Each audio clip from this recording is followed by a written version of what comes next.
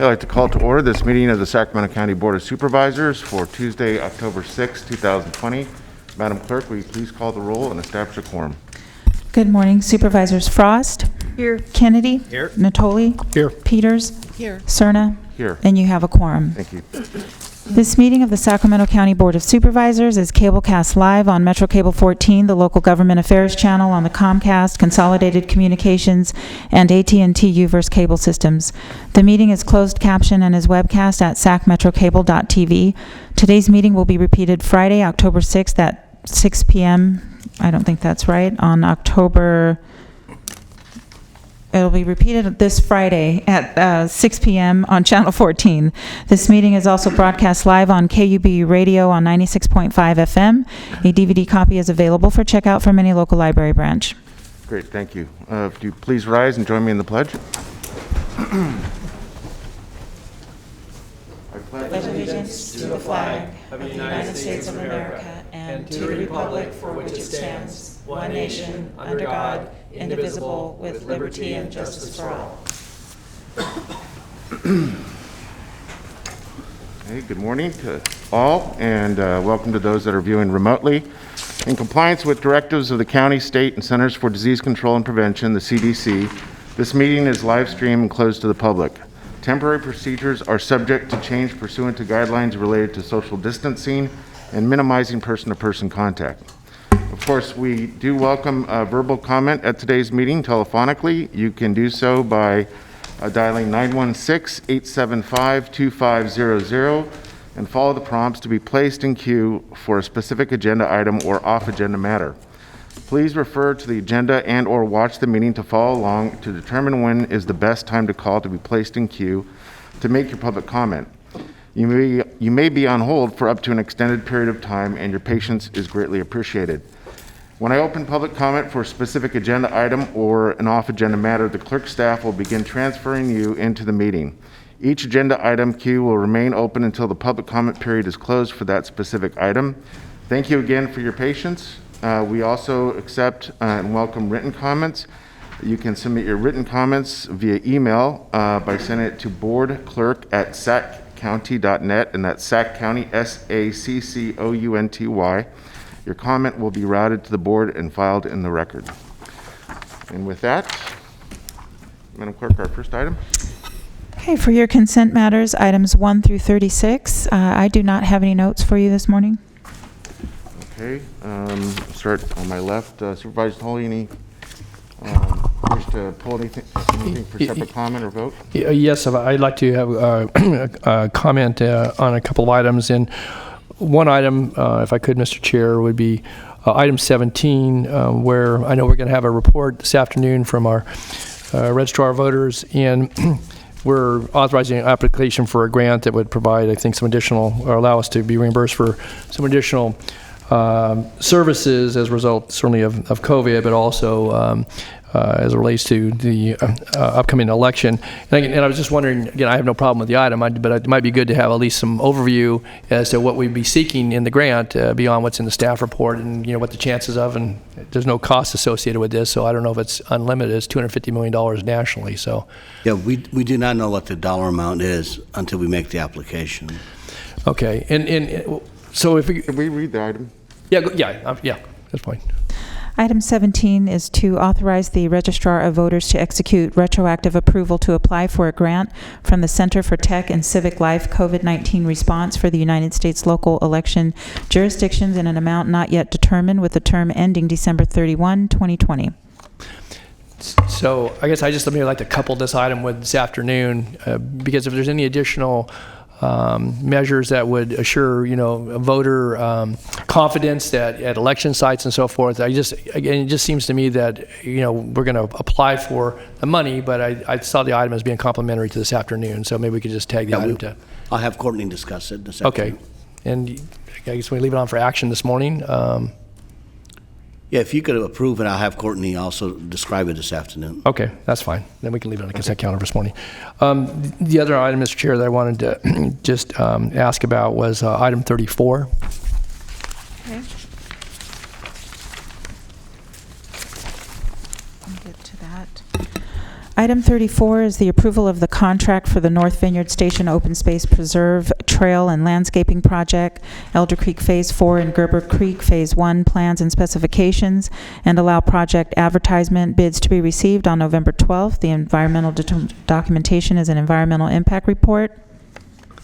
Okay. On this is in both districts 1 and District 2 and 5, and some of this has a history going back 20 plus years when it related to drainage plans that were adopted back in 1998 with some of the North Vineyard Station. I'm supportive of the work, but it's been a long time in between the community conversations about the improvements, and since we took an action here recently to require that the board authorize items be sent back to the CPACs, I guess for an update, I'd like to see both the Vineyard Council, and I believe some of this may fall into the South Sacramento Council area. That's up to Supervisor Kennedy if he wanted the portion in his district to go there, but I think it would be wise to have an update so the Community Council would know that work that was contemplated with the development that was in some cases approved 20 plus years ago, that the work is coming to completion. I know that with some of the newer residents, at least in the area that I represent, some of the landscaping around some of the detention ponds and trails wasn't yet accepted by the county. It was installed without proper irrigation. It died. It causes complaints, not necessarily in the areas that are being proposed here. So I would like to have an update, and I guess I would ask board concurrence that we could send this out to the Vineyard CPAC under the new rules that we were operating under. So that was my point. So I'm prepared to support the item today, but I'd like to have this go to the Vineyard CPAC as it relates to this item. So I would make that a part of the motion, unless there's the objections to, along with that, we refer to the CPAC for an update on this. Okay, please point that out when we take the vote on the consent calendar. Thank you. That's all I had, Mr. Chair. Okay, Supervisor Frost, anything?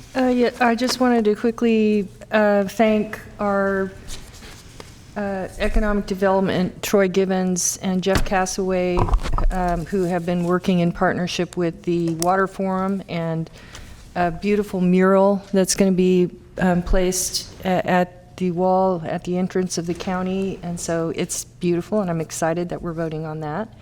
I also wanted to just give a shout out to our registrar of voters this year. You know, a lot of times when things get busy, I get reports back from staff that, of complaints and stuff like that, and the report back I got this year regarding registrar of voters is they must be doing a really good job, because we're not hearing a whole lot. So I appreciate all their hard work.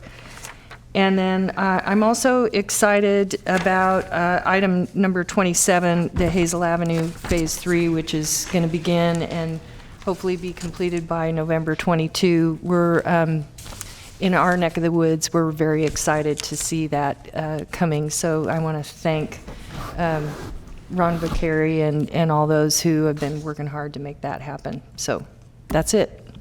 Thank you. Supervisor Peters? No. Supervisor Kenny? Just to say that Supervisor Frost stole my thunder, and with item number 8, I too wanted to thank Mr. Gassaway and Mr. Gibbons to not only celebrate what was once a contentious relationship, but now is a very good relationship that we've gained through the Water Forum, but also I think as something that, you know, during a pandemic when so much we do is dark, and you know, this I think will add some beauty to our building and to our community. So thank you for the staff's work on making sure that it happened. Okay. All right, I have nothing for consent. So Supervisor Tully, do you want to move consent? With Yes, I would move consent calendar with the direction around item 34 that it be sent to the Vineyard CPAC. Okay. Okay, it's been moved by Supervisor Tully and seconded by...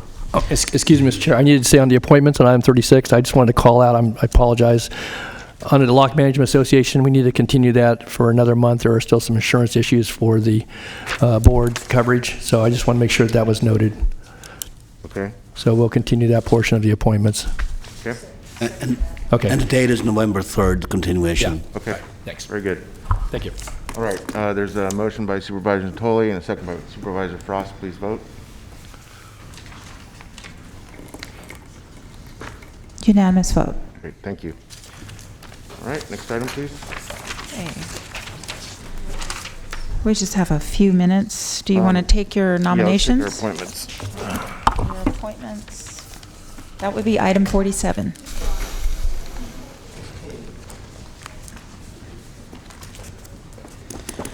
Okay, so you are continuing to November 17th, Area 4 Agency on Aging Advisory Council, Carmichael Recreation and Park District, Rio Linda Alberta Community Planning Advisory Council, Sacramento County Treasury Oversight Committee, and the South Sacramento Area Community Planning Advisory Council. For your matters today, we have the Adult and Aging Commission. Chiefs are recommending continuing this item till November 3rd. Carmichael Old Foothill Farms Community Planning Advisory Council, Supervisor Peters. Please continue to October 20th. Okay. We have Civil Service Commission. Please nominate Nick Boyes to District 3 appointee and waive the process.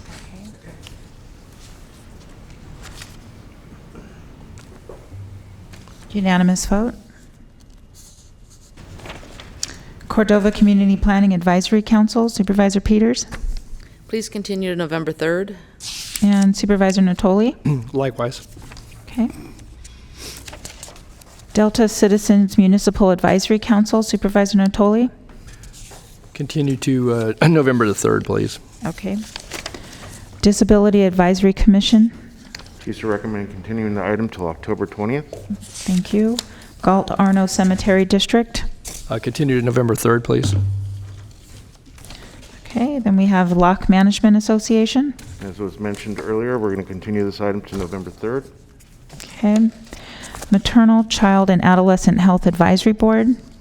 Chiefs recommend the nomination of Ryan Spielvogel for the OBGYN seat, Robert Hickman for the non-specified member seat, and Christy Hagstrom for the school nurse seat. And then please continue the remainder till November 17th. Thank you. Sacramento County Youth Commission. Supervisor Natoli. Yes, I would nominate Alicia Z, TSE. Okay. And we have the Sacramento Environmental Commission Chiefs recommend continuing the item till October 20th. and Sacramento Housing and Redevelopment Commission. Chiefs recommend continuing the item till November 17th. Okay, that concludes your nominations. And I believe we can, in a matter of seconds, we can. Your opportunity to sing. Show us your talents. Oh, I don't know if those would be talents. Okay, so item 37 is report on COVID-19 response.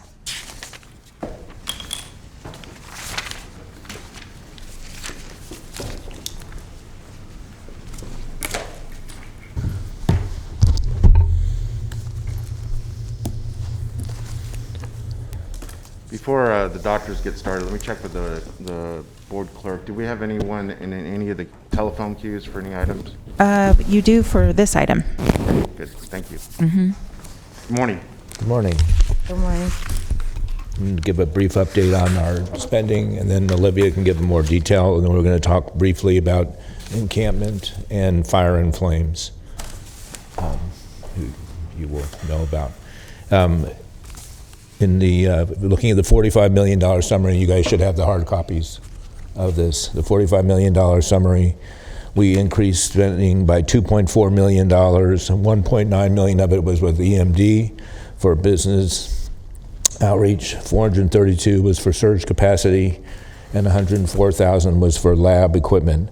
So we now have $4 million spent, $20 million encumbered, and $20 million still approved to be spent. On the $23.4 million, we increased spending by $876,000, staffing $430,000, homeless support $250,000, and COVID testing $190,000, so that we've now spent $11.9 million, have $8.1 million encumbered, and $3 million unspent. Give it to Olivia for any comments. Good morning. So I just wanted to give a brief update on some of the actions that have been taken with the money. So for lab testing, the public health lab is still doing approximately 5,000 specimens per month, but new equipment has been installed, and we are scheduled to increase our production or testing of specimens in about 3 weeks. So figuring around beginning of November is when we're planning to be able to increase the number of tests through the public health lab. Through STEM Express, we are providing services at 10 community sites and to the long-term care facilities.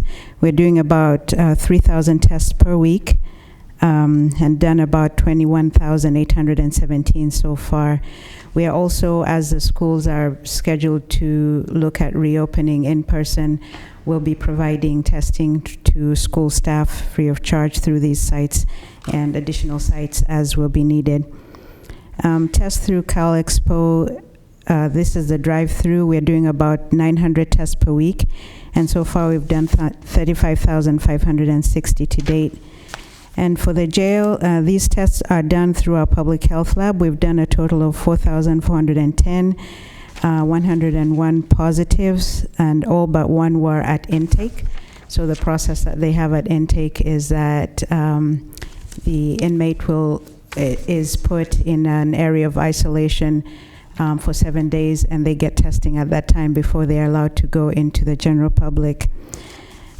Tests for the homeless, 1,703, and 92 positives so far, and no outbreaks in either the jail or the homeless population. For the schools, we've reviewed 28 school waivers, and all of them have been processed, and right now we don't have any pending. And as we're looking towards having schools reopen in person, for in-person learning, we are looking at being able to assist schools by reviewing their protocols and actually also doing site visits with our team. Dr. Passeri, can I interrupt for a second? Supervisor Peters has a question. Yeah, thank you. I'm sorry, you're moving faster. I didn't get to ask my questions about the lab testing. Okay. The first one that said you're doing 5,000 approximate specimens a month and you're getting new equipment, what will this new equipment accomplish? What will it do? Well, that will increase our capacity for testing, and our proposal was to be able to increase that to 9,000 tests per month. And so more tests, not necessarily speed? More, if our capacity is increased, that means that we will be able to provide tests much quicker. Right now, our average is about 2 days, but especially in certain situations, we have been able to expedite and get the testing within a few hours. So with increased capacity, we'll be able to do that at a greater capacity as well, especially for some of the situations that we get from hospitals or the jail. Being able to get the information in a couple of hours is helpful. Okay, and then on the last bullet there, it says tests for homeless, 1,700 tested, 92 positives. That's about 0.5%. Does that inform us in some way about how to treat the homeless situation relative to COVID? Right now, with the plans that the project that we have in place, we feel that this has been successful in preventing an outbreak. And I mentioned the 92, but that's over a period from starting in March. But the success is that we have not had an outbreak in this population. We do testing both for new people who are being housed, as well as if we are notified of someone with symptoms, or if there is a death and we don't know what the death was due to. We also work with the coroner to find out the cause of death, as well as do testing if needed. Okay, it just seems like it's lower than it is much lower than the general population. Yes, it is, and that's a good thing. Well, of course, yeah. Yeah. I guess I'd like to see some information on how much money we're spending on that program versus the general population, and see whether any adjustments are necessary. I think, especially again, as I mentioned, the homeless and the jail, Those tests are done through our public health lab, and we have had the capacity to do that. And with the increased capacity, actually, we are also going to be able to provide services to the schools, especially in cases where someone has is exhibiting symptoms, or if we are doing testing due to an exposure. So my assessment is that right now we the resources that we have are able to manage both what we're doing with the homeless and the jail, as well as being able to provide services to the general population. If I might, Supervisor, just a reminder that we're providing an overall update at your next meeting on our efforts in the homeless area with respect to Right. COVID, and we can specifically provide the information you just asked for. Yeah, if we're doing so well here, maybe we can spend some resources somewhere else to make the rest of the population less likely to have it. So thank you. Housing. Sure. So the next one is the mobile integrated health units. We have 4 contracts executed so far. We still have one that's in the works. And from the week of 9/27 to 10/3, there were 1,400 specimens collected across 31 unique facilities. And since September 14th, we've done a total of 3,784. So that's only going to go up, because especially now the state requires that the facilities do testing for their employees on a weekly basis. We have some more questions, excuse me. Back to the schools. This was kind of low-key introduction here for this particular thing. We get a lot of calls and comments on the schools. So you're saying schools will be able to have in-person learning starting October 13th, which is really, a week away. One, are they all informed of that? And you're saying it would be a phased-in approach, hybrid model. So could you describe what that is, please? Sure. So what I mean by phased in is that in our discussions, especially with SCOE, most of the schools, what they're planning to do, especially the larger school districts, is that instead of trying to get all of the students back in school at the same time, they're thinking of a phased approach in terms of having maybe start with elementary. They're still working out the details, so I'm just giving an example of what I think it will look like. That they will start with elementary, then middle school and high school. As far as hybrid, what I mean by that. So right now, the younger children they're going to school. Are you saying the high school students will be allowed back in school? The high school students will continue with distance learning until they get to the school is ready to get to the point of having them come in as in-person learning. Right. And this is No on similar. the high school students. What? When can they come back? Well, Those are the details that the schools are working out, because once we get to October 13th, they don't actually have to get approval from us, but they are all working on a plan as to how they want to do it. and does SCOE have the final approval on that? SCOE provides guidance, but the decisions will be made at the district level. And actually, if I may point out, the superintendent, Dave Gordon, offered that if you'd like, he can come and present with us next time and give additional information on some of the plans that they have. That would be welcome. Yeah, sure. Okay. I'll let him know. So what is magic about October 13th? What happens on October 13th? So To make it the day they can go back to Right now, the school. waivers are available for the 28 waivers have been given for the elementary schools. Okay. They're the only ones that are currently operating in the county. On October 13th, ostensibly, all schools could open, but they're not going to. Because because the governor it's said so, or No, because the schools are not ready.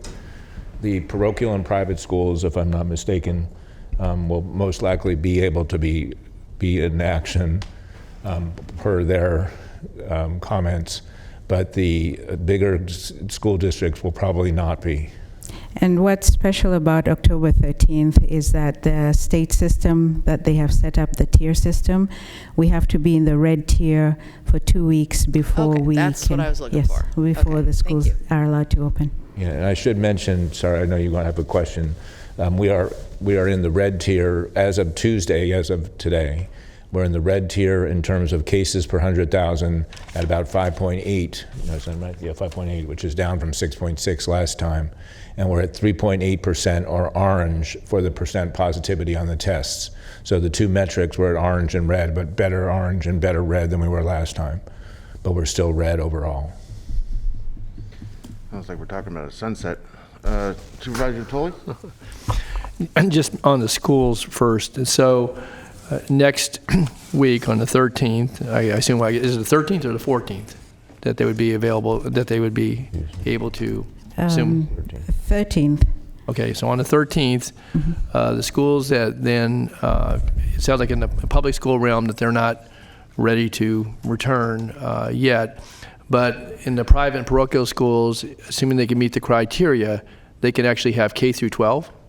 That's correct, yes. So the high school, middle school can return to the cohorts as long as they have spacing and all the other things. That's correct, yes. And that doesn't require a waiver. So those schools can, as long as they meet the criteria. Is there any percentage, like with the churches and so forth, can they only have 25 or 50%? They could have full attendance as long as they can meet the spacing requirements? For schools, no. The guidance from the state is only that they need to pay attention to the social distancing and face covering. And so we have a school team that's actually going to be working with the schools, and we'll be able to do site visits as well to assist them in seeing how they can meet these criteria. Okay, but they could, assuming they can meet the criteria, they could have 100% attendance. They will have to make the decide how they're going to be able to do that. Right. And as I've mentioned, for especially the larger schools, most of them, their plan is to do a hybrid where some students, depending on how they set it up, might come in the morning, others in the afternoon, or on alternate days.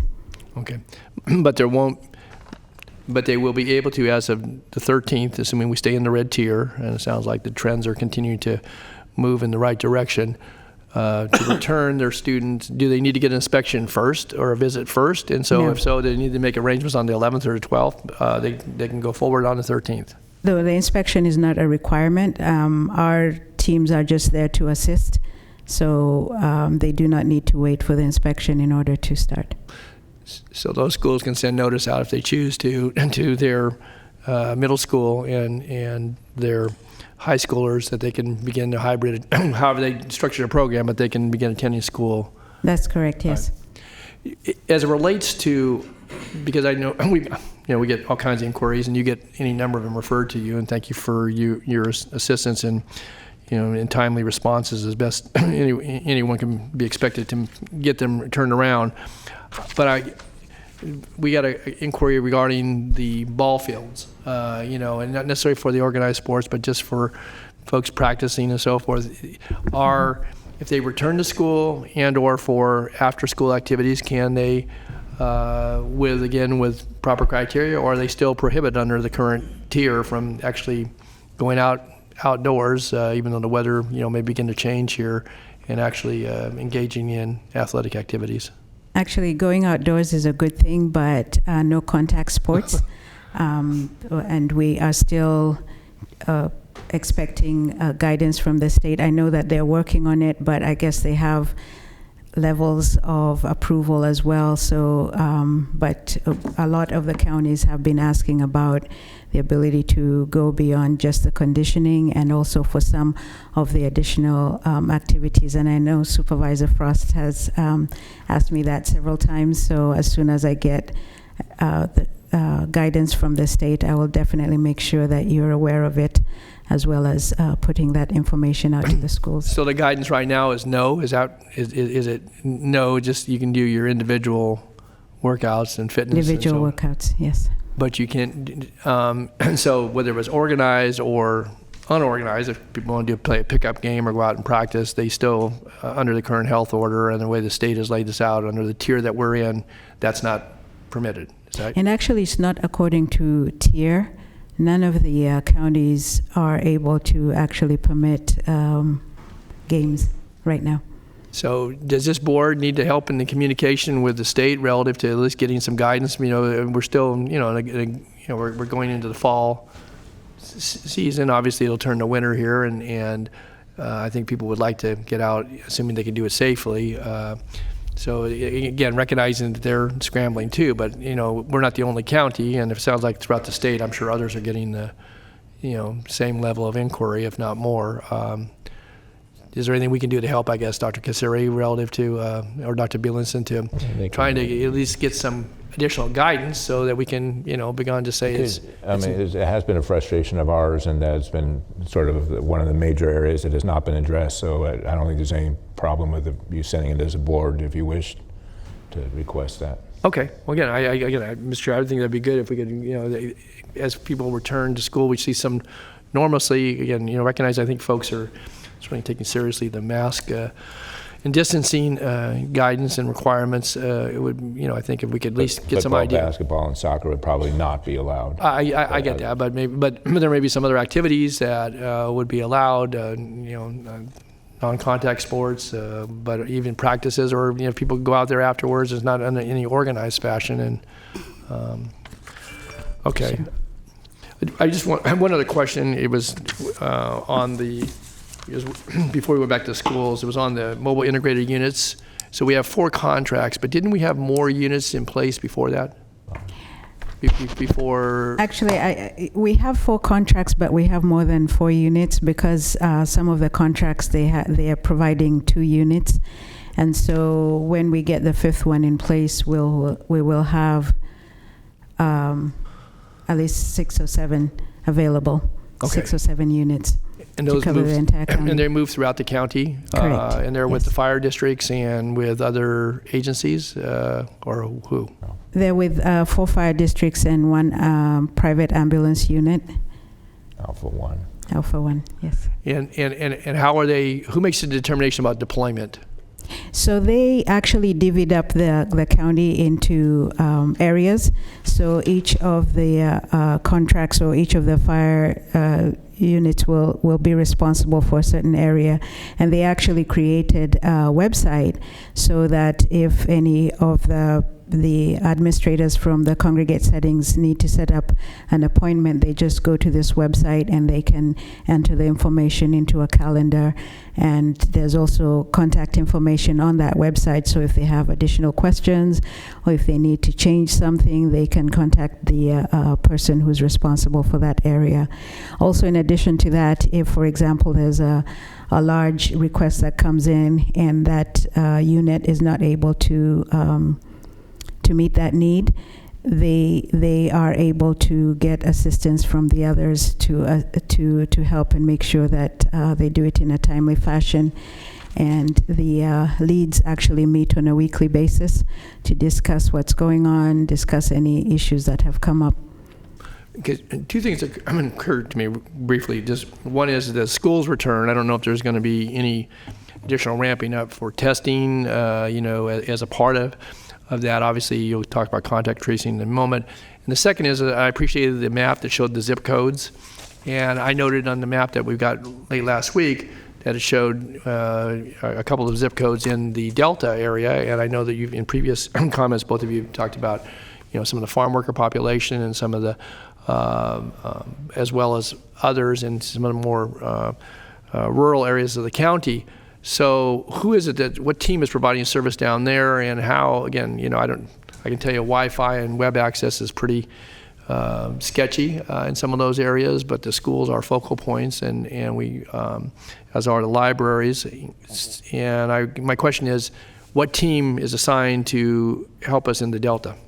So we do have a testing site that is staffed by STEM Express, but we are continuing to assess as schools are reopening and looking at the additional need to see if we need to set up an additional site there.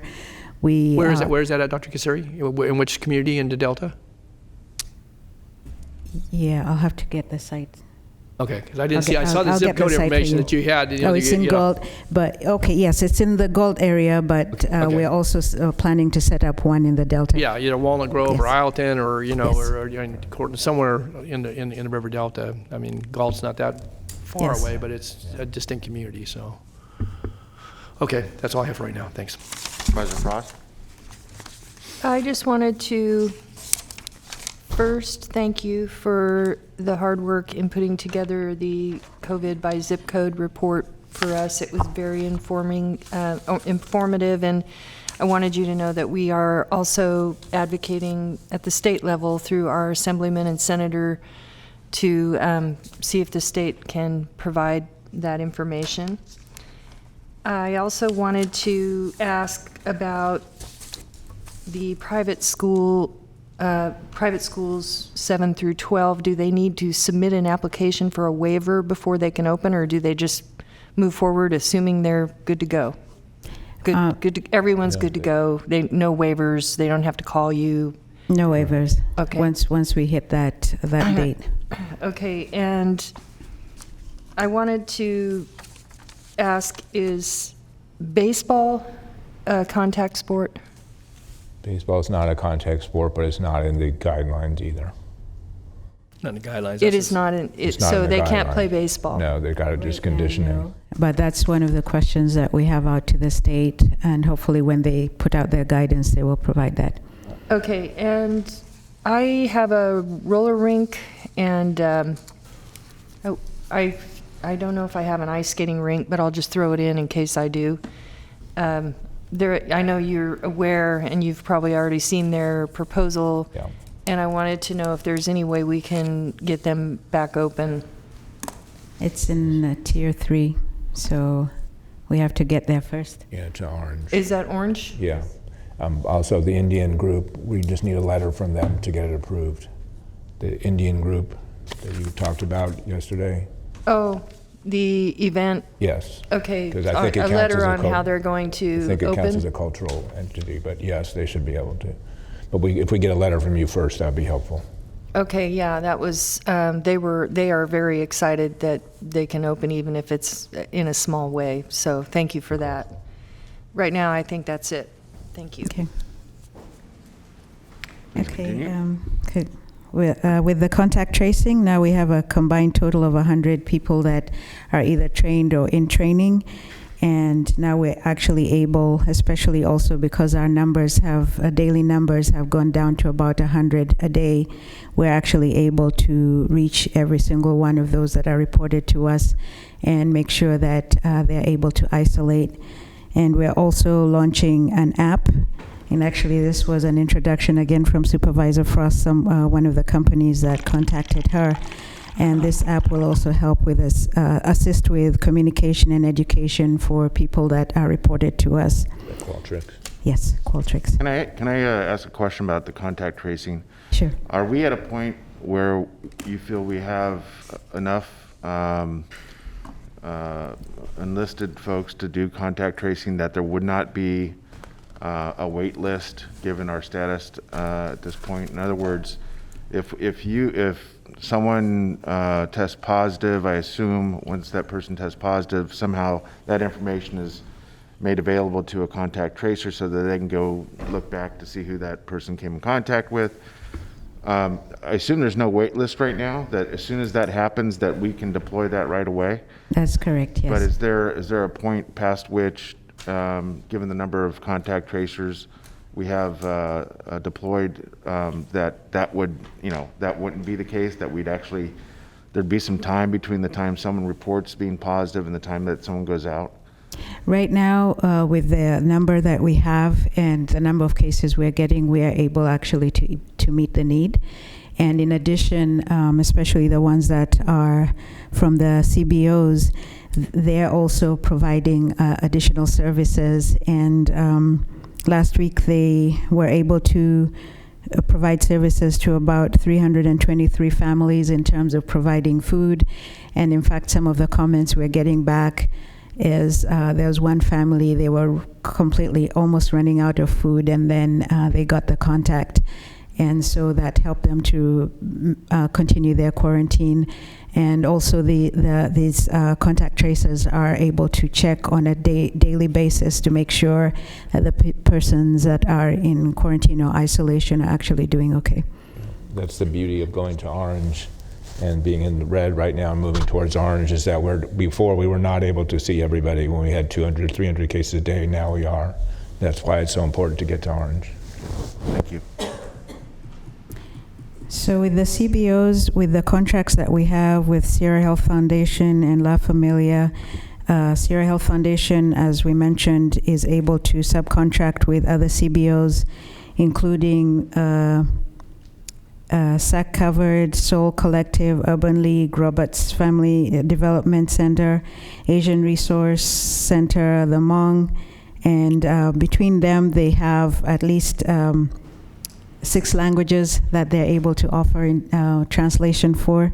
And so, as I mentioned, the ones that are from the CBOs are actually trained both to do contact tracing as well as being able to provide the wraparound services and the education. So they're able to help with those services for the families that have to be in quarantine. And just wanted to report briefly on the encampment and on Fire to Flames. For some of you, I'm not sure if all of you know about this, but Fire to Flames comes from Supervisor Natoli. Yeah, Flames of Fire Ministry. Yeah. But it's Fire and Flames Ministry. Yeah. Sorry, they have been meeting daily with 200 or more people congregating without masks, etc. There've been a lot of complaints from Rancho Cordova City Council folks and other folks. And we've been able to put out a cease and desist order, or we've contacted them before.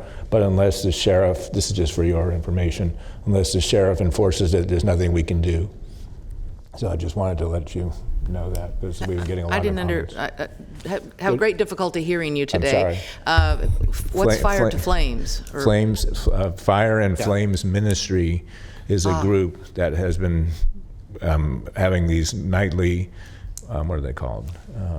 Religious gatherings. Yeah. And when they approached the city initially, they had indicated that they would abide by the guidelines, which is not more than 100, and that there would be social distancing and they would use face coverings. But we have received multiple complaints from the neighbors, and I believe that some of you have received those complaints as well, that the noise was, that it was very loud, and that also that they were definitely not abiding by the guidelines that they had been provided.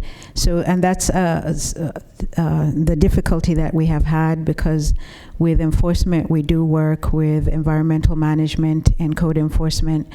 But right now, when we get the complaints, we're able to provide the education, but the enforcement piece has been a challenge, because as public health, we can give the order, we can tell them, okay, if you don't do this, you know, there could be consequences, but we don't really have a clear path as to what those consequences are for situations like this one with multiple complaints, and not being able to move forward.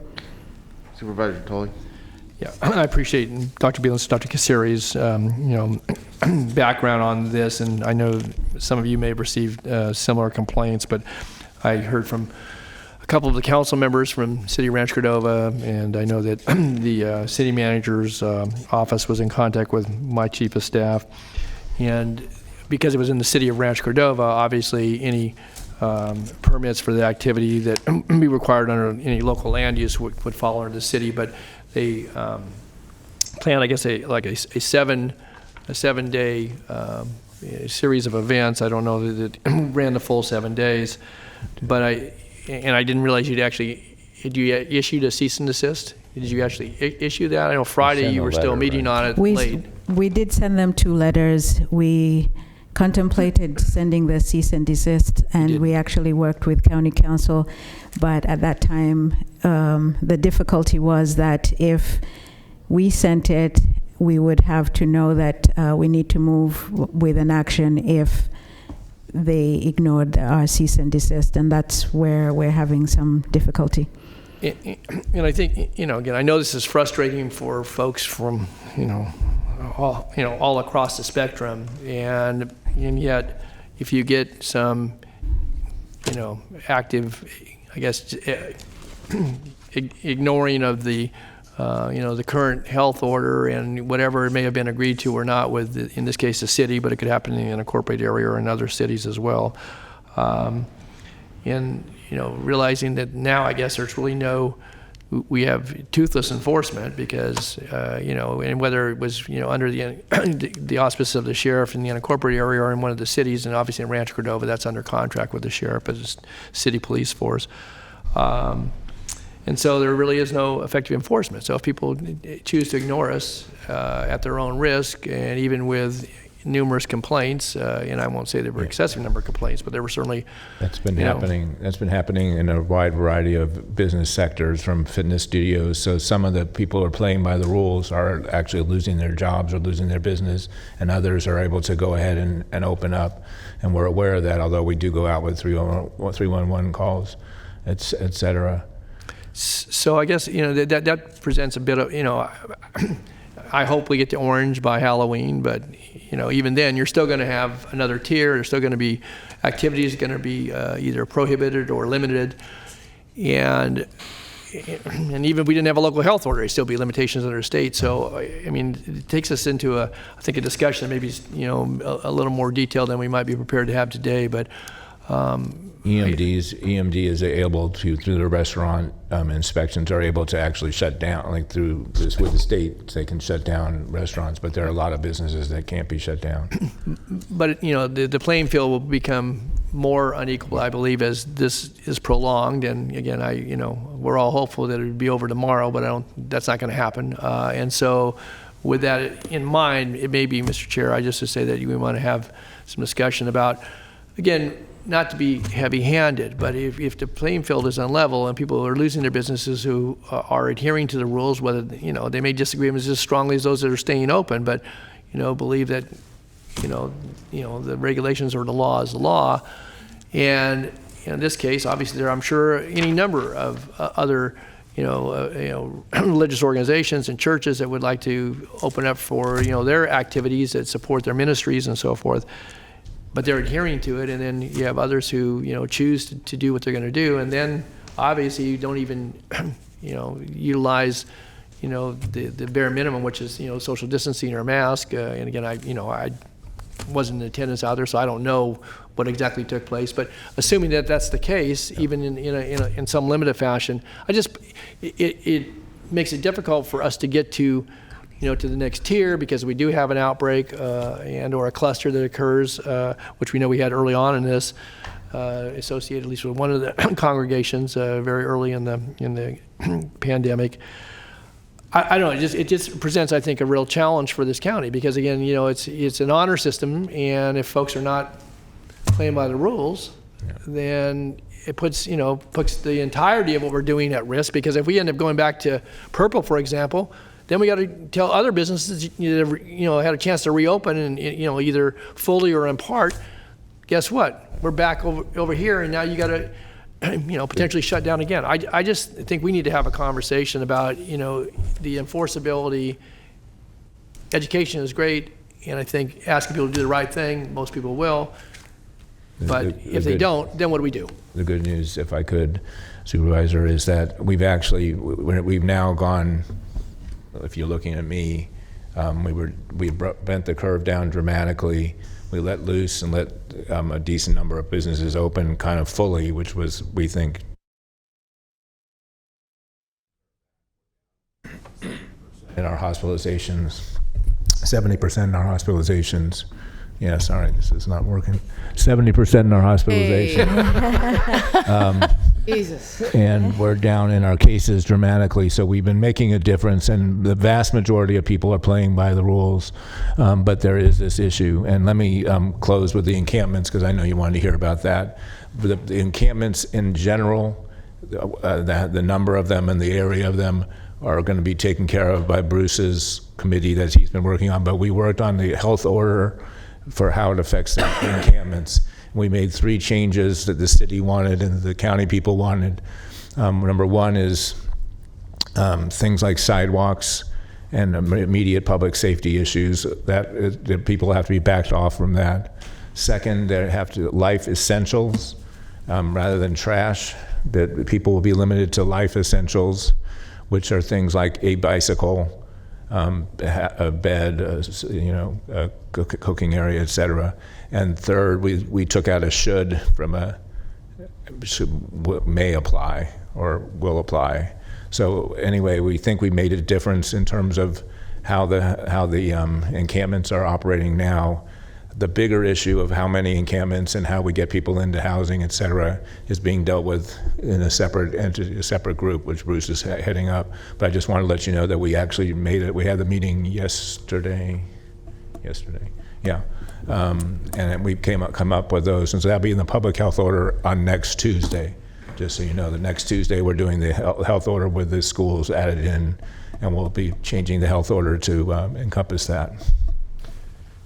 Supervisor Peters? Well, first, thank you for those suggested changes to the public health order. I think that will make a big difference for residents everywhere. But back to the churches. Did you, I know we have at least one that's not wanting to follow the rules, but did you get the video from Arcade Church along with their request, by any chance? No, I didn't. They sent something to me, and I can't tell whether they sent it to you. So, okay, I'll forward it to you. They videoed all the steps they go through as people come into church, and they have to have a reservation, and they got a barcode and all of that. So I'll forward that to you. But I know their request and others are, at what point will they be allowed to, right now it's 25% or 100 maximum. 50% at Orange and either 75% or Is it still capped at 100? No, it's 200. I can't hear you. 200 for Orange. It's 25% or 100, whichever is less for red. And if we make it to Orange, then it's 200. It's 50% or 200 or less. Okay, well, for these large churches that have 1,500 seats, at what point, and you probably don't know, but at what point will they be able to congregate? Yellow, right? Yellow. Yeah, at Yellow. What? At Yellow. At Yellow. Which is, to be honest, going to be hard for us to get to. It gets us down to Less than 7 one. cases a day, 1 per 100,000. So it's 15 cases a day. But we were down at 8 to 10 a day when we were back several months ago. So it's making a difference. Yeah. I should say that I know that you guys get lots of comments about large groups like churches. People want to play sports or whatever, but it's still true that the gatherings are a real generator of clusters of cases. So I know it's tempting to ask, and it's fine, you can ask, but we were trying to hold the line on large gatherings. I hear you on the 1,500. Yeah, I'm just trying to get a sense of it. I'll forward you the information they sent me. I thought it was very helpful. It might be helpful to other churches, the process they've gone through. Boy. And then I was listening to Supervisor Natoli talk about that one particular church and you that, and you want to have a process, but you've got to be really careful there. I mean, if you, because free speech is free speech for everyone, Right. Including protesters on the street, gatherings in churches and restaurants and homes and all that. So I think you have to be super careful about how you apply. We've been working with the county council because from freedom of religion, there are limits to it. And it's public health and public safety, and so it's a tightrope that we're walking. But it is we probably a do legal type. Well, if I could, I just say I agree with you, and that if that's the message that this is the honor system, we give guidance, but in the end, we're not going to be able to do anything about it. Yeah. And I can interject there. There have been, as you probably know, several cases throughout California during this pandemic challenging the county and the state's ability to regulate churches and other cultural gatherings. So far, the state has been successful in defending those allegations. In the initial stages, obviously, those are still working their way through the court. Sacramento County has not yet taken the approach of suing or seeking temporary injunctions against these types of businesses. Or You get a temporary injunction, and then what? right. I mean, then they have to shut down, and then it goes through the court process. How are you going to shut them down? Well, Yeah, right. you need enforcement. That's a part of it. That's the thing. So, I mean, there are legal ways to do it. As Dr. Bielenson said, it is a legal tightrope. Our office is working directly with public health to figure out other solutions at this point. But in the end, it may come down to legal action if the board and the county decide that that's the route we want to take. Well, I know some of the large churches in my area are doing multiple meetings on Sundays, one at 8, one at 10, one at 12, and that helps break it up a little bit. A different question for you, a different subject, is we're reading about second wave virus in various places around the United States, and I'm curious as to your opinion, or maybe you have actual facts, about what is causing it. Is it the lightening up of the requirements, or is the virus morphing into something else? No, I think it's And speak loudly if you could. Yeah, I'm sorry. This is hard to do. And Olivia, chime in if you want to. The issue in Sacramento is we continue to go down, and I think that's because this is so educated guess, because we have we can be outdoors virtually all the time. That there's much more outdoor activity in Sacramento than there is back east, for example, where it's gotten cold already. It's in the 50s and 60s, and they're having New York and Boston are having increased number of cases because their people are going indoors. I don't think it's a morphing of the virus. And I don't think it's anything more fancy than that they are indoors. We are not as much indoors. Okay. I think about particularly the restaurants that everyone is so, I mean, we're worried about all these small businesses, but restaurants have to order food and things like that so far in advance. I wonder if they're actually going to take advantage of the 25% or even 50% requirements when it comes. That'll be interesting to see as people go back indoors. Yes, and just to add on to that, I do agree that part of the reason we're seeing a rise in some of the other states is partly because of a loosening up of some of the restrictions. That's why it's so important to make sure that as we loosen up, people realize we are still in the pandemic and that we still need to do the few things that we can, which is the face covering and the social distancing. Yeah. Thank you. Supervisor Frost? I just think too, I'm getting some calls regarding the restaurants also. There are some restaurants who actually did open up and ordered supplies, and then they ended up having to shut back down, and now they're afraid to open back up. And there's concern regarding that, and I guess there's no way for us to guarantee the future. So that is on my mind also. The question, I think you might have covered this, and I don't know if I heard it, Dr. Bielenson. I think you said we're already in the orange? We're orange for test positivity. For one of the two metrics, we're in orange, and for the other one, we're in red. So we classify as red. We're red. Oh, yeah, but there's two measures. We have to be in the orange. We're already in one of the measures. Correct. And we have to be in that for 2 weeks before we can go to orange. And which, can you just describe what you anticipate as far as a timeline, like when we got in the orange? And when will it be 2 weeks? So we've been in the orange. Well, you got to be in double orange for 2 weeks. And we're not in the double orange yet. Are you going to let us know when we're in the double orange so that we can get on our knees every night and pray? Well, we will report on it regularly, and answer Supervisor Peters' request. We put on the color that we are on our website. Oh, good. So it's up. It's now red. But again, we've been... But you don't put orange on there until you're in there for 2 weeks? Correct. Okay. But we'll definitely provide that information for you. If you think as of soon it, as- I mean, it would be Yeah, kind we of get it good every to- Tuesday, so we can just send We you might something. make it by the 31st. Yeah, we're hopeful. And I Yeah. love your campaign. I think Thank it's you. cute. Yeah, we've handed out thousands and thousands, like tens of thousands of posters and things. So hopefully people will follow through. Supervisor Tully? Yes, thank you, Mr. Chair. Just quickly on last time you were here, you mentioned that on the color chart there's no green.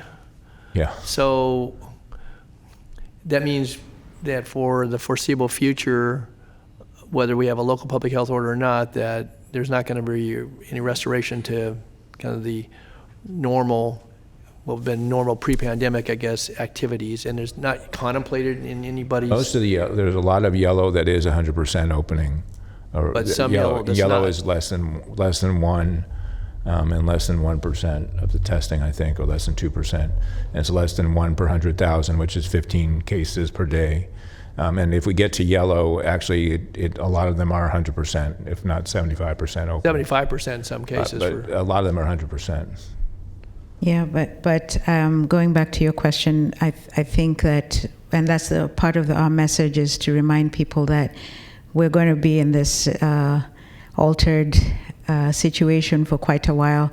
I think most people are contemplating at least 2 years. Even after the vaccine is introduced, it's not going to be like a switch on and off, because there'll be a period of time over which we will be providing that vaccine to the population. So I think, and that you probably heard that also from the CDC, where they were saying that masks are still our best protection. So just reminding folks about that. So to, piggyback off your analogy of the on and off switch, but if we got to yellow, but then if you keep in place the tracking and tracing and testing, and then you exceed the numbers, is it immediate backwards, or do you have this 2 weeks to correct? Weeks.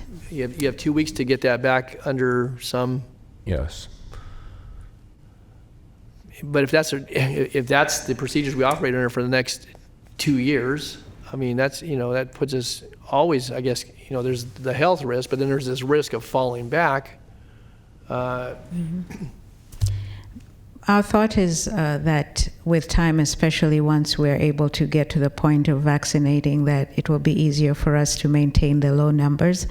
But right now it is a huge lift in terms of, the impact that it has on businesses and on individuals.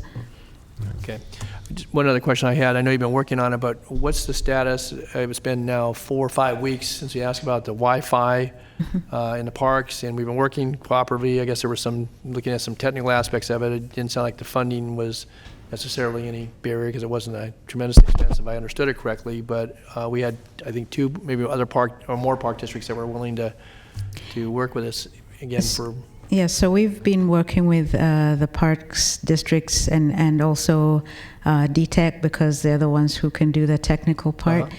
I'm hoping that we will have some additional information in terms of costs and feasibility by the end of this week. So they have been helping, and at that point we'll present it, and then you can make a decision.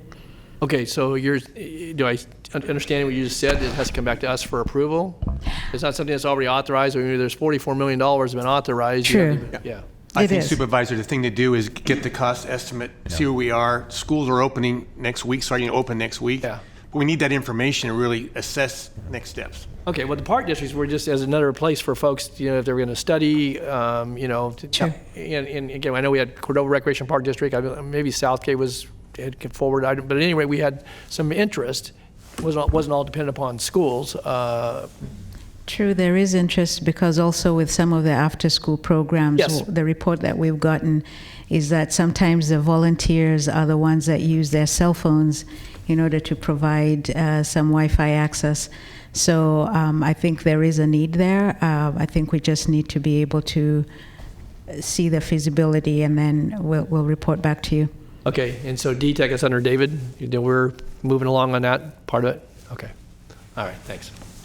I have a a question about, well, it's a question that's been asked a number of times about these chambers and when we can expect to have some minimal occupation during our board hearings and for other activities that take place in the space, especially given the fact that my understanding is that movie theaters can now be open with with limited occupancy and all the protocols in place. And I have to believe that if you can have a movie theater open and welcoming patrons for that activity, why the heck couldn't we get our act together and have the ability to open these chambers to the public?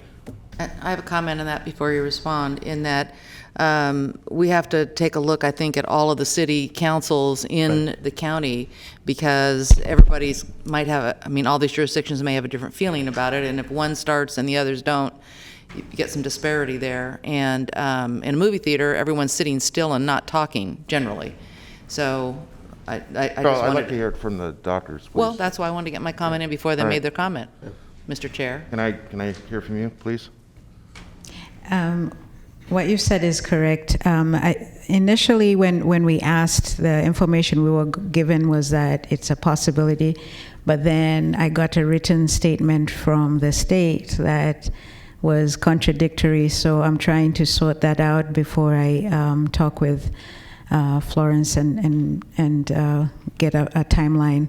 So that's the reason why we haven't come back to you with that, is that there's some conflicting information, and probably, as Supervisor Peters has mentioned, there is some interest from some of the other city council chambers, so making sure that we're able to get the information to all of them at the same time, I think will be important. Is the state looking at this from the standpoint of giving specific guidance to all local government in terms Yes. of their public meetings? Yes.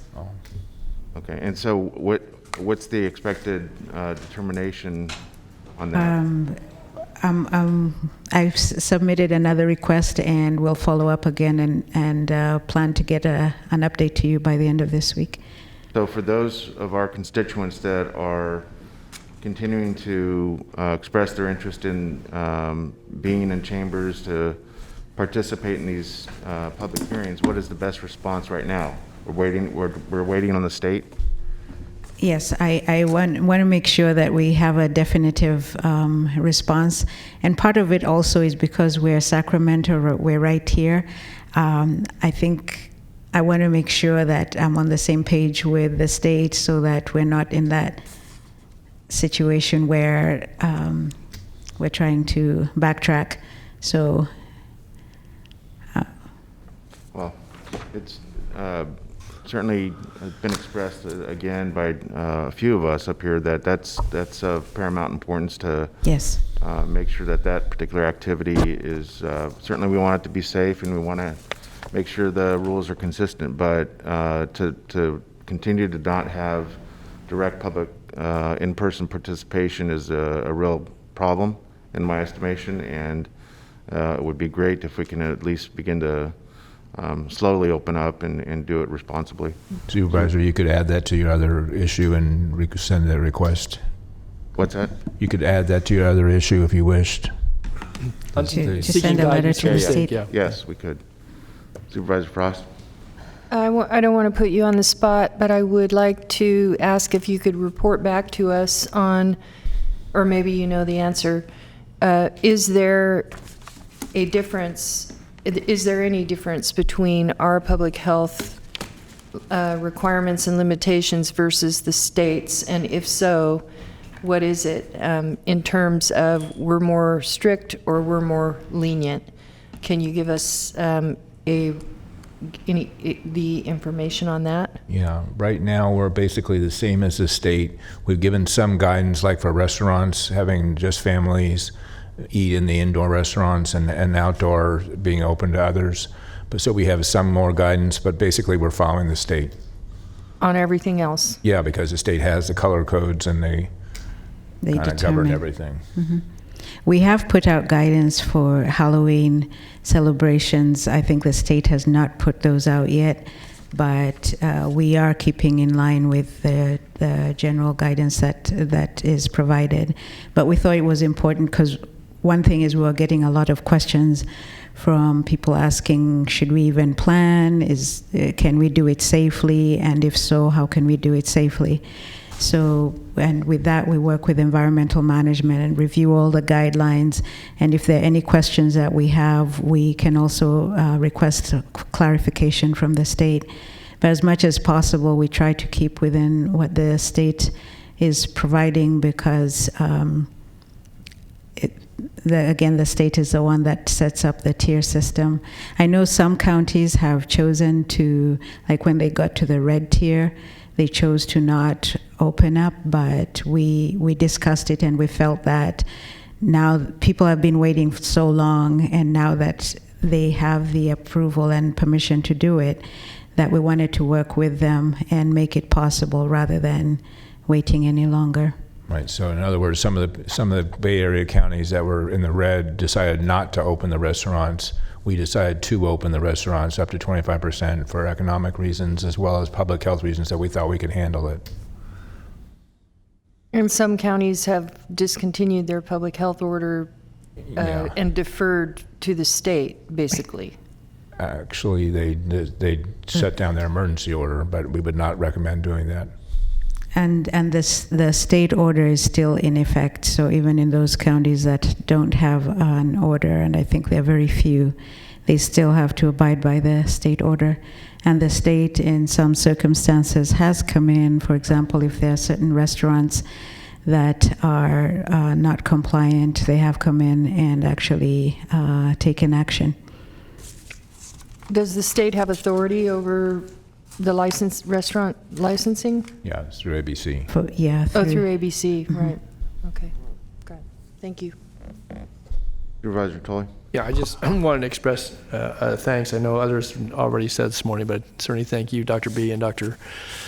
K, and all your respective staff for all the efforts. And I want to thank Bruce as well and the team. I know you at the meeting yesterday, you referenced it, looking at some of the issues that relate certainly to segments of the population, but also how we can, I think, effectively carry out, the health orders, but also deal with some of the issues that we're dealing with as relates to not just encampments, but I just think generally we talked about enforcement, and this is it requires a lot of folks on the team to work cooperatively and collaboratively, and again, there's a lot of public input, and certainly as there should be on something of this magnitude, but appreciate your efforts. I want to say thank you, and I know Dr. Thank you. And especially to the public health staff and Dr. K, they've been doing a huge amount of work. Yes.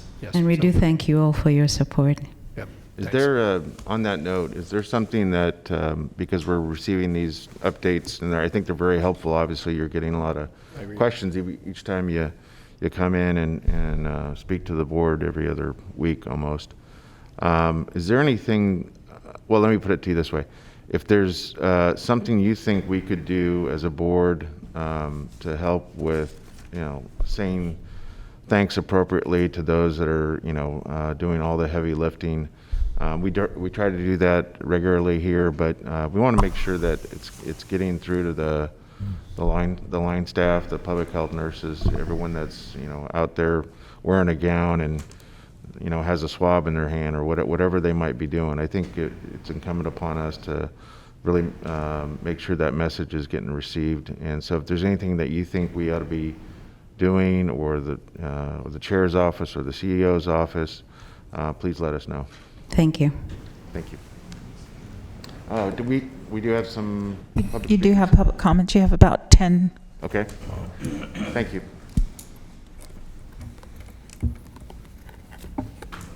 You ready for your...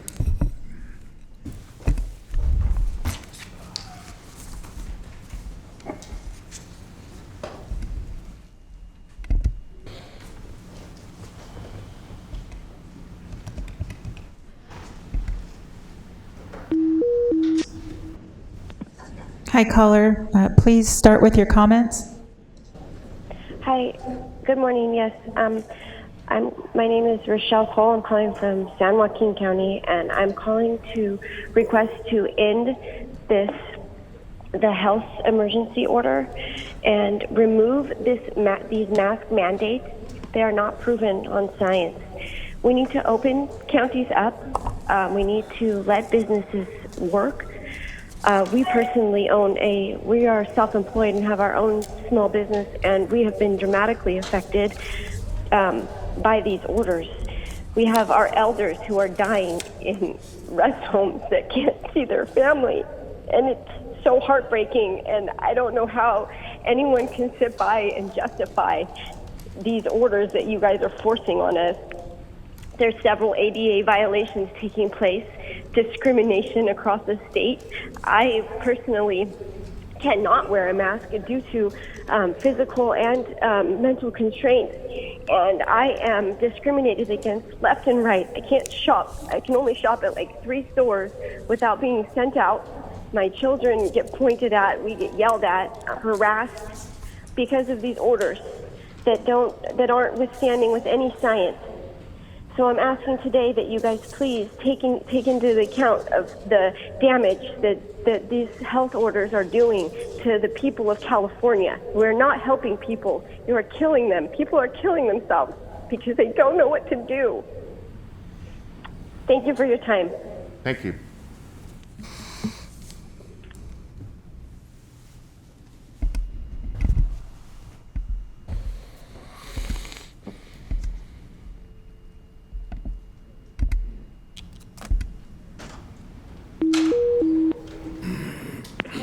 Hi, caller, please start with your comments. Yes, my name is Juliana Emery. I am in the Supervisors District 1 in Sacramento, and I would like to request that the county terminate the local health emergency regarding COVID-19. I would love to see our businesses open. I would love to see our churches open, our schools open, and the ability to congregate publicly with everything. Thank you. Thank you.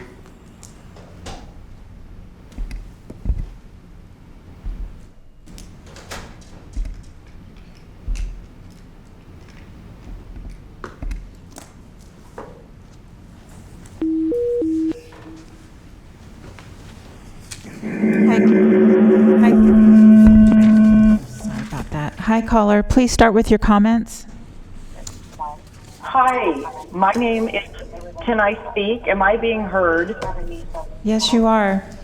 Okay, so Can you turn the meeting off in the background, though, while you're talking, please? thank you very much. Believe to be attending this because I've been in the Capitol 100 in-person. The fact that you are not full access to government only adds to the list of your crimes. To end the emergency immediately. County is open. South Dakota was never closed. The CDC is calling this an outbreak. You need to defund testing and tracing. You need to limit care applications to symptomatic cases. Sick alone will not be masked. Not tested. They will not be traced. They will not be traced.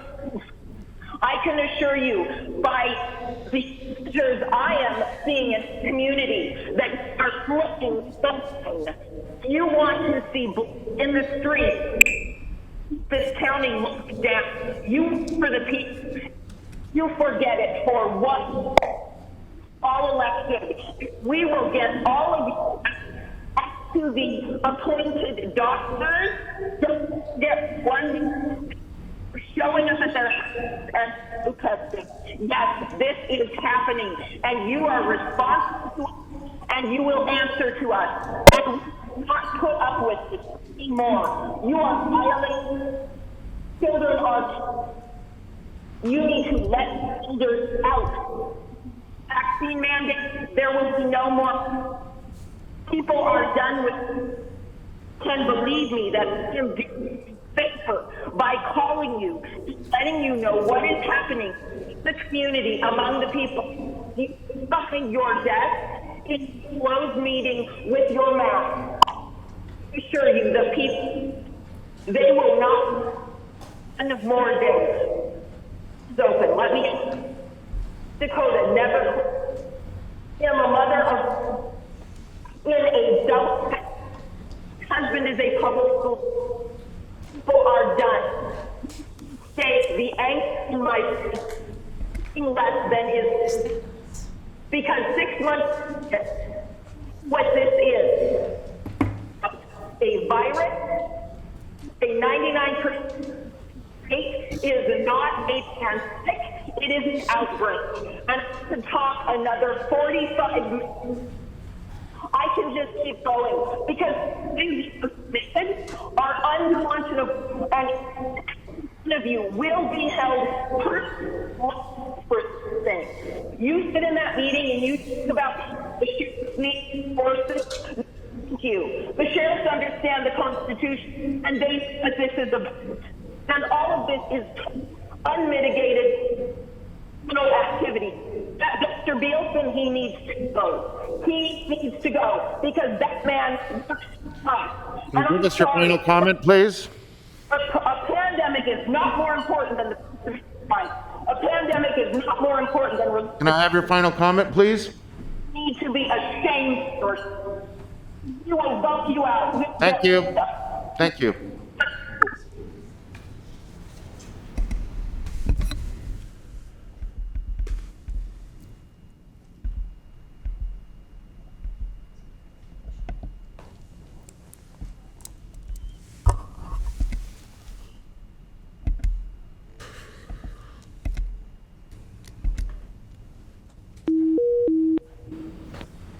Hi, caller, please start with your comments. Yes. Go ahead and start with your comments, please. Okay. Good morning. My name is Gabrielle Ingram. I'm a constituent in District 2. I appreciate the time some of you took in speaking with me, and I look forward to speaking to the rest. As for my comment, the goal was to flatten the curve, and that has been done. Now we have a tiered system with no green tier for reopening 100%. Instead, the governor has stated we're moving from a pandemic to a twindemic as we head into flu season. Proof that the state has no end plans. More businesses will fold, more children struggling with distance learning, more elders dying alone in their care home prisons, and no end to the unconstitutional stranglehold of the people. Allowing the governor to dictate public health issues is irresponsible, unscientific, and not legal. Any question on who's running the show is evidenced by the equity system that was just announced. He is no longer even hiding that he's using emergency powers for political purposes. Kevin Kiley has a great breakdown that went out this morning. There is little to no science behind this system. The National Center for Health Statistics emphasize that most deaths are not by COVID, but with COVID. The state has combined the data setting the rates by COVID artificially high. Only 6% of those deaths had no comorbidity on their death certificate. Then there's all the data on the high false positive rate of the PCR test, where the pushback Kaiser is getting right now from reporting a patient test as positive every day they came in for a retest so they could go back to work. Testing is full of problems, and the data coming from there further inflates the county positivity rates. There is zero evidence or data showing that we are in a, quote, state of emergency. The burden of proof lies on those stating as such. If they cannot or will not, they are guilty of peddling fear to a population that has been terrorized by media, government, and health officials. Anyone supporting them by not countering their claims is liable for unlawful orders. This is beyond your re-election, and what CARES or FEMA money will be left on the table. I insist you take action, and rather than deflecting to public health with everything I've pointed out, follow the Placer County white papers we emailed.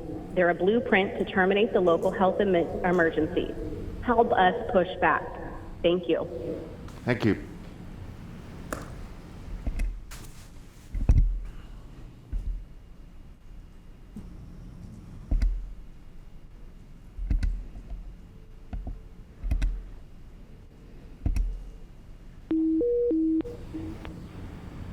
Hi, caller, please start with your comments.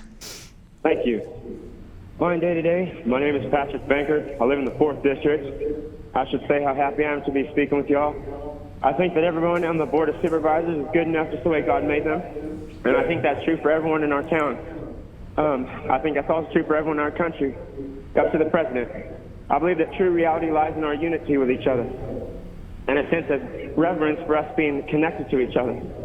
I had a conversation with a Coast Guard soldier, and I was able to sing him a song about my small town values and how we can all relate to, things like that, things like being connected to each other. I want to say that I was on the bus the other day, and I saw a dad get on the bus with his 2 children. There was a little boy and a little girl. They're about 4 and 5 years old. And I thought they were being abused, so I said, Heavenly Father, I hope these children know how much you love them, and I pray that they know that they're precious to you, Heavenly Father, and they're safe and protected. And I just felt like they'd been given a little too much medication, and I think some of this medication may have biotechnology or things like that that can transmit messages to people, and I think I think that we all know what it feels like to want to protect those who are innocent and vulnerable. I've been hurt myself, and I think that it's important to ask, how can we reconnect with each other?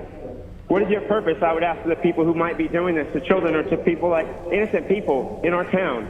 I would say, when do you feel like yourself the most? And I would say, how do you deal with negative emotions, and how do you nurture yourself? I'm very sorry, but I'm not sorry because the children or anyone else deserves it. And I'll admit that I feel like I'm failing because I wish that I could just make a difference in one young person's life. I think we should really reconsider some of these medications because before we know what's all in them. I think that it's really about the danger of having children being controlled like robots or computers by computers or people, with computers controlling them. And I have compassion for my fellow man who has hurt me. I shall not shake their hands or say au revoir. But should they say one day that what is happening is a tragedy, perhaps we will shake hands one day. I believe you're all perfect the way God made you. Each and every one of you. Wish you well. Thank you.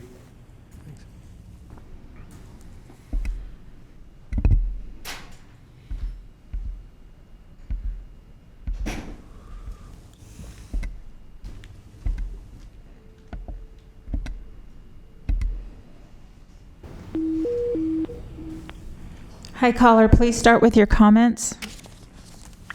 Yes, my comment is I am one of the people in the community, and I am outraged at the fact that we are still closed down. There is no reason for this to keep going on. The statistics have shown time and time again. Trying to keep my composure is a very big detail at this moment because you have many, many angry parents, business owners. You have allowed this to go on far too long. You, along with our governor, are destroying the state of California. And it's really angering to people to have to send their poor children to school with masks on when masks have clearly done nothing to stop the spread of the coronavirus that is literally less dangerous than the flu. I could sit here and tell you statistic after statistic, but you already know this. You have a bigger plan. We in your community are not stupid. You are harming your constituents. We know this, and we know who you are. And you threaten our daily lives. You keep us locked down for no reason. Now you are threatening to test our children in school. You are threatening to contact trace us. You want to take away our freedom. You already have. And we are law-abiding citizens who work hard to keep the state going, to keep you in your jobs. We look up to you for your help and your assistance and your guidance, and you are not doing any of that. You are treating us like we are the bad guys because we don't want to wear masks because we know the truth. Our president just got over COVID with flying colors, but yet you want to keep elderly people locked in their retirement homes. That is the real problem here. You want to keep people separated. You know that this is doing something to a whole community. You're damning us. You're keeping us away from each other. What is your real plan? Because we know this is not about COVID. If you really cared about this city and your people in it, you would do the right thing. This is not the right thing. You know this is the wrong thing. We know this is the wrong thing. And while we still have our rights and our Constitution, we will fight you tooth and nail. We will never stop because this is unconstitutional. Everybody knows it. You might have some people fooled and scared to death to stand up to you, but I and a larger sum are not. We are not afraid of you. We are afraid of the fact that you have us believing this. And that's all I have to say to you. Thank you.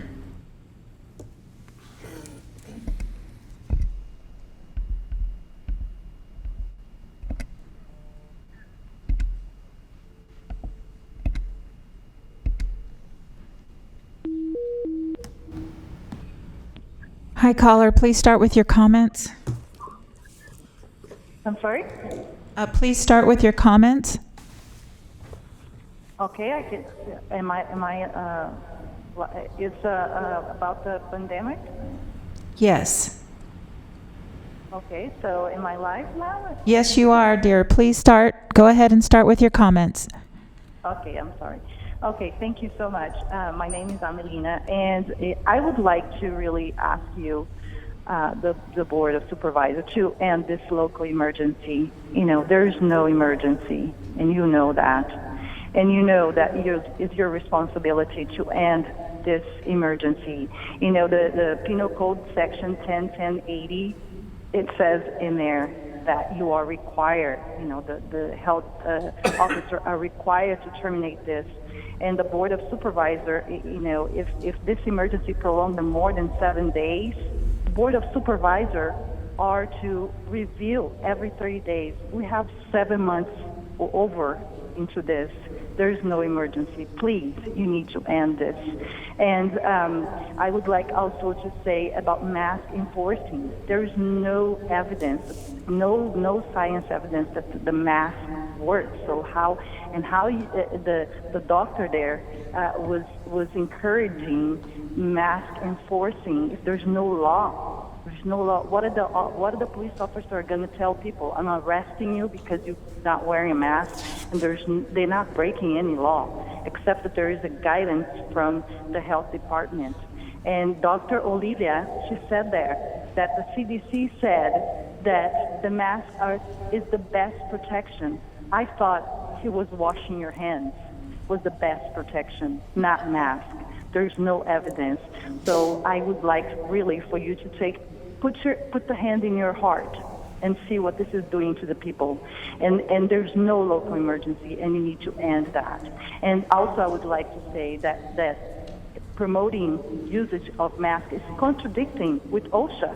You know, OSHA said that, you know, if the oxygen dropped from 19.5, you're putting the health of the person at risk. And here you are doing this propaganda about mask wearing when there's no emergency, there's no pandemic. And I would like to really take this seriously and end this local emergency. There's none of it. Thank you very much. Thank you.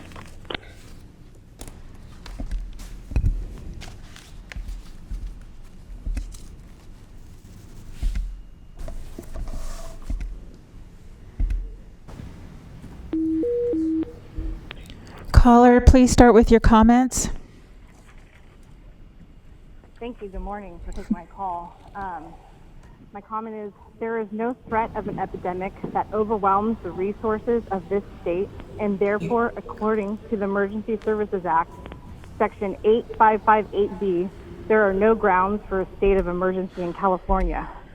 Furthermore, there are no stipulated phases for reopening. The reopening is constitutional as well as the mandates, and therefore we should reopen without any restrictions. The virus, COVID-19, has a 99% survival rate for the majority of people. I'm a very concerned citizen as this forced lockdown is affecting us all tremendously. The virus that has a 99% survival rate is killing more businesses than people. This virus that has a 99% survival rate is causing mental illness, depression, and anxiety to those that were never suffering from these before. We do not need further contact tracing. What for?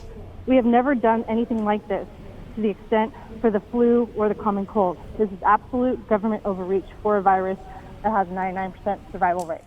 So I'm pleading that you guys do not further lock us down. We do not need it. It's unnecessary. We need to reopen.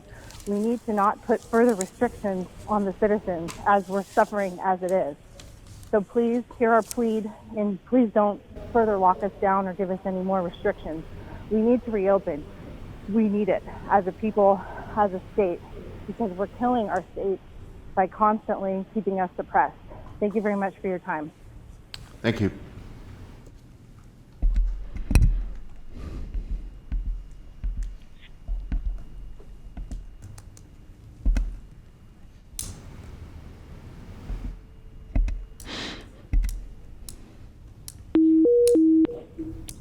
Caller, please start with your comments.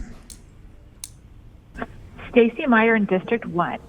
Sacramento County is not in a state of emergency and never has been regarding COVID-19. Even your own health director has stated numerous times recently that Sacramento is stable. Stable is not an emergency. Rather than being concerned about funding and your own reelection, your bigger concern should be obeying the law. You are currently breaking several state and federal laws by continuing the charade of an emergency. And to be crystal clear, since there really is no state of emergency, you are not immune from being charged with these crimes. I'm going to educate you on some of the laws that you soon may be charged with, since it seems clear that your legal counsel has failed to do so. Federal laws include Title 18 U.S. Code 1038, false or misleading information relating to biological hazards and conducting hoaxes. This hoax in this case is there is no emergency. This is enforced by the FBI and Department of Homeland Security, and the penalty is life in prison. This could be one of the criminal charges against you. No one is above the law. Title 18, Code 1040, fraud in connection with major disaster or emergency benefits. You are declaring and continuing the state of emergency to get funding. This is a crime, and the penalty is 30 years in prison. California state laws include Health and Safety Code 101080. You are required by law to proclaim the termination of the local emergency at the earliest possible date. We are 8 months in. There is no emergency. If you have the people in your districts that are living in fear, that is on you, the state, and the media for continuing to fearmonger. This is terrorism. There are more laws, but I think you get the idea. If you participate in disaster fraud, which is what this is, your bonds can be seized, which means you will lose your positions as county supervisors, and you can be prosecuted criminally. I strongly encourage you to start obeying the law. You have an opportunity to course correct and do the right thing by proclaiming an end to the local state of emergency immediately. The state has no legal authority to harass businesses and take away their liquor license due to not following the guidelines. Guidelines are not laws. What the state is doing is tyranny, plain and simple. Your actions or non-actions have hurt so many people and killed so many businesses. It is time to put Sacramento County first. Focusing on your reelection or how much money will be left on the table from CARES or FEMA grants will not only continue to hurt more of your community, thus shrinking the incoming funds from taxpayers now and beyond, but force our hand on legal action. It won't matter if you are reelected should you be in prison. I insist that you make things right. Thank you. Thank you.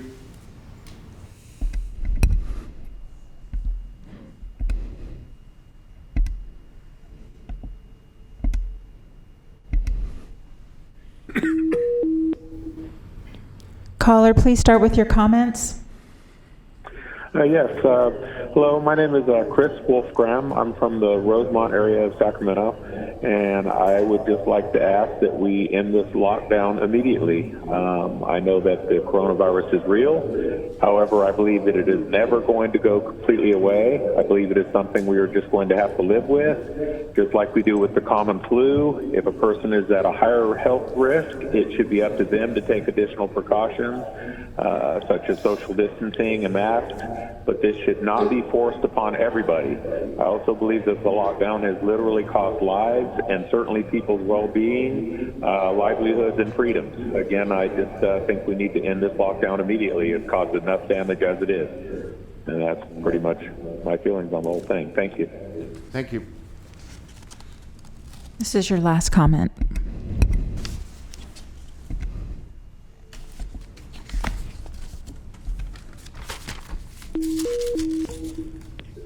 Hi, caller. Please start with your comments, and if you could turn the meeting off in the background before you start talking. Yes, I will. Thank you. Thank you.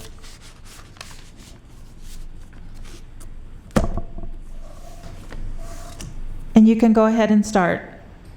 Oh, hello. I'm calling from the Citrus Heights area, And I'm just calling to let you know that as the Board of Supervisors, as our representative officials, due to the COVID-19 response decisions, you are in violation of fundamental human and constitutional rights, and you all will be held liable and accountable for reparations.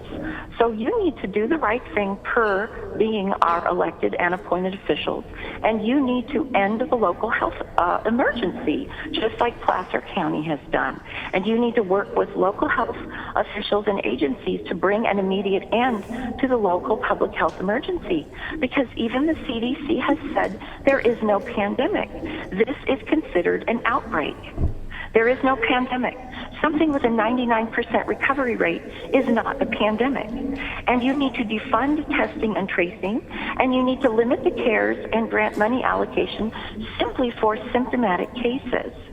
So you need to fund healthy communities, and you need to make our elders and disabled directly in-person comfort and access, and allow them to be let out of these horrible lockdown conditions. Our children need to be allowed to return to school. Children do not die from this virus. They do not have any problems, and the masking is simply just more of the catastrophic nonsense for which you will be held liable, because after all, as I indicated earlier, you are in violation of fundamental human and constitutional rights, and you will be held accountable. And children need to have their IEP services, and you need to stop violating ADA, and mask mandates are completely unacceptable. They are also violations of human rights. And we are not going to be forced vaccinated. We're not going to allow our children to be forced vaccinated. And we do not support COVID-19 vaccine mandates. And in terms of this Bielsen and his nonsense, talking about how our religious and constitutional and First Amendment rights play second fiddle to a virus that is considered an outbreak, well, that is just nonsense. And that Dr. Bielsen will also be held responsible and accountable, because how dare he think he has the authority to say that the Constitution that has been, the law of the land for over 200 years in this nation plays second to Dr. Bielsen and his silliness. And really, that's the bottom line. This is silliness. And all of you sitting up there, you're just playing a game. We know it's theater. We're done with it. There's no way you're going to be able to get the sheriff to enforce any of this. You are destroying small businesses. You're destroying communities. You're going to see, a major uptick in Can I get your children final being pulled comment, out please? of public school. And just like LA County has, we're going to have all of you kicked out of Can I get your final elected comment, positions. please? You are responsible to us. You work for us. Thank you. And we will vote every last one Thank of you you. out. Okay. That concludes your public comments. Thank you. All right. Thanks again to Drs. Bielenson and Kasiri for the update. We look forward to the next one. All right. Okay, item 38 is County Service Area Number 1, Zone Number 1, public hearing on the benefit category change and levy of increased service charges for the Foothill Farm Shopping Center.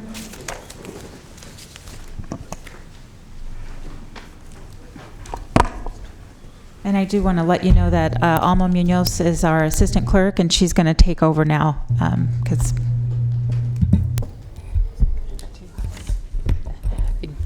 No, thanks.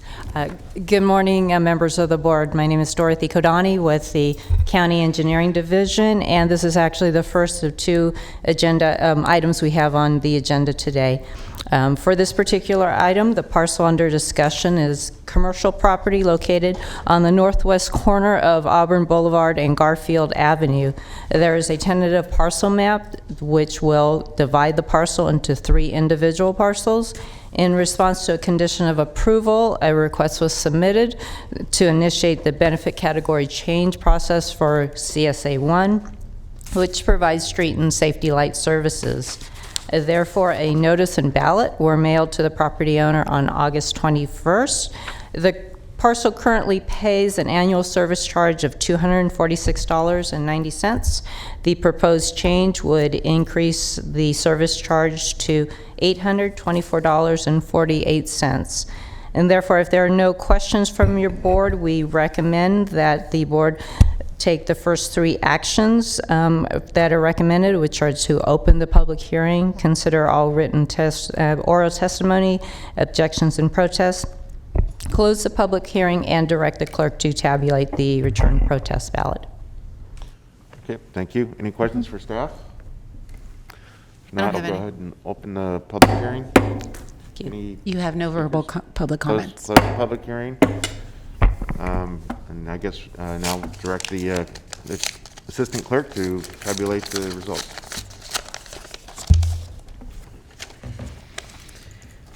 The legal owner for this item, Foothill Farms, Sacramento LLC. The site address is 5445 Auburn Boulevard, Sacramento, California, 95841. And they have marked yes. Oh, thank you. Since we have no majority protest, we ask that the board adopt the attached resolution, and I can read into the record the fill-ins for the resolution. Okay. So starting with section 2, at the close of the hearing, the board received 0 written protests, which the board finds and determines to not constitute a majority protest. Section 3, at the close of the tabulation, the board had received 1 protest ballot totaling 100% of the total service charges to be levied, of which 100% was in favor of the change of benefit category and 0% was in opposition. Great, thank you. Thank you. With that, entertain a motion. That would be my district, so I will. I haven't heard anything from anyone different, so I would move the staff recommendations. Thank you. Thank you. Okay, it's been moved by Supervisor Frost, seconded by Supervisor Kennedy. Please vote. Unanimous vote. Great, thank you. Thank you. Next item. Next item, number 39, is the County Service Area 1, Zone 1, public hearing on the benefit category change and levy of increased service charges for ARCO Sacramento. Thank you. Good morning again. Dorothy Kodani with the County Engineering Division. And for this particular item, the parcel under discussion is a proposed service station at the southwest corner of Elkhorn Boulevard and 32nd Street. And again, in response to a use condition permit, a use permit condition of approval, a request was submitted to initiate the benefit category change process for CSA 1, which again provides street and safety light services. A notice and ballot were mailed to the property owner on August 21st. This parcel is currently in the safety light only category and pays an annual service charge of $2.56. The proposed change would result in an annual service charge of $453.90. Again, if there are no questions from your board, we recommend that the board open the public hearing, consider testimony and protests, close the public hearing, and direct the clerk to tabulate the return protest ballot. Very good, thank you. Any questions for staff? If not, go ahead and open the public hearing. You have no verbal comments. Close the public hearing. Any further comment by board members? If not, the chair will move the item.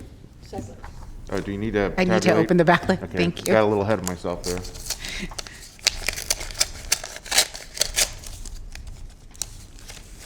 And receive the protest ballot, and it is, the legal owner is 5339 San Juan Holdings LLC, and the site address is at Elkhorn Boulevard, North Highlands, California, 95660, and they mark yes. Thank you. Again, with no majority protests, we request that the board adopt the attached resolution, and I will read into the record again the fill-ins for the resolution. Starting section 2, at the close of the hearing, the board had received 0 written protests, which the board finds and determines do not constitute a majority protest. Section 3, at the close of the tabulation, the board had received 1 protest ballot totaling 100% of the total service charges to be levied, of which 100% was in favor of the change of the benefit category and 0% was in opposition. Okay, great. Again, I move the item. Supervisor Frost, I think, got in there first as a second. Please vote. I'm so sorry.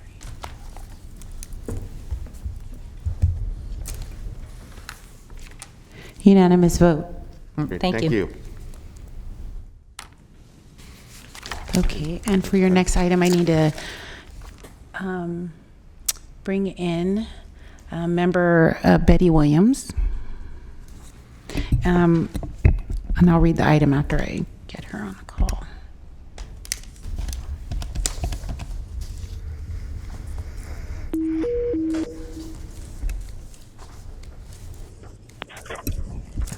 Member Williams? Yes, hi. Welcome. Thank you. Let me read the item into the record. Item 40 is your approved minutes from you're acting as the Sacramento County Tobacco Securitization Corporation. Approved minutes from a prior meeting, adopt fiscal year 2020-21 budget, receive and file the fiscal year 2019-20 audited financial report, and adopt a resolution setting additional regular meetings.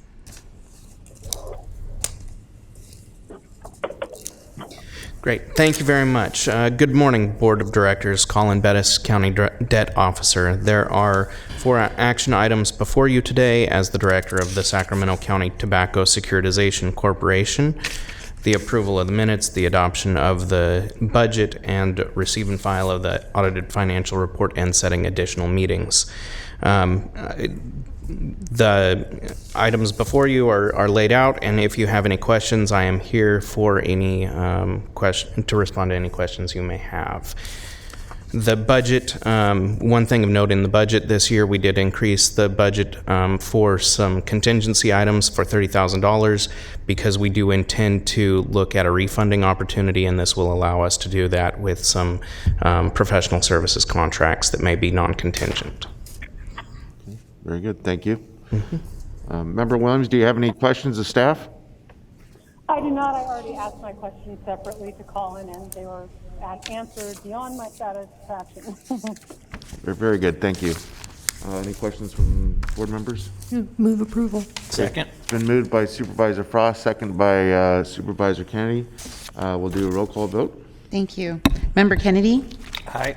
Member Peters? Aye. Member Cerna? Aye. Frost? Aye. Natoli? Aye. Williams? Aye. And the motion passes Great, thank by you. unanimous vote. Item number 41 is to introduce an ordinance amending various sections within Chapter 2.115 related to election campaign contribution limits and deleting Articles 5 and 6 related to public finance of elections. Waive full reading and continue the ordinance to October 20th, 2020 for adoption. Good morning, members of the board. Florence Evans with the Clerk of the Board's office. Here today are Sheriff Scott Jones, District Attorney Anne Marie Schubert, and Assessor Christina Wynn. The campaign ordinance was before you on September 1, and it was continued to today's meeting because the board requested staff provide additional information regarding off-election year contributions and to clarify whether contribution limits apply to an election cycle or an election year, and confirm if existing campaign funds from a prior election must be returned once this proposed ordinance becomes effective. You also asked staff to provide a list of contribution limits for other countywide elective offices and a copy of the Assembly Bill 571. I'd also like to add to the record that revised copies of the staff report were distributed clarifying that the proposed $12,500 contribution limit is from a person or organization during off-election years. Also, you received a revised attachment 4, which was the countywide elective offices matrix, and there was a correction to Santa Clara's information. It was in the wrong column, and so now it's in the corrected column reflected under an election cycle. So it was not for off-election years. Today's recommendation is to introduce an ordinance with amendments to and deletions of sections within Chapter 2.115 in relation to campaign contributions and the limits set within the ordinance. Currently, Chapter 2.115 only has provisions for the county elective offices of the Board of Supervisors. The assessor, DA, and sheriff are requesting to establish contribution limits for their countywide elective offices. Currently, their offices do not have contribution limits for election campaigns. It is recommended that the board set a $25,000 contribution limit from a person or organization during a primary, general, special, or runoff election, and a $12,500 limit from a person or organization during any single off-election year for the countywide elective offices of the assessor, DA, and sheriff. It is also recommended that you delete Articles 5 and 6 to the Campaign Reform Fund. It's related to the Campaign Reform Fund. This fund is regarding the use of public funds to finance an election campaign. Other amendments throughout the chapter are a result of the proposed amendments, and it requires adding new sections, reorganizing and renumbering sections, and deleting obsolete sections as necessary. Attached also is a copy of the Assembly Bill 571. This bill was passed in 2019, amending the government code, stating that an elective county or city office cannot accept contributions from an individual greater than $3,000 per election. AB 571 does not prohibit a county or city from establishing its own contribution limits above or less than $3,000 from an individual per election, nor does it replace existing contribution limits set forth by a county or city ordinance or resolution. AB 571 also states that if a county or city establishes its own limits, then existing campaign funds can be transferred to another campaign committee. This is referenced on page 2 in the third paragraph of your staff report. AB 571 is effective January 1, 2021, and the limits will apply to counties and cities that do not have contribution limits set by an ordinance or a resolution. Attached is the matrix showing contribution limits of countywide elective offices with a population of 1 million or greater. Based on the request to establish contribution limits for the countywide elective offices, the proposed ordinance includes changes in the following articles and sections, and so I'm going to cover those sections. In Article 1, under General Provisions, there was a revision under the findings. The countywide elective offices of the assessor, DA, and sheriff are large in scope by population, and in order to run a meaningful campaign, it is recommended that the board set a higher limit than the board's limit. This allows for an effective and transparent campaign and deters political influence over office holders. Currently, the countywide elective offices do not have contribution limits.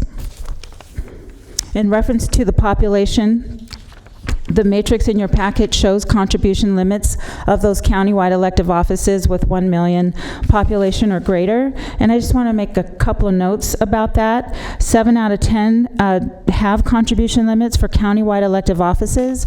And right now, Riverside and San Bernardino do not. And what's before you today is to consider adding them for Sacramento.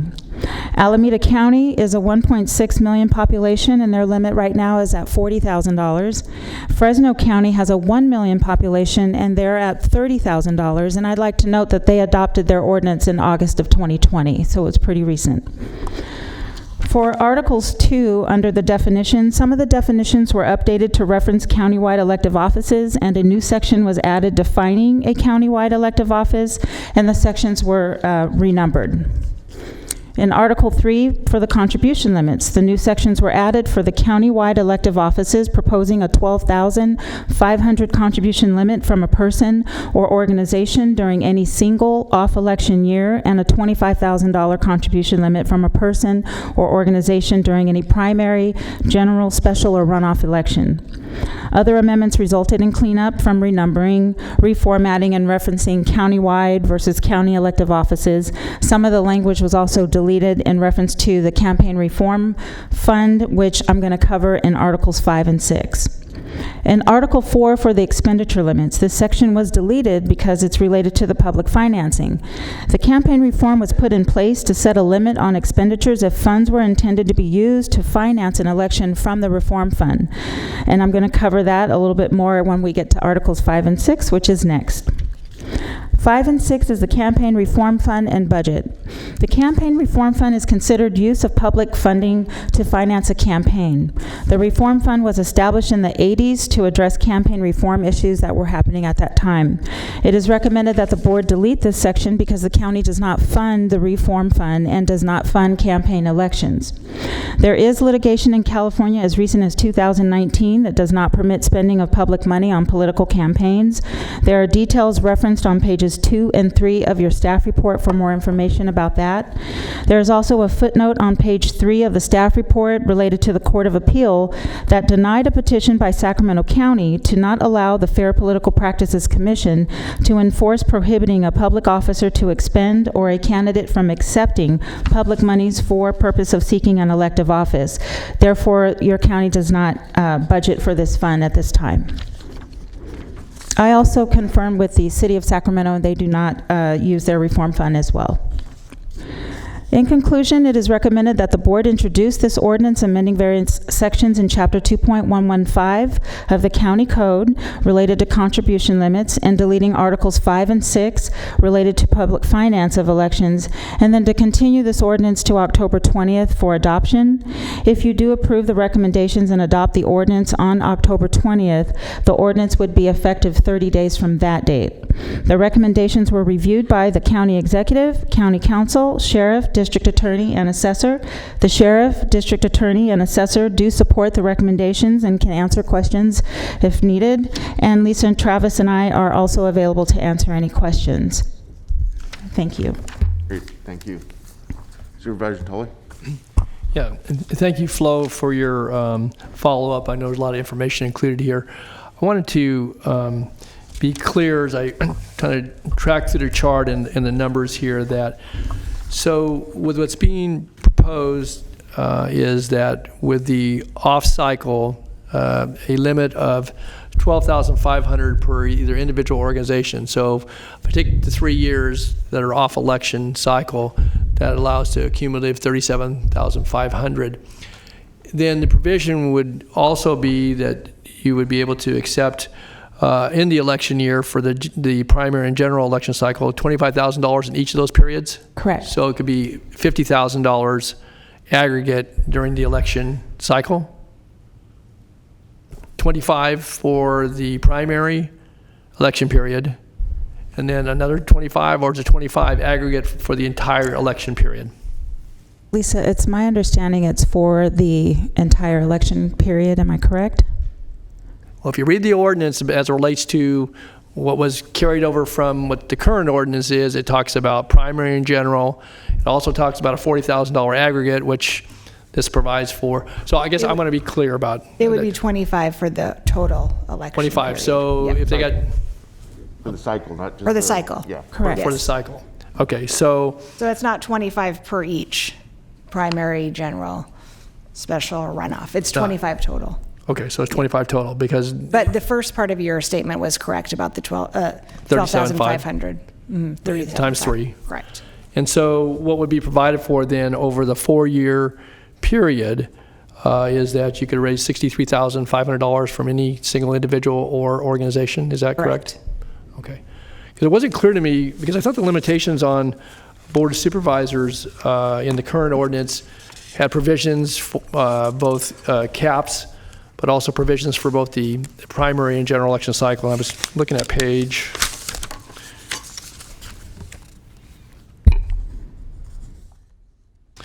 Okay, so if you look at the limitations, if I take you to page 5, 2.115.300, no person shall make to any candidate for a county elective office, and no such candidate shall accept from any person contribution of $250 in any single off election year, or $1,250 in any of the following periods: primary election period, general election period, special election period, special runoff election period. And my understanding was that the ordinance provided for, under the current structure, what was amended, that in a primary election period you could raise $12,500, and then that clock starts again for the general election period. And if that's the case, now you're saying that's not the case. Actually, I'm going to have to correct myself, because looking at it again, the 12,500 says any single off-election year, so that would be the 3 years. Right. And then you're correct, it does say 25,000 per election period. Right. So that's yes. 50,000 Correct. plus 37.5, so it's $87,500 from any single individual organization over a 4-year period. And if you have a special election or Right. a runoff There was election, special you could add election, but those that two. would probably be 2 election cycles, but I mean, two election periods. It tracks the same structure as currently for the Board of Supervisors. The limits are increased. Well, So yeah, you're significantly, correct. but, Yes. but because the way it was being reflected, I believe, to the way the question was answered, and I think you did sincerely, but was that it was only $25,000 for the entirety of the election cycle, but it's not. It's election period. It's broken down. And I stand corrected. No, I know, but that's a significant amount of money. And as I look at what you've charted out, and that's my point, and I don't know how much thought's been given to this, but I mean that exceeds anything for any county that's our size or larger, significantly more. $40,000, I think, was the largest number, and that was in Alameda. Fresno just adopted theirs. It doesn't talk about off-election, and again, I don't know if their ordinances are broken down, but it's basically $87,500 over a 4-year period that you could raise from any single individual or organization. So I put that out there for. And the ordinance obviously could be amended to I know it address could that. be, but Yes. again, I just want. I had that question going in, and you've answered it now, and so I'll leave that on the table for now. So thanks. Other questions for Flo? All right, thanks, Flo. Yeah, so we're going to go ahead. I can also get the answer for Fresno and. Actually, I have the answer. Oh, great. Based on Flo's chart for Fresno, it says per election period, or I mean per election. So it's 30,000 per election, according to her chart. I can look at the actual language, but I would assume that means 30,000. Election, which would be not election period, it says election cycle, at least as it's charged. Yeah, so while you are talking, I'll definitely look at this actual language of the ordinance and answer that question. And you had the same, I think, for Alameda? Correct. Yep. Okay, we're going to go ahead and give the countywide elected officials an opportunity to address the board. We'll start with our DA.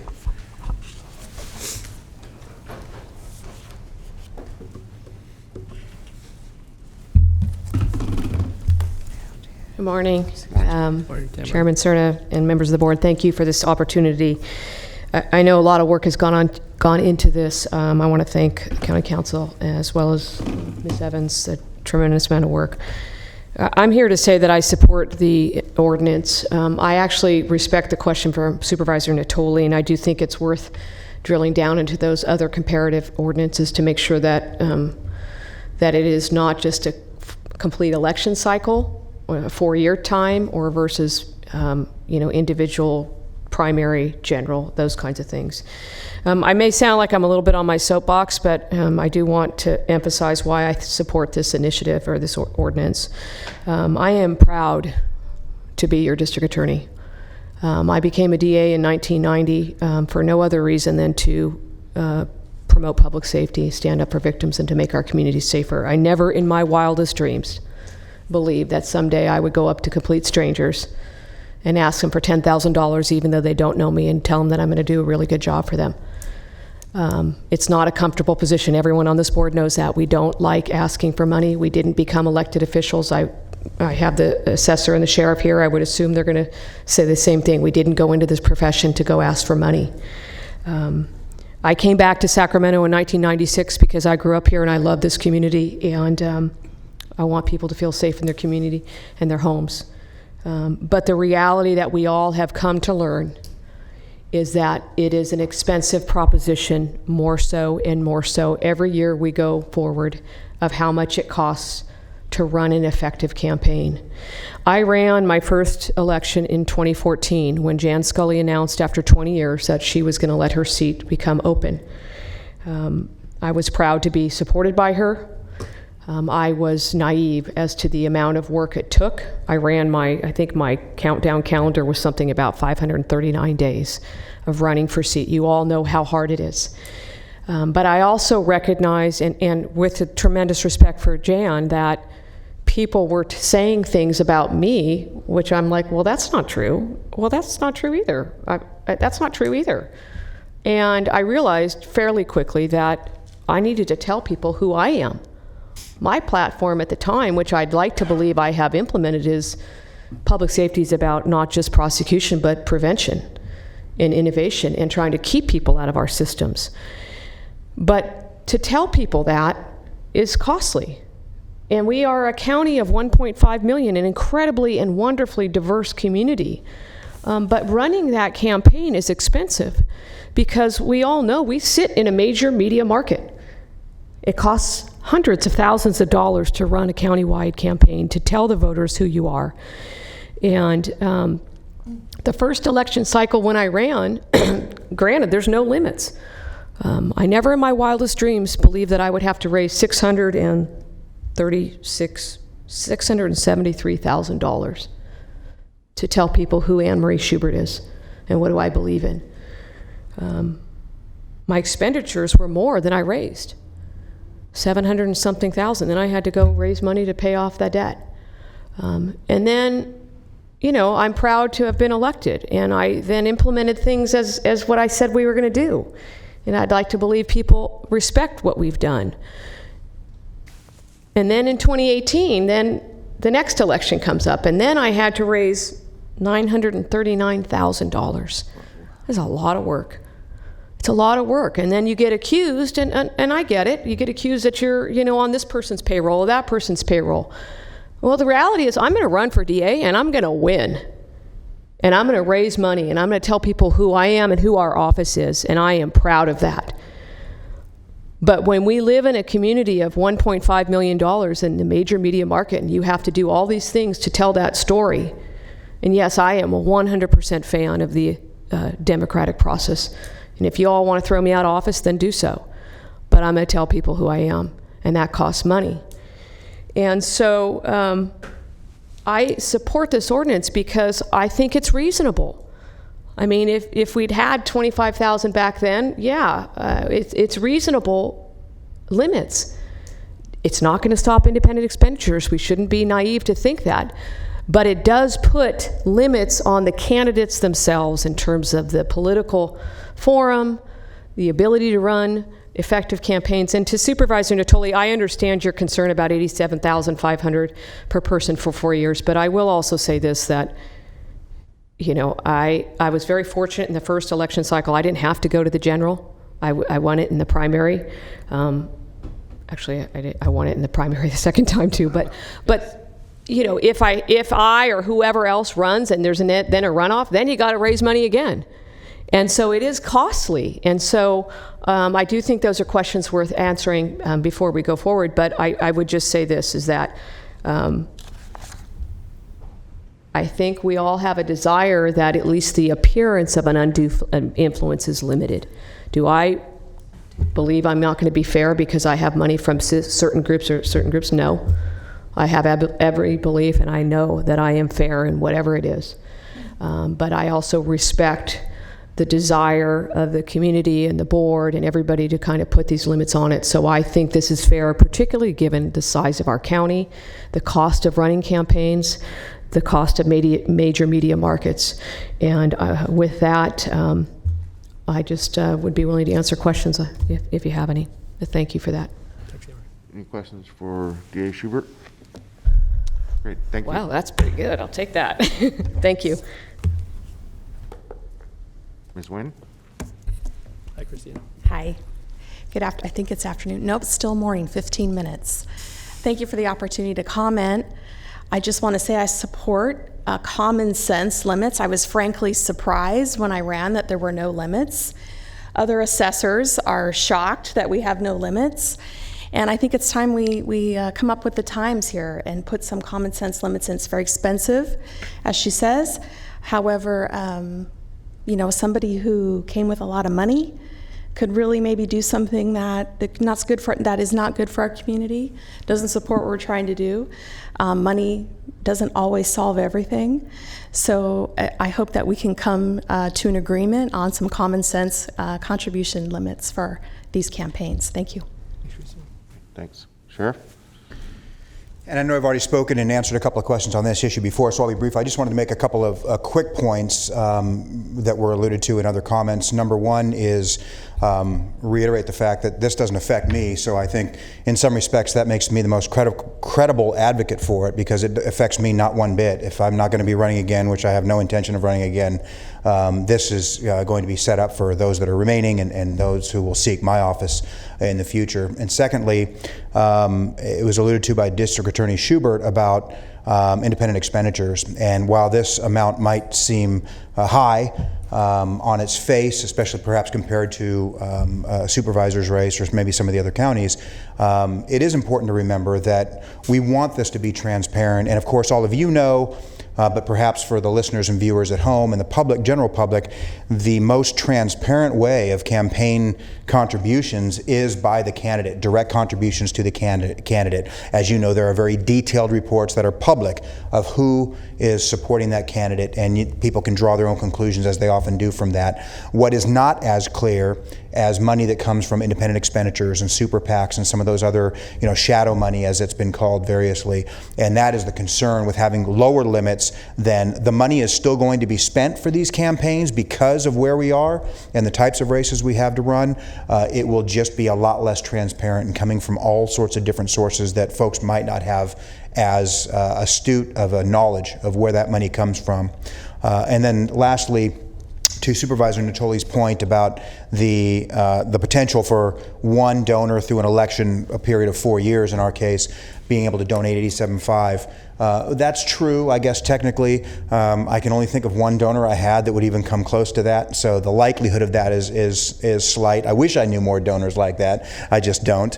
And secondly, the point about the general versus the election period, so the general being a different election period than the primary, and that's necessary because, if you've had the luxury of not having to go to a runoff, if you've won in the primary like I have, like the district attorney has in the past, not always, for me, but it's been that case, then you don't have to run in the general, and so you wouldn't have the ability to gain that other $25,000. But if you did make it past a primary and have to go to a general election, that is a completely separate election. You don't just add that. I mean, obviously, mechanically, you add that to the money, but you're spending everything to win in the general. And if you have to start over, the primary, and if you have to start over, and it is a completely new campaign. So it does make sense that most of these, and I would be surprised, frankly, if Fresno wasn't like this as well, that most of the campaign contributions, it's certainly like that for the supervisors, it's set up by election period, or a cycle, not just the entirety of the election, both primary and general aggregated together. So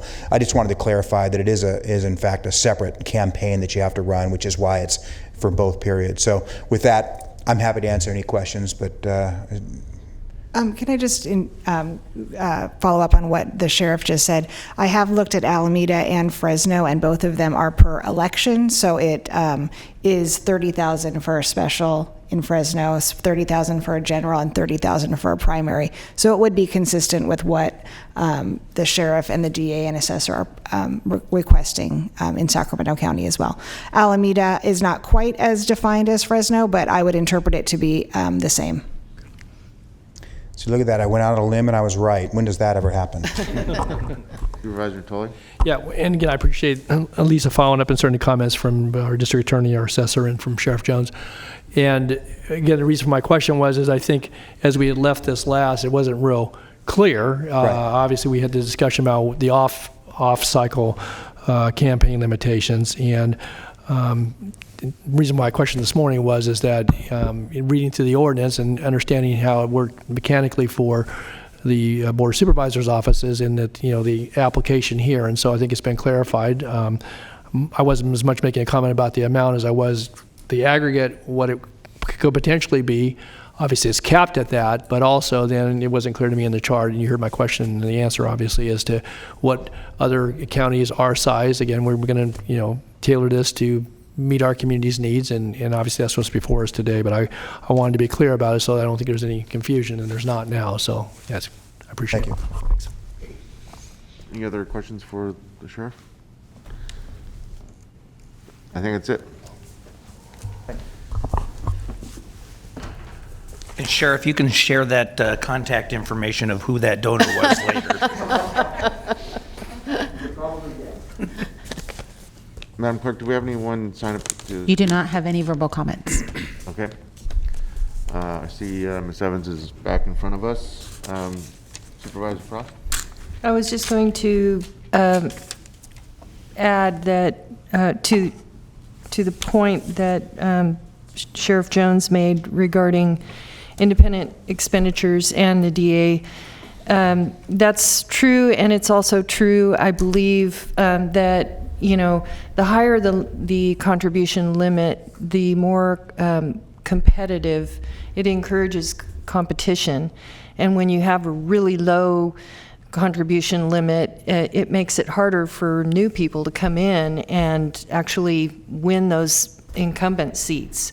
So it not only encourages to have a reasonable amount is important because it encourages competitive races and fresh blood, new blood in seats where it's needed, and also transparency. And so I'm in support of, I think it makes sense, the ordinance, and I'm planning on supporting it. I don't know if there's more discussion, but if there's not, I'll go ahead and move approval. There's a motion. Is there Second motion. a motion and a second on the floor? What? Oh, are we going to have any discussion? Yeah, I think the clerk just jumped the gun on the, there we go. Were you signing up to speak, Supervisor Kennedy? I was trying to, I just couldn't, my button isn't working. All right, Supervisor Peters? Thank you. I'm sympathetic this because, we all should be aware, or are aware, not should be, but are aware how much sending a mailer out to get people to know who you are and where you stand is so expensive. It runs even, and it, the campaign picks how deep they want to go on the list, and campaign mailers in my district, I'm sure it's the same as in others, is $30,000 to $40,000 per mailer to send out, tell people who you are and what your positions are, and then you multiply that times 5 districts. That's a tremendous amount of money, and so I think it's reasonable to do this. And I think it's admirable that being that we had no campaign limits, that we're suggesting that we do have them, and I would second the motion. Okay, Supervisor Tully? Yeah, Mr. Chair, I just wanted to call out one other item that's included in this, and it hadn't heretofore applied to the countywide elective offices, but I know that for Board of Supervisor seats on any of the campaign literature in which you're seeking financial contributions, you are required, in addition to anything else that state law may specify, to actually add the warning as it relates to the county ordinance. I think it's important to note because that, again, hasn't heretofore been required for these offices, but under whatever limitations we put in place and what's being proposed here today, that would be a requirement. So it's important for candidates to know that because, again, that's been in practice now for 30 years at the supervisor level, but that'll be a new implication that goes with declaring to potential donors that they need to make this ordinance part of their consideration. So, for limitations, that's all I wanted to point out. Thanks. Okay, there's a motion and a second on the floor. If there's no further comment, please vote.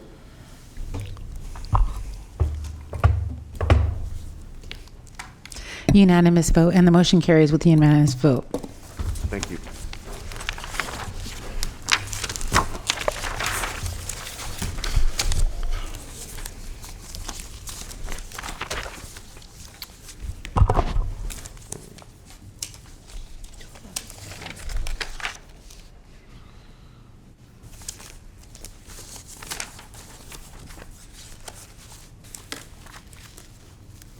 We have closed session? Yes. Okay. All right. With that, we will, that's a conclusion of our morning business, and we'll recess until 2 o'clock in the closed session.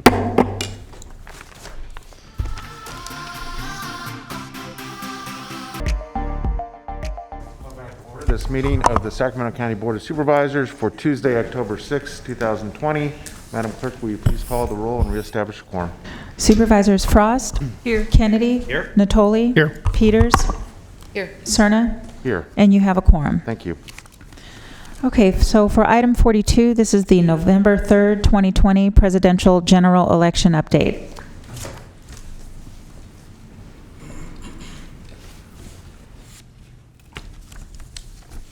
Good afternoon.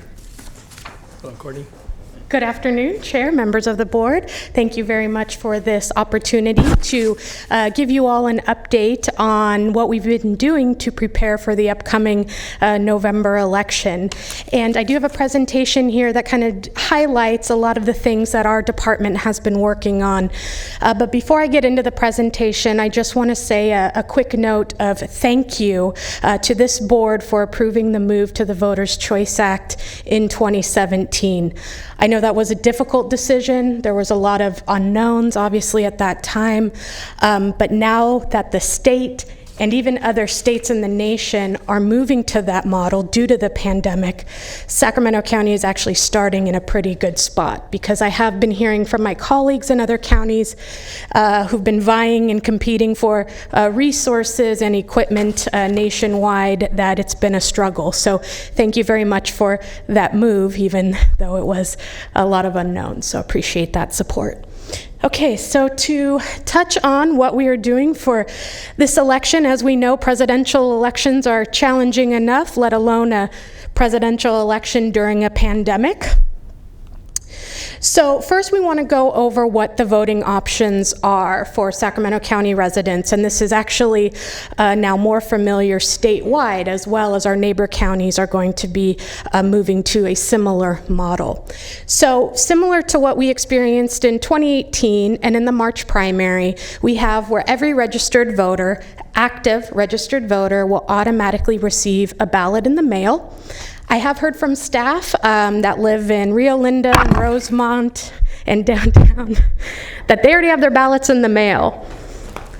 So you get, yeah, absolutely. Oh, we're good. I was expecting I'd be the one to do that, so.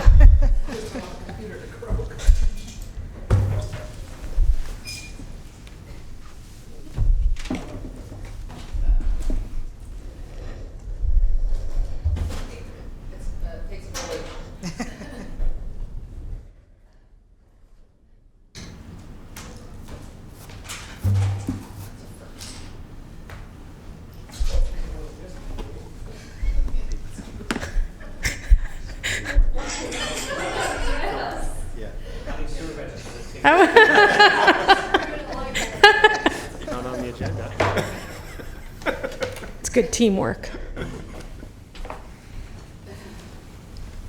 Yeah, don't ever criticize us for not coming to the rescue of a fellow colleague.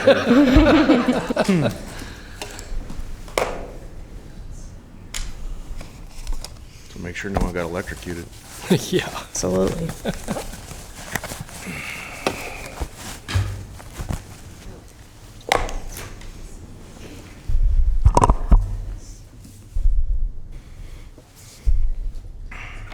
Oh, you're fine.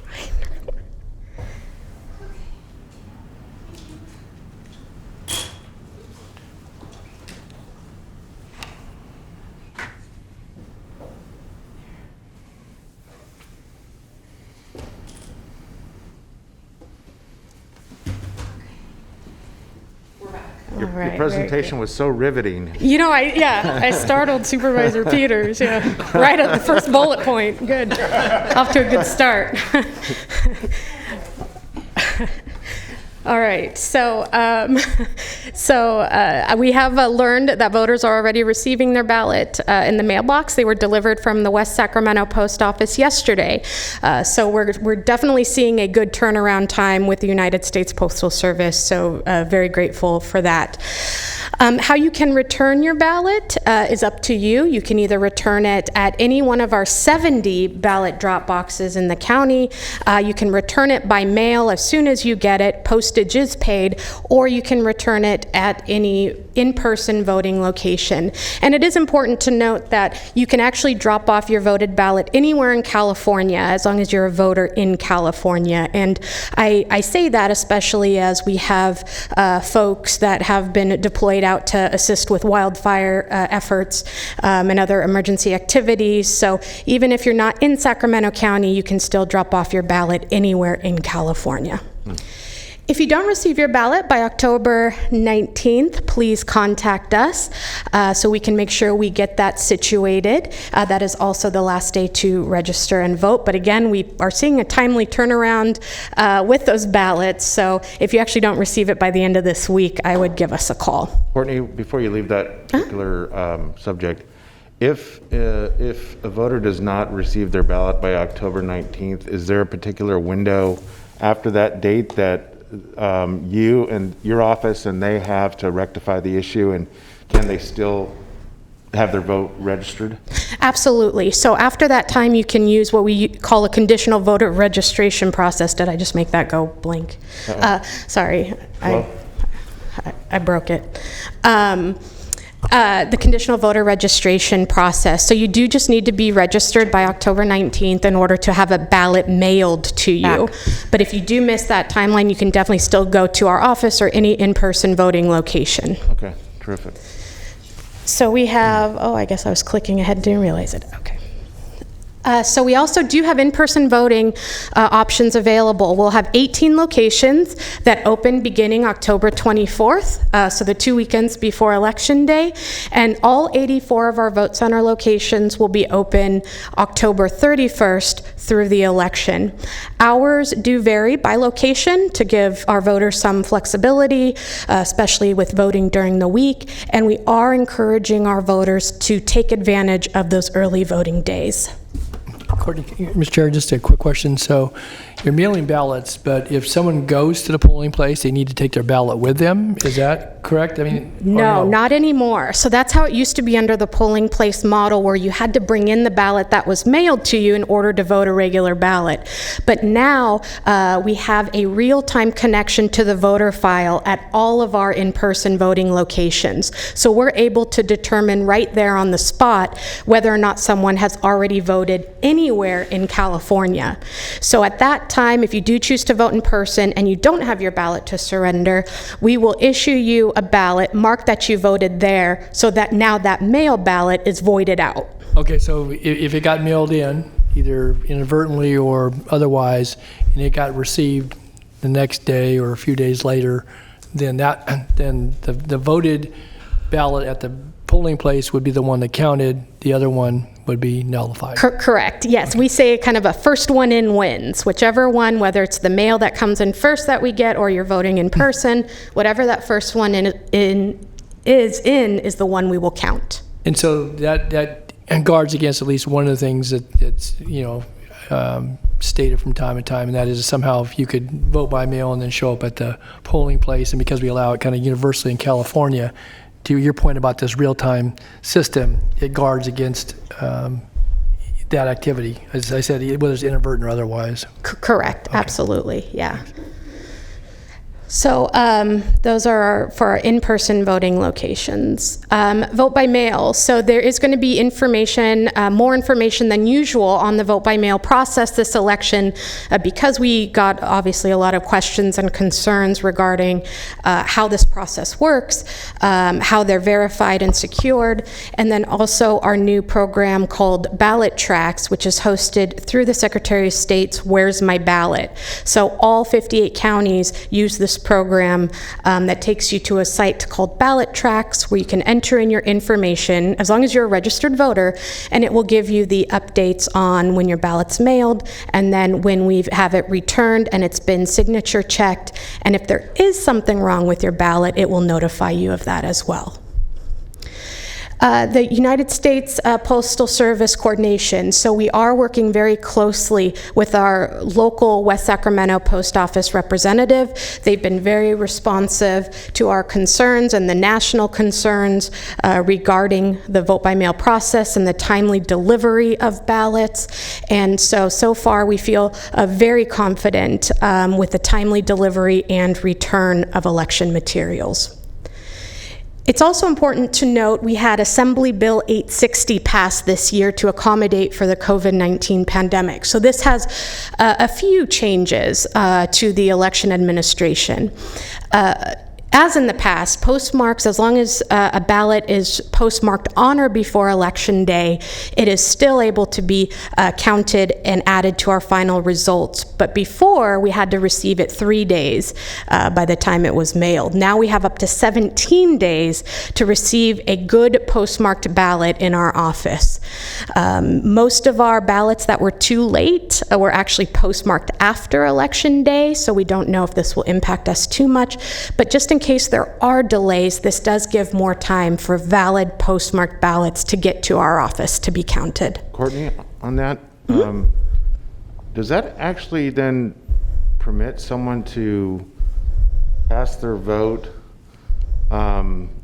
hypothetically cast their vote while, let's say there's a close race, and they could influence the race knowing the preliminary outcome? Yeah, I think a lot of, with the vote by mail ballots, if I'm understanding your question, that it's really going to be all those vote by mail ballots that are either dropped off on Election Day or mailed and postmarked on Election Day that are going to make those determinations for who's the winner in Sacramento County. Well, here's the scenario I'm thinking about is, let's say I have a friend that's running for, I'll just say school board. And the preliminary results, let's say 2 days after the 3rd, let's say on the 5th, the election results that have been tabulated to that point show it's neck and neck, neck and neck. It's less than 10 votes apart. Could I technically then have that persuade my vote based on the necessity for me to really push one candidate over the limit more so than another? Do you see what I'm saying? Is you're being made privy to an outcome, or at least a preliminary outcome, it seems, before you would cast a vote to influence the outcome. So you still have to cast your ballot by that time. So it still has to be on Election Day before 8 p.m. that you either drop it off or take it to the post office to be postmarked, or dropped off in a mailbox. So after Election Day, there is no chance for someone to go back and change a ballot.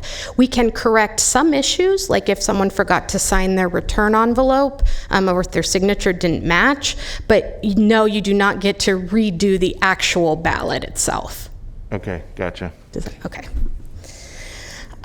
So also ballot processing can now begin earlier. Before, we would start processing ballots 10 business days before Election Day. We now can actually start processing ballots now, start getting those signature checked and ready for tabulation. It's important to note that we still have to wait until 8 p.m. election night to release those preliminary results.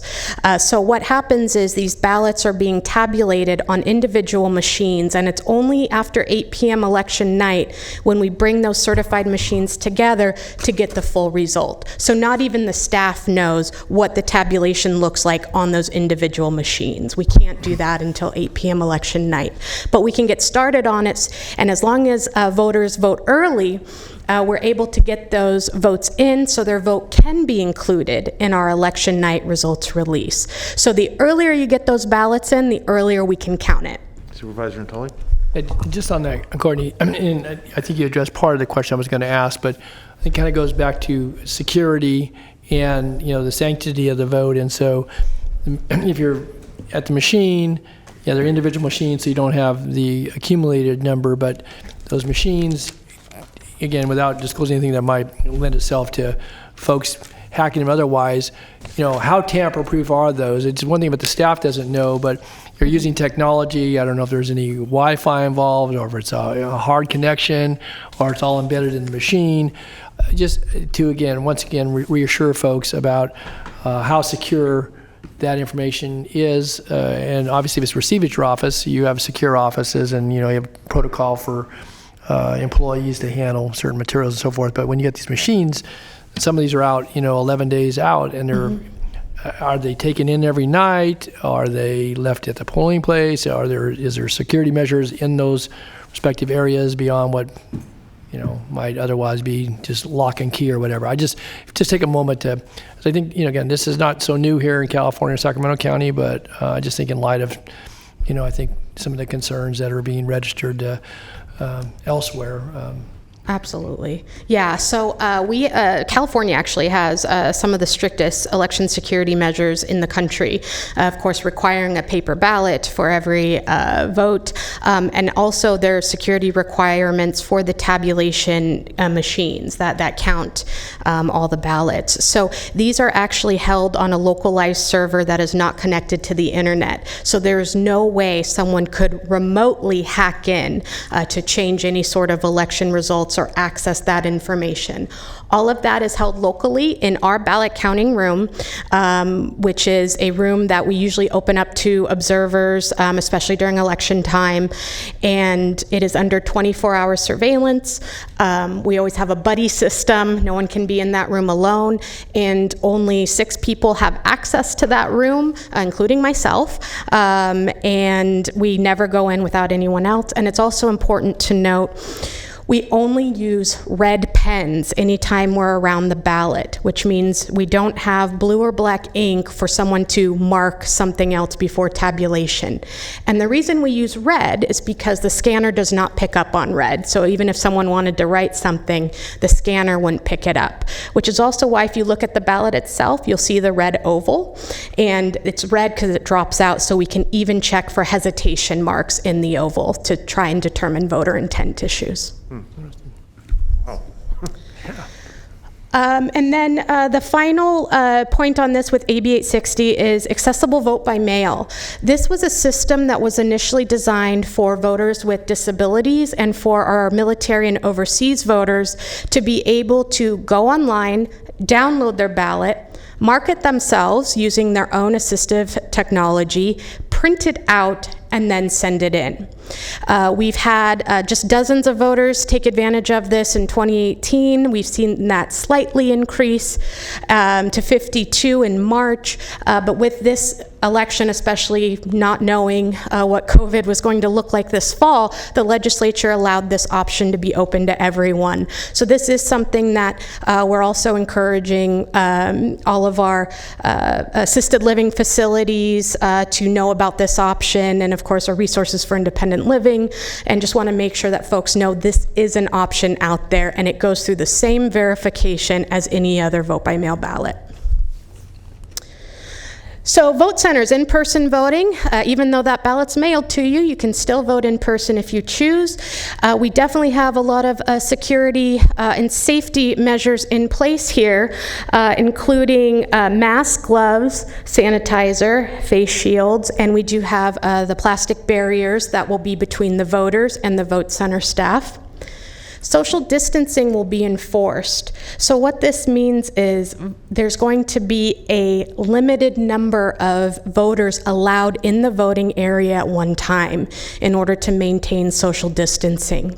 So what we're expecting due to that is lines. So we are encouraging voters to come out and vote early because we will be enforcing social distancing. The voting booths and the equipment will be wiped down after every voter. Our election officers, or poll workers, are being trained on safety measures, disinfectant procedures, and how to handle difficult situations. Voters are encouraged to bring their county voter information guide with them because not only does it contain their address, but it has their sample ballot inside. So voters can fill that out ahead of time or even just bring in their booklet or a piece of mail with them to vote in person just to help the check-in process. As we know with the masks, sometimes there's communication barriers. So by bringing in a piece of mail or your voter information guide with you can help to expedite the voting process and limit your time inside the voting area. Courtney, I have a question. What's the contingency plan, given the fact that you'll have to have the socially distanced spacing for folks that decide to vote in person? What's the contingency plan for inclement weather? So how will you keep people relatively comfortable or dry if it's raining and people have to stay six feet apart and there's a line, literally out the door and in the weather? Yeah, so that's definitely been the concern is weather and also the air quality if we are experiencing fires. So we did get some extra waterproof canopies to put out. And then also we have a few contacts with some party rental places for some of the big fancy tents that we may use and deploy if needed. So that's kind of our contingency for that. Gotcha. We're hoping for the best. Thank you. I am wondering about the section on following current county public health orders when it comes to masks. As if you were listening this morning, you know, people have different strongly held opinions. So what happens if someone absolutely refuses to wear a mask? We are not going to, oh, sorry, did I interrupt you? No. But I could say more, but you go first. Okay. We will not turn away any voter for not wearing a mask. So we are encouraging voters to wear a clean face covering, but we are following the Secretary of State's guidelines regarding allowing voters to vote. So what we're providing actually to our election officers out at the vote centers is scripts and prompts for them to use for voters without masks. We will have additional masks and face shields available and offer to every voter without one. But if they refuse, we are going to ask them to wait until we can make sure we have adequate social distancing. It will give the time for the poll workers to put on a shield for added protection in addition to the mask so they can process those voters. You know, I think the biggest concern we have is the altercation over masks. That's kind of where I was headed, and generally, these are not weightlifting, you know, gym rats that are working for you. So I am concerned about that. Yeah. It's a expression.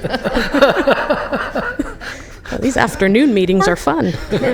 Oh, well. Yeah, I mean, we definitely have to kind of touch on that now, of course, being concerned not only about altercations or possible issues over masks, but also recent concerns over voter intimidation and possible harassment. And so in all cases, we have scripts and we provide procedures, including de-escalation procedures for our staff on how to handle those difficult situations. If it becomes harassing, coercion, intimidation, if it impedes the voting process in any way, then that is when we will ask that person to leave, whether or not they're an observer, whether or not they're a voter. If they're threatening our staff or threatening the other voters, they will be asked to leave. And we've already met with the Sacramento County sheriffs and gave them a list of our locations. I also reached out to our city clerks, and we have a few meetings scheduled to meet with their local police. Just so they're aware, we are not actively deploying armed forces out to these locations, but we want to make them aware of where they are in case there is a need for them to come out. Okay, it's of concern. My office has received a number of phone calls from a couple parts of my district and worried about intimidation. Yeah, So. and and we've had that before in past presidential elections, especially. And so far, when we ask them to leave, for the most part, they say okay. But once it gets to that point, and we've had a couple that are pretty aggressive, then we have had to call in law enforcement, and they take care of it. Thank you. Yeah, thank you. No, I mean, I think that's an important subject to bring up, especially now. Let's see. We also have contingency plans in place for replacement vote centers and poll workers. So as I think you all know, a few months ago now, I think, I'd sent an email to our community partners to ask for locations, and I was just so surprised with how many folks stepped up to provide locations. It was just so great to see the community, all parties, all communities come together to provide in-person locations. So I appreciate you and your staff for helping getting out the word on that. And for poll workers, we have plenty, so many applications we can hardly keep up. So again, I think folks are very interested, obviously, in this election, and they are coming out to help. So it's really great to see. We are encouraging voters to vote early, whether you're voting in person, whether you get that ballot back to us early. Please vote early. And then election night, we'll have a better kind of idea of how Sacramento County voters have voted. The earlier we can get that back. And again, just not knowing what's going to come on election day, how busy it's going to be. We're encouraging voters, if you do want to vote in person, take advantage of those early voting days. Supervisor Tully? Yeah, I know that there were some examples of long lines in the primary, and the weather happened to be fairly good that day, so standing outside wasn't. But if we say November 3rd, you have a stormy day and so forth, and you've got long lines. But what happens at 8 o'clock? Do you get in some issues if the line say stretches around the building or the block or 3 blocks long, and you've got somebody that says, okay, here's 8 o'clock, and then some people keep showing up. How do you handle that? So as long as you're in line by 8 p.m., you are entitled to vote. We actually have an election officer, a poll worker, whose job it will be to stand at the end of the line at 8 o'clock so that anyone else that tries to come will be sorry, it's too late. But as long as you're in line by 8 p.m., you will be able to vote. And so when we had that in March, especially, and 2018, we're at Sac State, the line didn't go down till about 11 p.m. and because I was there until about that time. So we, especially this election, we are anticipating a large line, so just make sure you're in line by 8 p.m. What if they have ballot in hand? If they have a ballot in hand, it still has to be dropped off by 8 p.m. So if they're in line by 8 p.m. and they don't realize they can just drop it off, but they're in that line, we'll go ahead and take it from them. If it's after 8, we'll take it from them, but we'll write a little note that says too late, because we cannot legally count that. And but if it's mailed election day, I don't know, some post offices used to process till midnight. A lot of them are not. I think some still do it till 9 o'clock. I'm not sure of that. Maybe West Sacramento's 8 o'clock. Could technically somebody still get their vote in if they came to the line? Oh, I missed it. I've got my ballot. Put it in a mailbox, I guess, at main post office, or is the main post office no longer processing ballots after 8 o'clock? Correct. So when we made our inquiries around not only our main hub at West Sacramento, but also our local branches, no one is going past 6 p.m. at this point for processing. But including West Sacramento, which is 8 o'clock for regular mail, if I'm not mistaken. I've had to mail letters from time to time. So that should be clear to folks. Okay. Well, I'm just saying that because, again, I know a lot of local branches, they all feed into the main branch, and they cut off earlier in the afternoon or evening, but main branch typically has gone to 8 o'clock. Okay, I can verify make sure, specifically because, again, when that postmarked. Yeah, right, postmarked right. Before the election period ended. Okay. And I don't know, get too much of a detail here, but it just seems to me in trying to accommodate folks in different ways, and because it's all mail. Thanks. Yeah, thank you. Okay, so some outreach and education. Obviously, our outreach and education plan it was changed slightly due to COVID. We are encouraging voters to use the ballot that is mailed to them.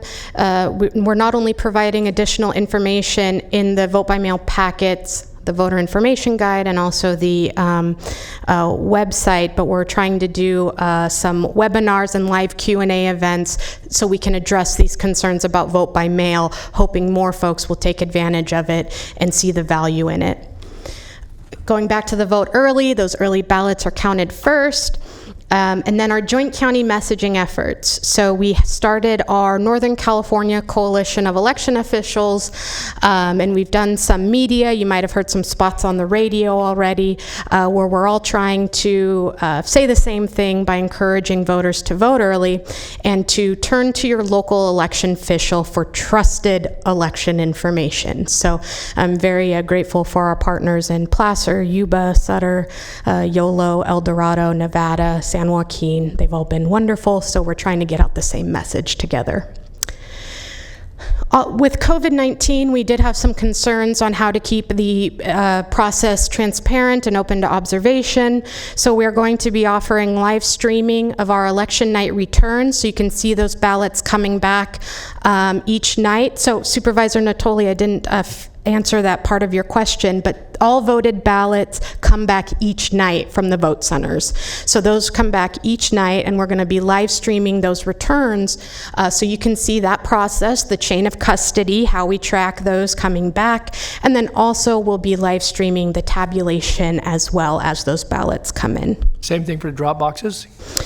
Correct. Drop boxes, not every night, so it depends. If it's an exterior drop box, it is daily. If it's interior, it's every other day until 10 days before Election Day, in which case it is daily or as frequently as needed.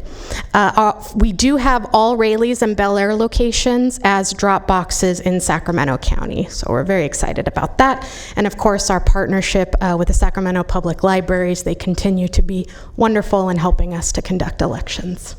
And if I just could ask too, so assisted living facilities where in previous election cycles, I think even for the primary, all the public health orders hadn't yet settled in. But now there's a lot of restrictions on folks being able to assist those. And I don't even know about mailing addresses. I would imagine some folks can still get their mail at home, and then a family member or a loved one or a close neighbor could bring their mail to them, and then they could do it accordingly. I guess I'm just curious as to how we're trying to accommodate people's desire to vote that are living in those facilities, and with the limitations on visitation or even outreach. A lot of those folks aren't computer literate, I would imagine, right. and such. So yeah, so that has actually been one of our biggest concerns. So to all of our assisted living facilities, we've provided paper registration forms and information on the upcoming election. The concern, especially at one of our election community advisory meetings, was how do they get those ballots back? And so I actually have a call with AARP tomorrow. I am meeting with Pam from Agency for the Aging. And so we're going to kind of talk about how best to get those ballots back to us, whether we do some curbside collection. We're trying to just throw out different ideas so we don't have to enter the facility, put anyone at risk, but they also have the ability to return their ballot. At my last community advisory meeting, there was a few folks that said they were concerned about the staff getting their ballot. They wanted to hand it to someone from the elections office, not just give it to staff. So we're going to see what we can do to accommodate that. Could you keep us updated? I mean, this is, I know you don't need to come back to this meeting, but I think so we know if we get any questions or inquiries, and be a conduit for that information too. And I have to say, this is another one of those, at the community advisory meeting, I have representatives from both the Republican and Democratic Party, and they both were like, we're on board to do whatever you need from us, and it was just really great to see. So hopefully we have enough community partners to help us with this. So in addition to assisted living facilities, we're providing election information and important dates to our grocery stores, our schools, hospitals, care homes, food distribution centers, and also our county jails. We are encouraging folks to contact our office for trusted election information. We'll be sending out another mailer to all registered voters in about 2 weeks with important information and kind of last minute tips. And then with our election results, again, not knowing whether or not we're going to get a majority of ballots on Election Day, on the early voting days, we definitely are seeing an interest of people wanting to vote early, so we might get those faster. But we just want to make sure that the expectation is these are preliminary results on election night, and there's still a lot more work to be done to get to those final results. And that Stay Home, Stay Safe artwork was actually done by the Girl Scouts. So Catherine was first place winner for the Vote by Mail campaign from Supervisor Frost's district. So we are including that in our direct mailer as well. Supervisor Peters? Yeah, thank you. Courtney, what are the bets inside your department about how many ballots you get through on election night? Okay, so Because you're being able to count them early. right. So historically, what we've seen with the Voters' Choice Act is about half the total number of ballots get dropped off on election day. Yeah. So we're anticipating, especially if we see a larger increase in turnout. I mean, we could have about 400,000 ballots dropped off or mailed on election day. But with that early voting, even though we've set it for a few elections now, the fact we had a line outside our office yesterday at 8 a.m., I really do think we might see more early voting. So I'm hoping for that. Oh. I'll probably lose that bet. We know how anxious the candidates are to Absolutely. get the information. Absolutely. Supervisor Frost? Courtney, I just wanted to commend you on your website, the information you have on the website. There are a lot of voters who are calling in and asking, is there voter fraud and is it safe and what's happening? And I really feel like you guys did a good job on the website. Thank you, Supervisor. And based on those questions and comments, we did create that election security page and talk about the ballots. So hopefully that's information to help. And also thank you, Supervisor Peters, because you helped spur those changes to our website. So thank you. So on October 5th, we sent out the ballots from our West Sacramento hub.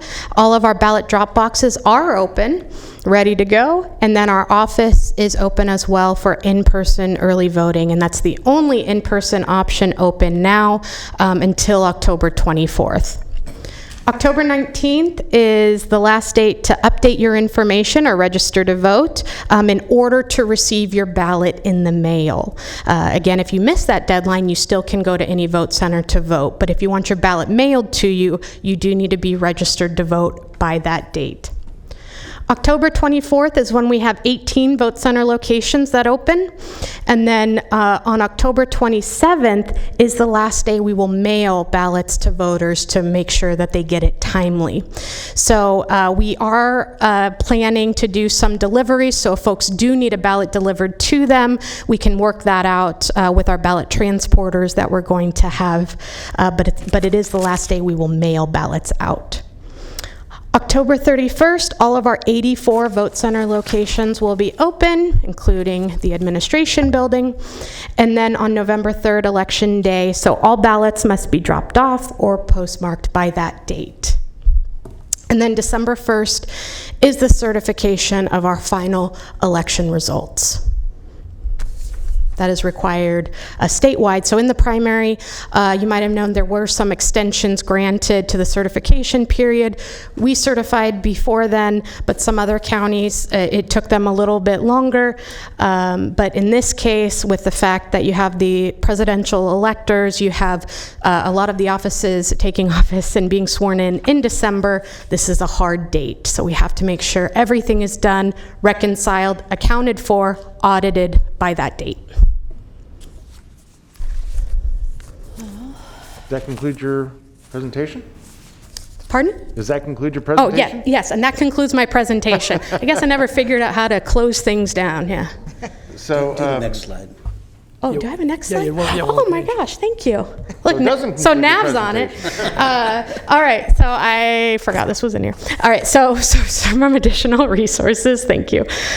We have obviously our website with updated information regarding this election and the vote by mail process. Our election administration plan is on there along with our COVID-19 amendment. So if you wanted more details on what we are doing to ensure the safety and security of the election, you can view that plan. We just wrapped up public comment, so the revised version should be published on our website on Friday.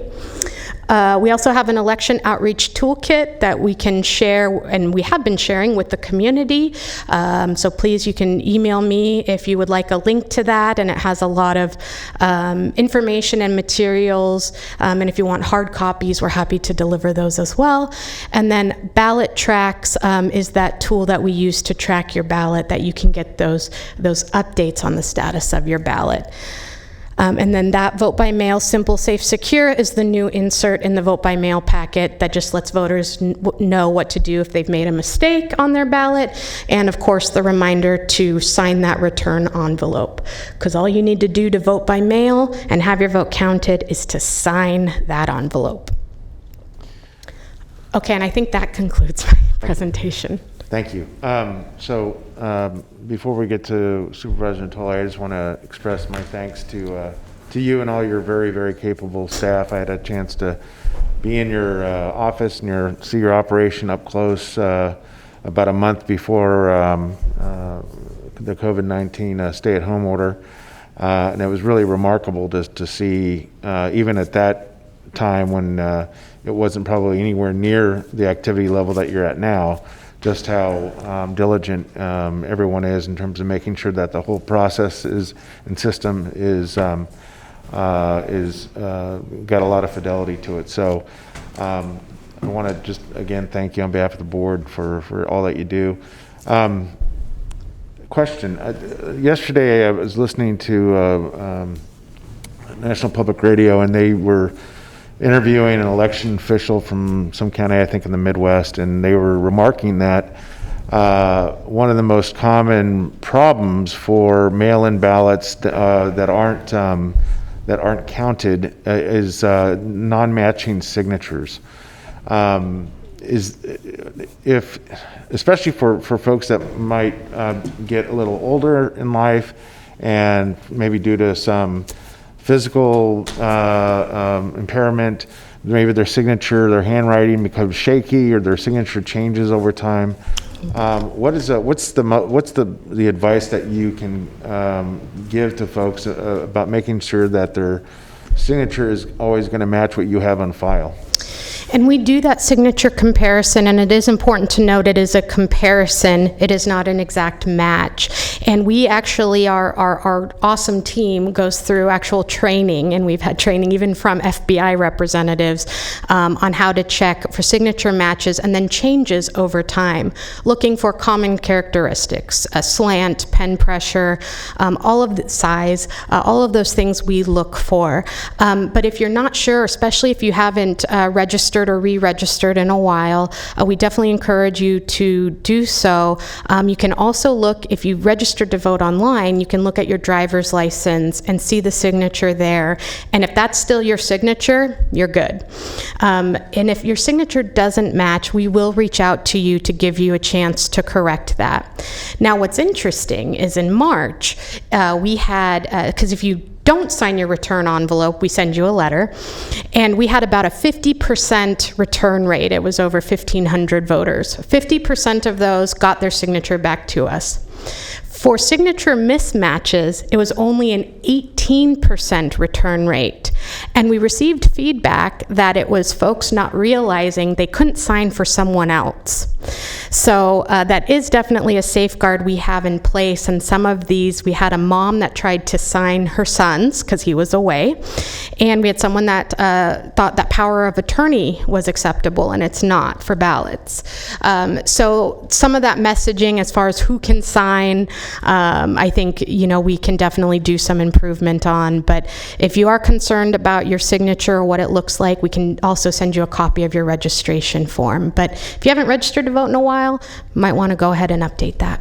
The Ballot Tracks app that you mentioned, that will notify you, if I heard you correctly, it'll notify you if there's any interruption in the processing of your ballot, correct? Correct, yes. Would that include a non-matching or a non-comparable signature? Correct. Okay, great. Good to know. Thank you. Supervisor Natoli? Just a quick question. So this time around, you've added, I don't think, 7 or 8 more vote centers. Were those a result of, we anticipate heavier turnout, or where you didn't expect such a turnout last time and got it? I'm just curious as to, and I know you had to look for locations, some weren't available that you'd had previously, so Just quickly. Yeah, it's the anticipated turnout, and that's also why we increased our ballot drop boxes from 58 to 70. It's for hopefully to help accommodate that increased turnout. We're processing about 5,000 records over the weekend. We're getting about 1,000 new voter registrations a day. So we would not be surprised if we hit over 900,000 voters by the time November 3rd comes. What are you at today? I know last week when you had the data, I reported almost 860,000, so it sounds like you've added... 866,000 now, over, yeah, last I checked. Wow. Thanks. Supervisor Frost? Courtney, will the ballot tracks tell you if you voted and then someone else sent in another ballot with a discriminating signature? Will it tell you if there was a duplicate ballot, or does it just tell you if there's a delay in your voting?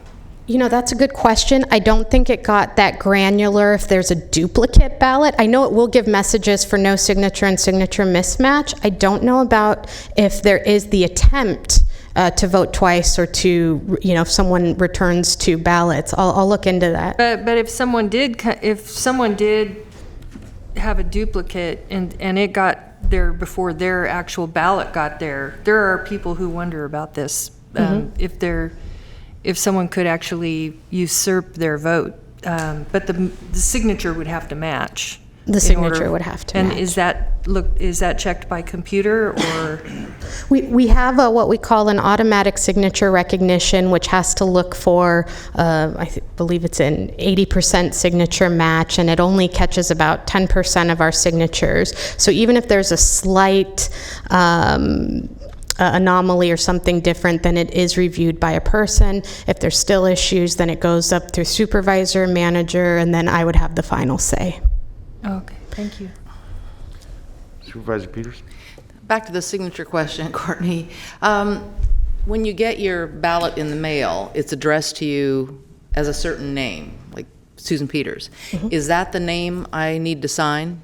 No. So if you wanted to do S. Peters or Sue Peters, we would just look for those common characteristics. It does not have to sign exactly as your name is spelled. What am I supposed to sign?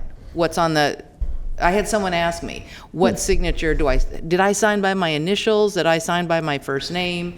And I said, well, I'd look at your ballot that comes in the mail, because I didn't know. I think that's a good rule of thumb to say however it's addressed to you is probably most likely how you signed. Okay. And again, if it's not exact, we just look for those commonalities. But so if you miss the middle initial or the senior or whatever it is. But it's best to check your license, right? License, yeah, I was going to say that, Courtney. Check your driver's license. Yeah, check the driver's license, right. Signature on it. Okay.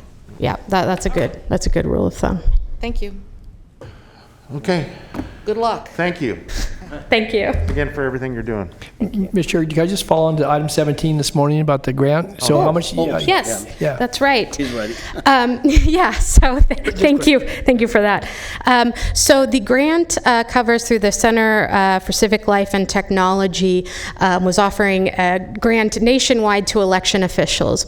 And the great thing about this grant is it's very open-ended as far as what we can use it for. Everything from our locations to PPE to the cleaning of our locations, our poll worker recruitment and staffing efforts, even being able to claim reimbursements for the work at the vote centers, and a very general anything regarding the mail-in ballot process, which obviously between the consumables and then the time it takes to process, we're hoping to claim all of that.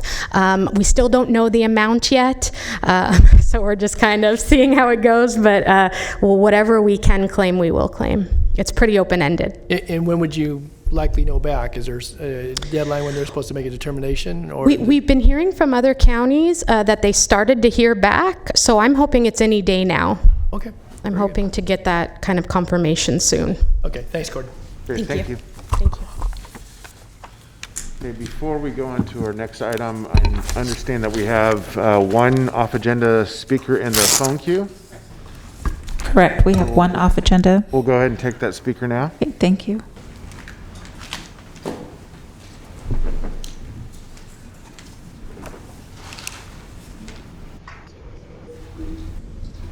Caller, please start with your comments.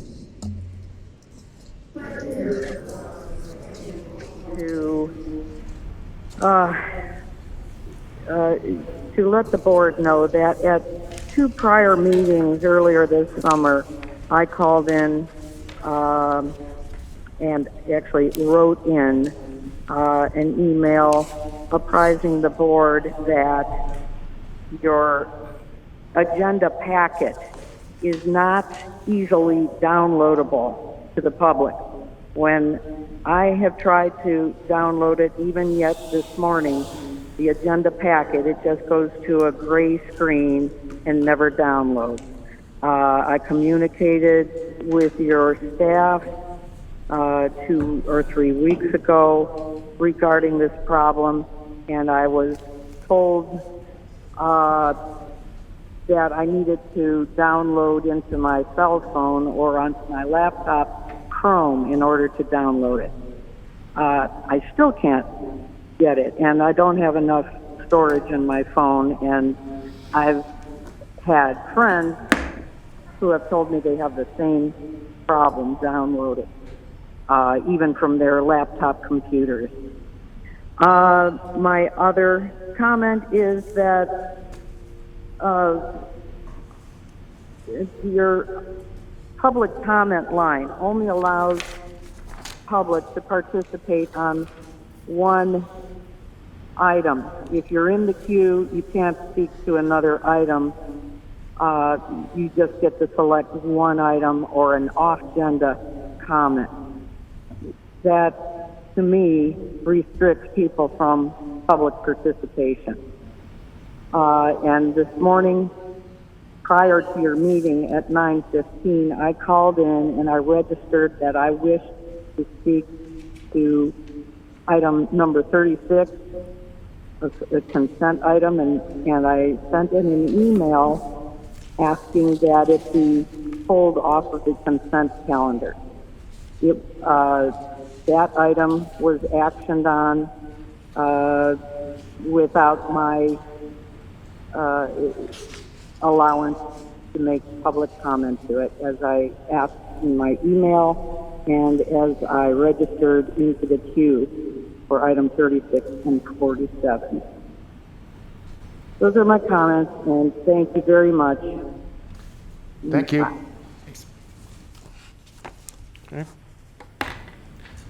And you have no other public comments. Okay, thank you. All right. Next item, please. Okay. Item 43 is the presentation to the Board of Supervisors on the 2021 through 2029 housing element.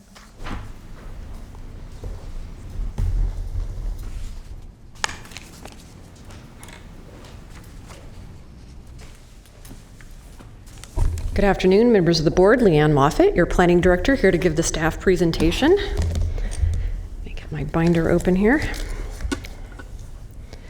Pleased to be here to have a dialogue with the board on the housing element. I know how important housing topics and affordable housing is to this entire board and each board member individually.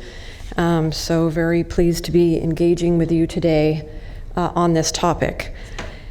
Certainly the county has a commitment to ensuring that all citizens of Sacramento County have a safe place or have a place to live, which is one of the key intents of the housing element. And the objective today is to engage in a dialogue with the board members, particularly about the housing element overall, but particularly regarding a number of new programs that staff is contemplating putting in the element as a result of public outreach, and we want to get your feedback on those programs. I want to recognize the planning staff who are working on this effort, including Leanne Mueller and Kate Rose, who are here today. And we also have representatives of Housing and Redevelopment Agency, including Tyrone Roderick Williams and Susan Veazey. They're key partners in the development of the housing element. And we have ongoing assistance from a variety of county partners, including but not limited to Cindy Kavanaugh with Homeless Initiatives, Ann Edwards and her staff in Human Assistance, the Public Works Agency staff, and variety of other county departments and agencies. Also, before I get started, I wanted to note that we've been in front of the board several times recently with a number of grants that are allowing us to make progress on some of these important housing topics. They are not the focus of my presentation today, but just to briefly recap, we've been in front of you with an SB2 Year 1 grant that is allowing us to look at some processing changes around incentives and streamlining. We just received that money a bit ago, so we're just underway with some of those efforts. We were in front of you with the SB2 Years 2 through 6, also known as the PLHA grant. We don't have those dollars yet, but your board directed how those funds will be spent to facilitate the actual production of housing, such as senior rental housing, home buyer assistance programs, a PLHA trust fund to add to the other trust funds to prompt the construction of affordable housing, and required funding to the cities of Folsom, Ileton, and Galt. We've also been in front of you with a LEAP grant that has 6 sub-items, including working on our housing trust fund. That is one activity that we are up and running on. We have a consultant working on the nexus study for the housing trust fund. That's the fee on non-residential development. So our work is well underway on that program. And we're making good progress and hope to be back in front of the board with a dialogue on that, an update to that housing trust fund in the not too distant future. The LEAP grant will also help fund other activities, including accessory dwelling unit construction plans, and will be any needed changes to our zoning ordinance around accessory dwelling units, zoning code amendments for supportive housing. It will also fund some preparation of the housing element, and then a future infill program that staff will tackle after adoption of the housing element. And then on October 20th, we have another REAP grant in front of the board that again will be to offset costs of the housing element. So that's some background activity that your board has already seen and is ongoing that I wanted to report on. So moving on to the overview slide, what is a housing element? Again, that is a required element of the general plan. This housing element period will cover 2021 to 2029. And it is the only element that requires to be certified by the state, in this case, State Housing and Community Development Department. And it requires annual reporting. I know the board is well aware that planning staff come before you typically every March with an annual report on the general plan overall and a focused report on the housing element, also known colloquially as the APR, that we have to turn in to the state showing progress. I'm in this presentation going to briefly go over the housing element chapters. I'm going to touch upon housing affordability in the region and where we are on that. I'm going to talk about the regional housing needs allocation. I'm going to talk about the process timeline, and then I'm going to focus on the draft programs, which is the key intent of the presentation today. So briefly, this slide shows the 9 chapters of the housing element. They are in various states of being drafted by staff right now. There's a lot of technical information in many of these chapters, and many of the background is prescribed by state law or housing and community development requirements. The most discretionary component of the element is the chapter with the programs in it, which is why we want to have an initial dialogue with your board today on that component before we wrap up our internal preliminary draft. The next couple slides focus on where we are in the unincorporated county and in the county as a whole with regard to housing affordability. This slide shows the various income categories focused on extremely low income, very low income, and moderate. There's also an above moderate, but we haven't focused on that in this slide. It shows the income estimate for a family of 4 by each of those categories, and then it compares that with the affordable monthly rent, and it shows the median rent in the county inclusive of the cities. Again, this is for a family of 4. And then it shows the affordable purchase price and the median home sales price in the region. And then I have a couple of follow-up slides to graphically show the gap in affordability levels. So for a family of 4, for a sales price, there is a very significant gap at the extremely low income level, a gap of over $255,000.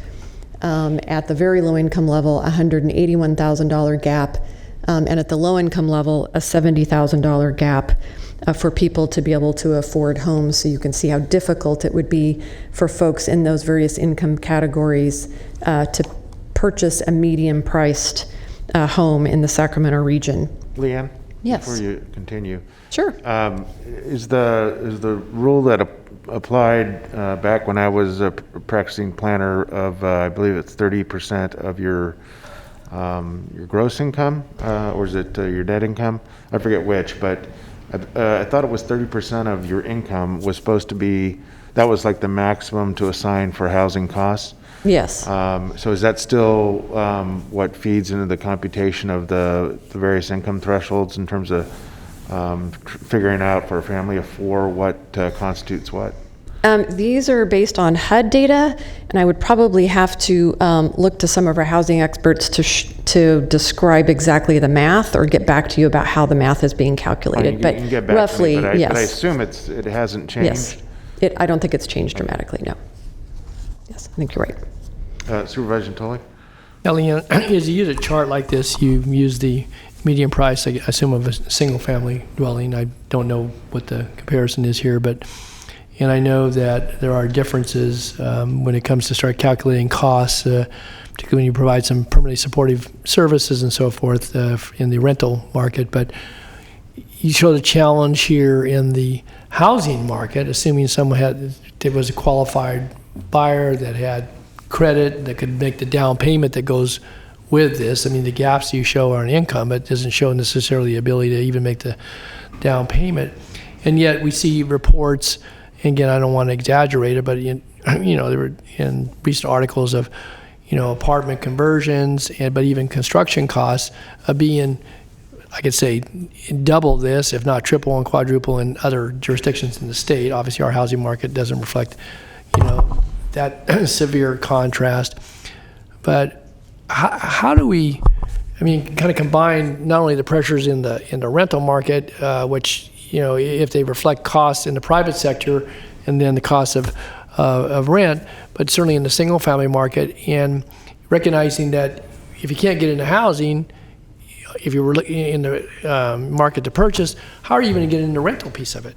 If you're looking at some of these costs, and then you look at the deep subsidies, and some of your other charts are going to show some of the gaps. It seems to me like we're not just in a quandary, but in this circle of folks who, one, are seeking housing that may have some income, but are not going to make it on this chart.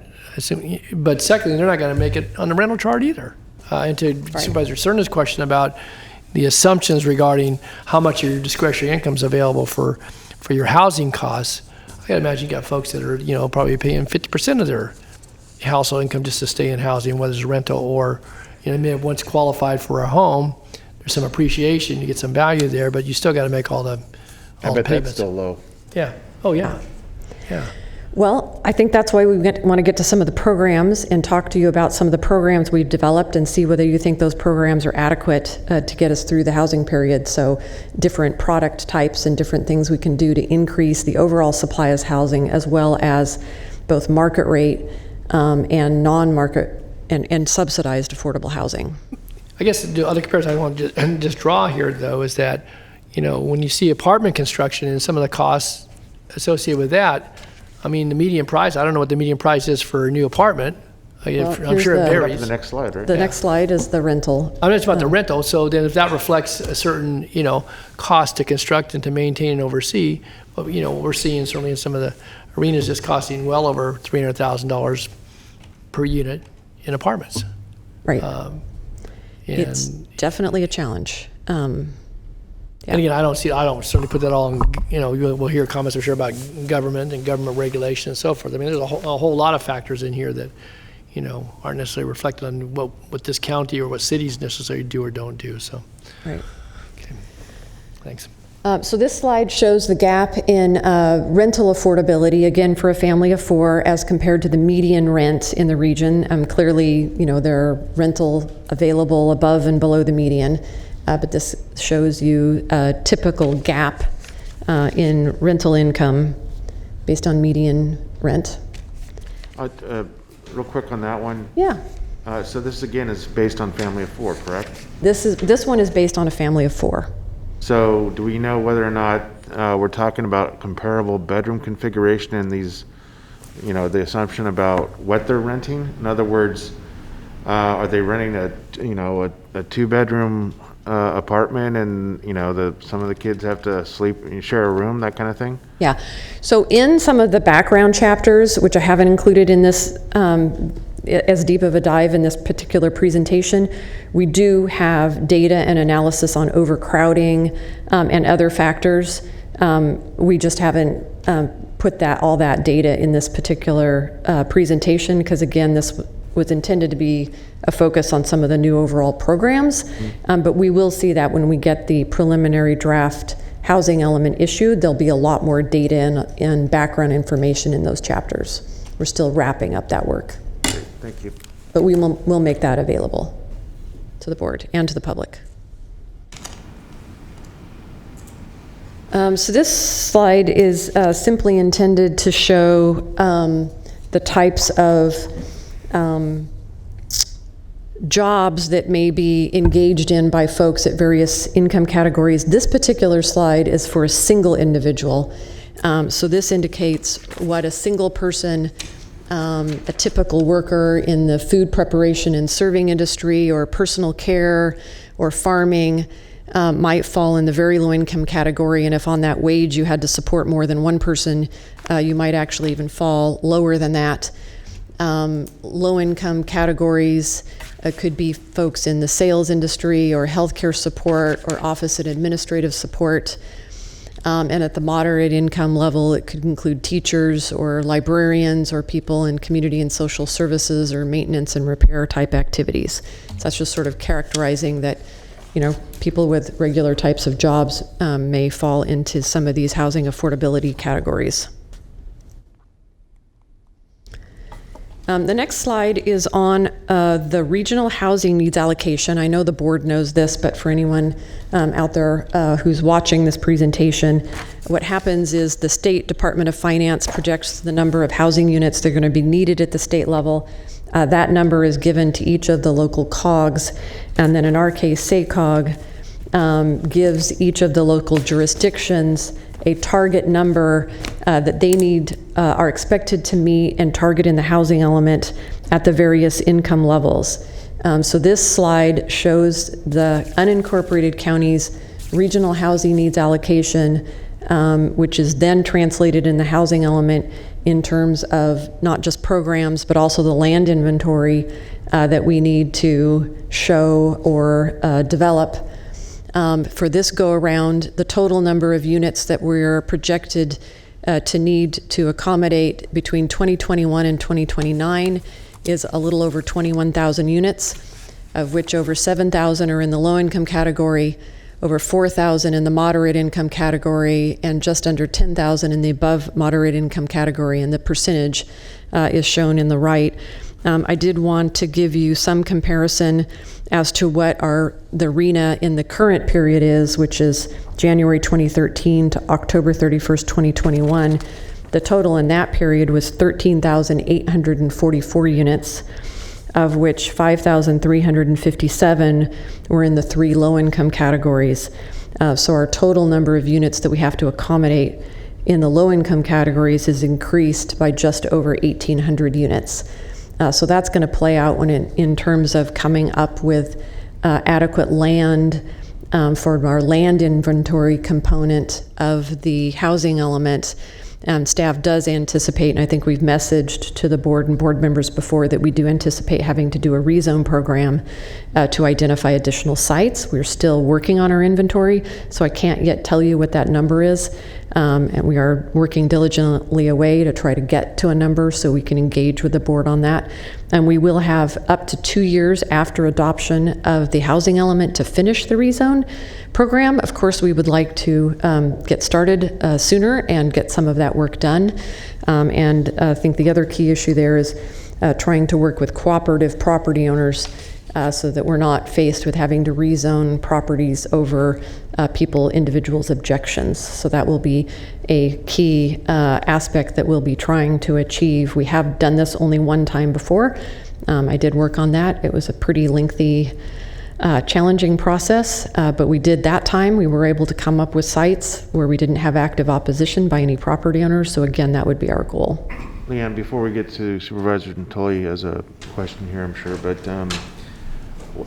it would be helpful on a chart like this to understand what your net densities you're using, what the assumptions are about net density, so that we can have an idea in mind of when you say we need almost 2,700 low-income units. Is that based on already 20? Is that based on something lower density? That would be useful information, at least for the supervisor, especially when we get into a more detailed discussion about what it means in terms of prospective, rezoning exercises and what we need to start thinking about in terms of, pushing the envelope on our densities to hit these targets. Supervisor Natoli? Yeah, thank you, Mr. Chair. What's really revealing to me on this chart, and I think that makes the mountain so much harder to climb, is that when you're looking at the VLI and ELI categories and the charts you've shown previously relative to the distance between people's income and their ability to pay, both in the, if there was interest in purchasing, but certainly even in the rental market. And because I think it boils down to, you can have land available, which becomes a piece of the equation, but those require deep subsidies, particularly the ELI, and they require ongoing subsidies. And in order to construct, you can have, there are a myriad of programs for people to apply for, and tax credits, and and certainly fee waivers and so forth. But when you look at the subsidy or the making up the difference in those categories, and now you're talking about 4,500 units or close to it in that category alone, or those two categories combined. And there are some differences, but not much as it relates to the income portion of it. I don't know, Leanne. I mean, it's strategies in a housing element, and this is not just for you, but I think it certainly goes to work that this, county has looked at over the years. And if that's where, you got other areas where you need to, try to meet the need. But those where the income is so restricted and will be ongoing, because once you, dedicate an ELI unit, that's what you've done. I don't say in perpetuity, but certainly for a long, long time. How do we even make an inroad? When I know you're going to get to it, or at least I saw it in the staff report, the numbers have been built since the last update, which aren't very much, maybe 100 or 150 in those categories.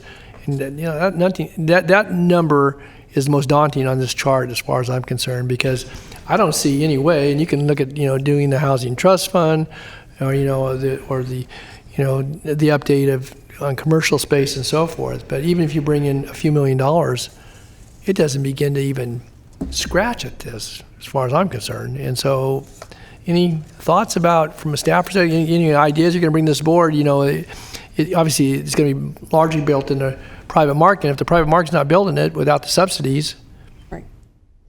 How do you get there? It is a absolutely daunting challenge. I am not going to try to dissuade you from that comment.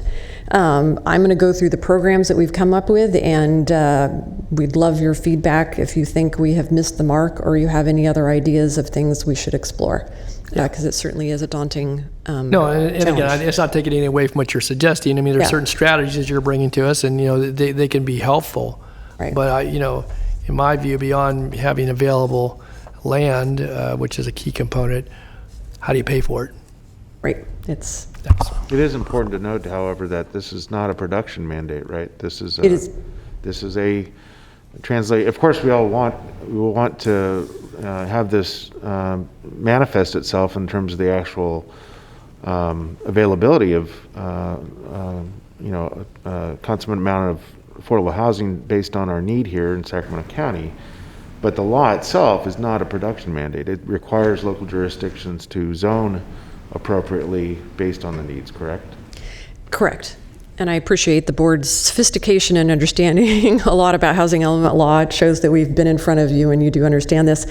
It is not a production mandate, although the state law is more and more wanting to see each time you analyze your housing element whether you are doing an adequate job, and then they want you to come up with new programs if you are not. So it's not a production mandate, but they do analyze how we're doing. And you asked about the densities. Basically, we are doing almost a site-by-site analysis of each of the available properties, and so the densities do vary. Your board may be aware that we are in a region that typically now requires in state law us to look closer to 30 units to the acre. A lot of our zoning is closer to 20, so one of our programs and efforts will be trying to look at getting more density out of our current sites as well as future sites. So when we come back in with the actual inventory, we will have a list by parcel showing the number of units and the density that we are assuming on a parcel by parcel basis. So it does get kind of difficult to do this math on an aggregate basis because it can be it's very parcel specific. Right, but I mean, at some point you have to work with law of averages and then kind of get down into the weeds. So we're probably looking at least 25 units per acre and maybe closer to 30. Will we also, in addition to zoning, will we also be looking at things like maybe more precise parking ratios that gives us, more flexibility on any given parcel based on, let's say, proximity to public transit, making some assumptions about the true need for parking that would otherwise take, acreage out of your net calculation that could actually be used to achieve a higher density and therefore perhaps get to a product that is more capable of deep targeting. Yeah, we can, and we don't want to overdo it though in terms of then you have to make findings against the assumptions that you put in the housing element. So there's a fine line between wanting to look too optimistic when you're preparing the housing element and then subsequently when development comes in, having to make findings against the assumptions you made in the housing element. I assume OPR still gives us some current guidance on those types of questions in terms of what we can assume or consider in terms of the palette of opportunities in addition to zoning that we can use to kind of maximize the efficiency of parcels, right? Yeah, we can look at that as well as our own recent history, including projects that we have recently approved near transit, where those projects have asked for various waivers, like through our HIP program or density bonus programs, because the state wants to see what you're actually building at. Mm-hmm. So some of those recent examples we can use to justify higher densities in certain locations. Yes. So the next slide is just an overview of the timeline of this overall project. We did lose a couple months on the back end. The end date of certification of May of 2021, we were supposed to have several months longer, but that changed for a variety of reasons. So we did public outreach in the spring of 2020.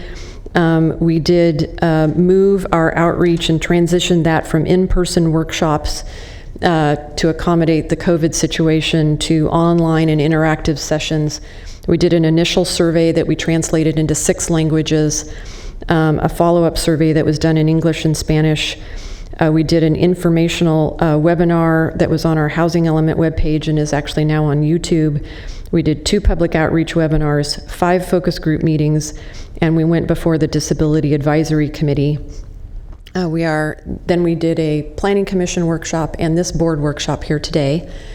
We are going back out for a phase 2 outreach plan with 2 public webinars, 2 focus group meetings. We're going to do a round over a 3-month period at all 14 community planning advisory councils, and we are open to attending other meetings. For example, we just scheduled something with Legal Services of Northern California, so if there's other groups like that who want us to come out and speak to them, we will be available for that.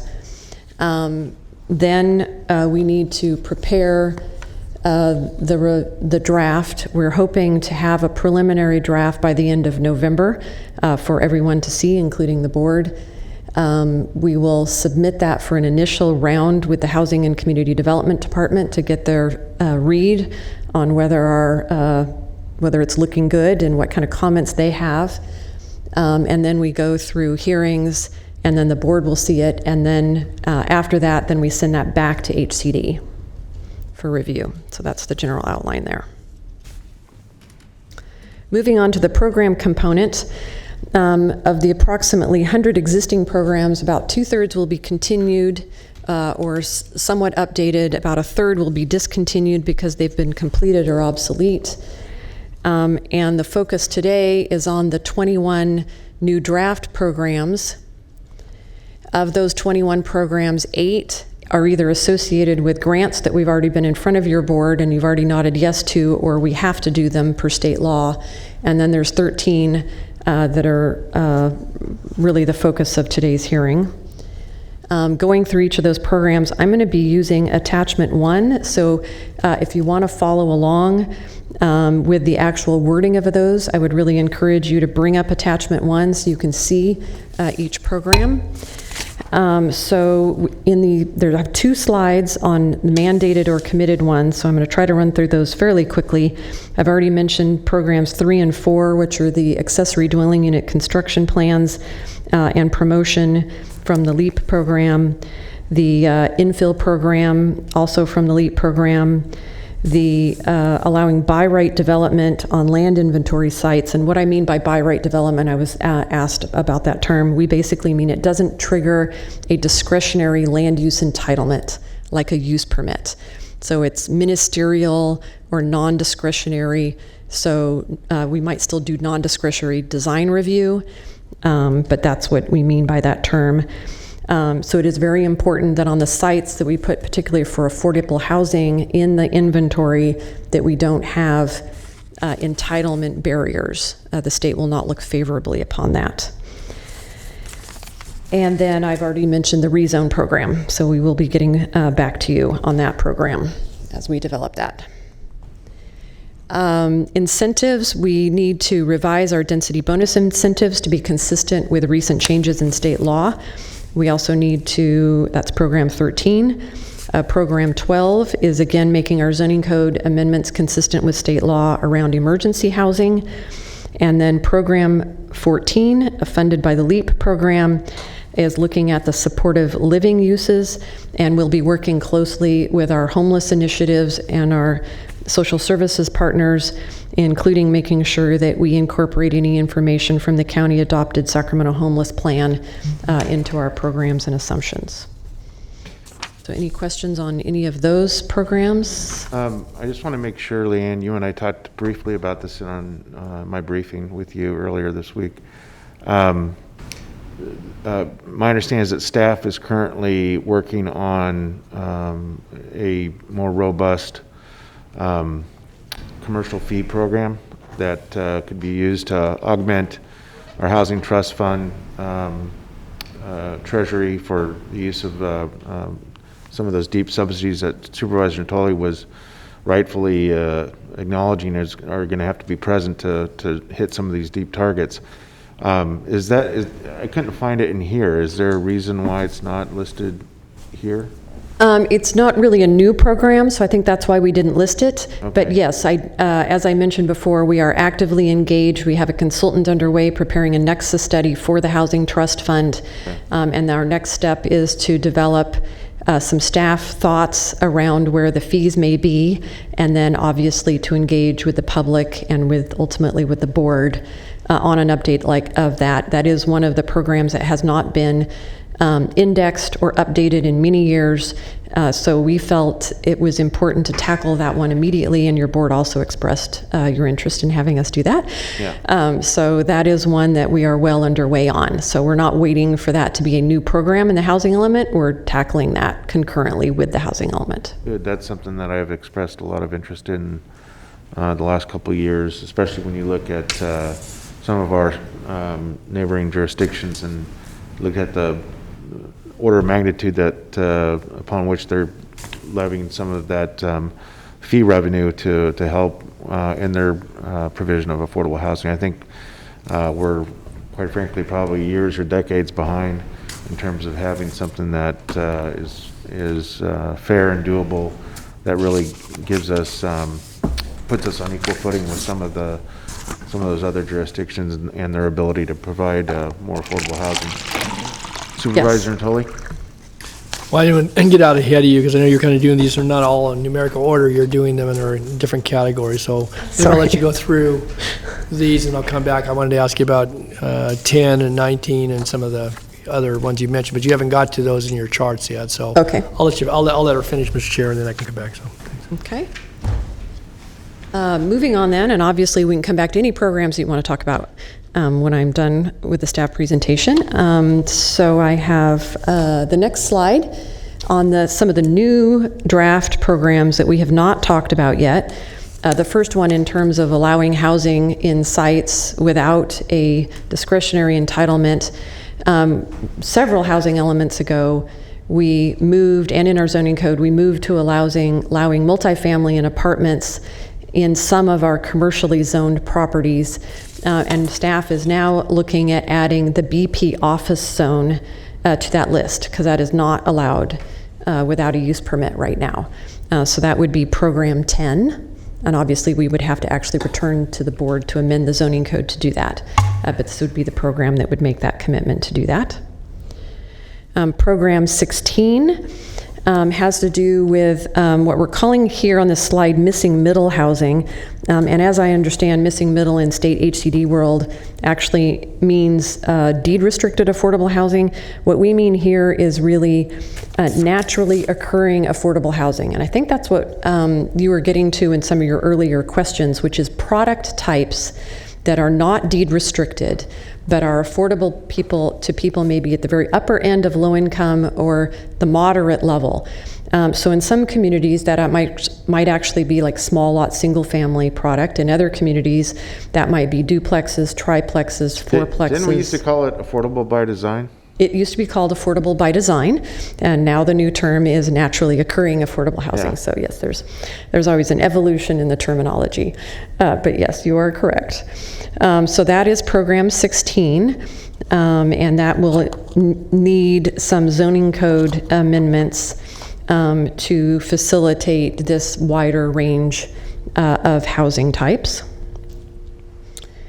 And then program 7 is fee waivers and deferrals. So we do have some fee waiver and deferral programs, and we would be working with our infrastructure finance section to see if we can return to the board with any revisions or new programs to increase various fee waivers and deferrals, particularly for affordable housing. Program 9 has to do with the fact that, again, we've been relying on allowing apartments in our commercial zones with limited to moderate success, seeing a lot of that actually happening.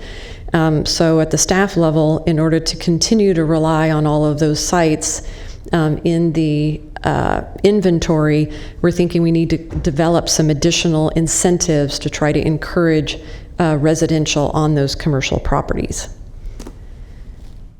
Program 20, relatively small program, but in a few limited cases throughout the county, we have a number of sites, properties that are individual parcels that collectively may be zoned for apartments. And so we would like to offer some waivers or deferrals to consolidate those to facilitate the production of an affordable housing project or apartment project on those multiple individual properties.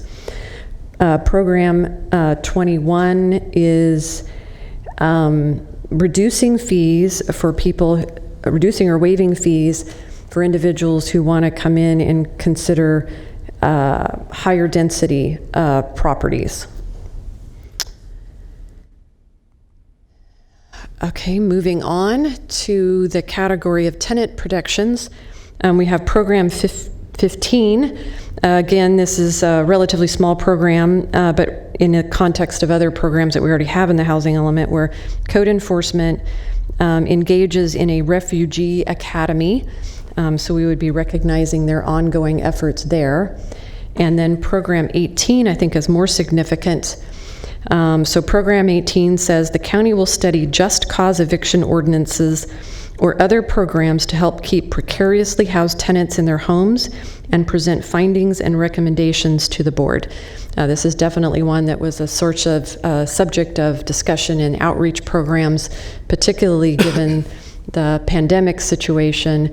It is a rapidly evolving subject topic with the state engaging a lot. So this would be really looking at where the state ends up and does the county want to do something different or more. Obviously, we also need to recognize that we have, smaller property owners, who may have one rental or something. So, there has to be kind of a balance between small folks versus corporate rentals and the tenants themselves. So there'd be a fair amount of work to be done here. So I wanted to particularly point this one out and see if there's any board reaction there. Next, we have Program 2. Staff and the individuals expend a lot of energy on the owner-builder exemption in our affordable housing ordinance. And so we'd like to tweak that maybe and see if there's an easier and simpler way of doing that. Program 11 is universal design. So this really has to do with trying to increase the number of accessible units created in the market and to ensure that there are more adaptable, and there is an overlap with this in terms of affordable housing, because you do find individuals at the lower income categories sometimes do need accessible and adaptable homes. So this would be seeking to expand the promotion of universal design to create more accessible units. Program 17 is having staff do another round of affordable housing education and outreach, which we haven't done for some time. This would be, for example, going to our community planning advisory councils and other appropriate venues and groups to educate folks on that. Program 19 is recognizing that our current zoning code really has these old mobile home park zone, and it really doesn't recognize the new trend of tiny homes and some of the newer housing product types. So it would be developing zoning code amendments that recognize what's actually happening out there in the world right now. And then the final slide is on program number 1. This has been the subject of much discussion and debate, including at the Planning Commission workshop. So this is the only one where I actually put the specific wording on the slide. We heard a variety of opinions through the outreach process, everywhere from we should go back to doing an inclusionary program to we shouldn't touch the program at all. So we sort of ended up somewhere in the middle, which is why we want the board to make any comments that you have on this. And I will let you generally read the side, but this has us doing an evaluation of the current program to see whether it's really achieving its intended 10%. The Planning Commission had talked about the second sentence, which is looking at the economic feasibility, particularly if we're looking at an inclusionary program or inclusionary component, and then based on the outcome of those, returning to the board to see whether you want to make any changes to the affordable housing ordinance. And that concludes the staff presentation. All right, thank you. Supervisor Frost. Thank you, Chair Cerna. I have a couple questions relating to a couple of items.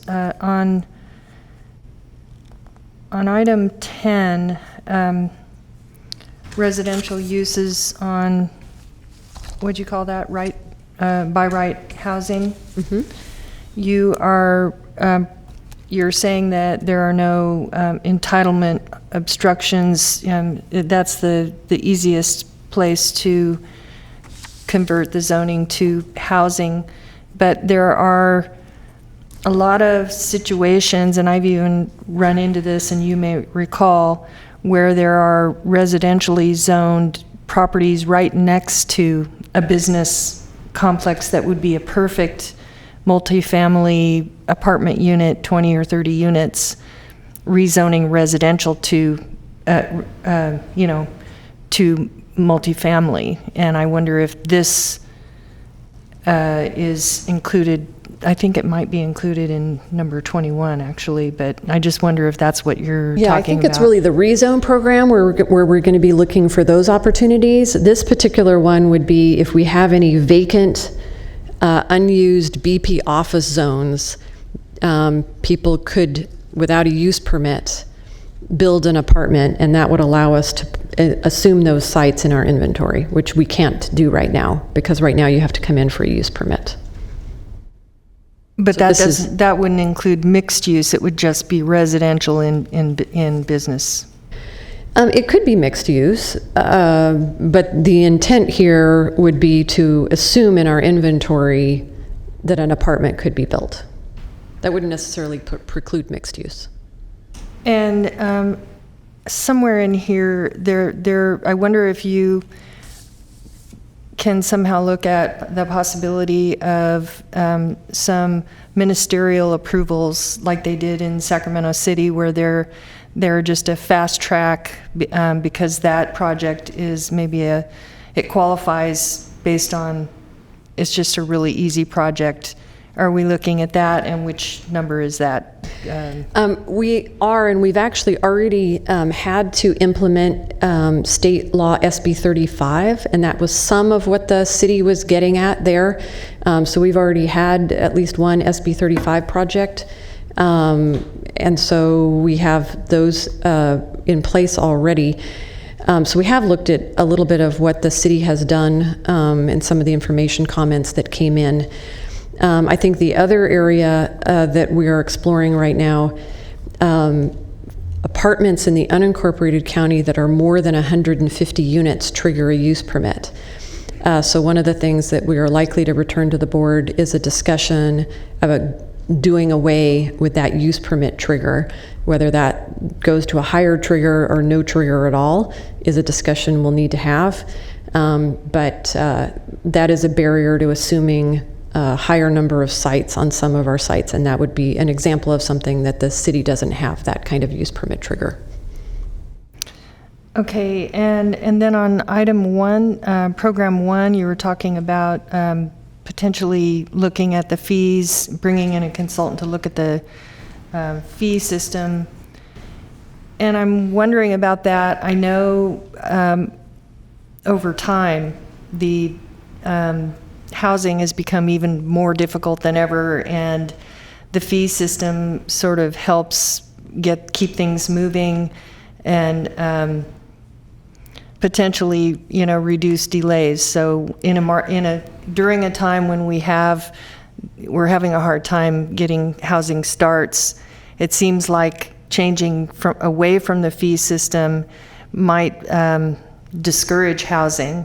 And so I hate to see us look at ways that we can change that fee system during a time when housing is already so stressed. So I don't know how my colleagues feel, but I think I'm not sure I'm excited about that one, and I don't think that would bode well in helping promote housing starts. And I also wanted to lastly bring up Program 18, Just Cause Evictions. In my opinion, the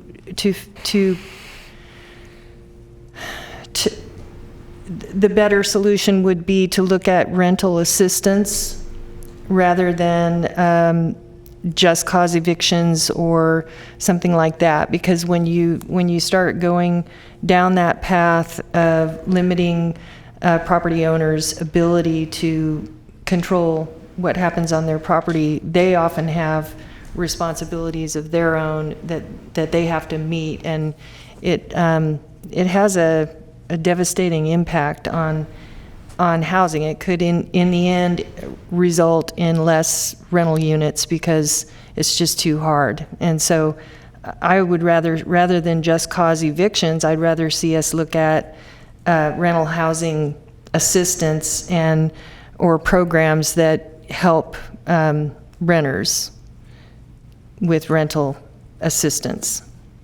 So those are my main comments. Supervisor Tully? Thank you, Mr. Chair.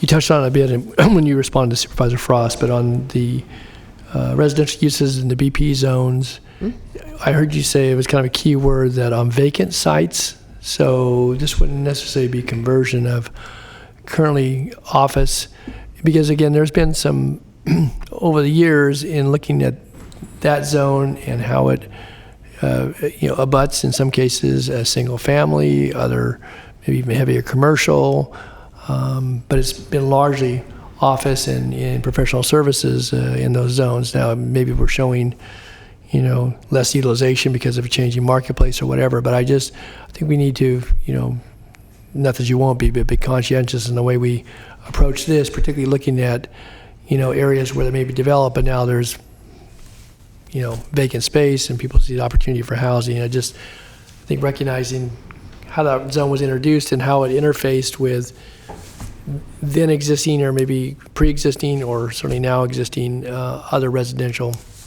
interfaces there with where uses were allowed, with sometimes backyard fences that were wood and not of a different construct. I just think we need to be cognizant, and you're well familiar, Leanne. You've done a lot of work over the years in respect to this. So I do think that staff was interested probably in also exploring conversions, so it's good to hear that comment. Clearly, we haven't developed this code amendment yet, and the language as written in the program is somewhat flexible. It's not committing the board one way or another, whether you mean vacant or developed sites.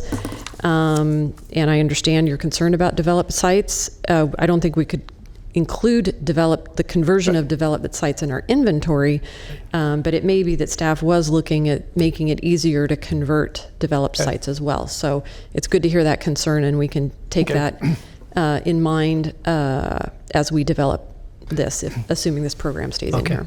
I would just note, and again, it was mentioned earlier, but in your response that we currently have the cap on the by right versus the use permit, and there was quite a bit of discussion a few years ago, and even in the years before that, as related to where you would draw the line on that, as it related to projects that would require a use permit or some additional level of review.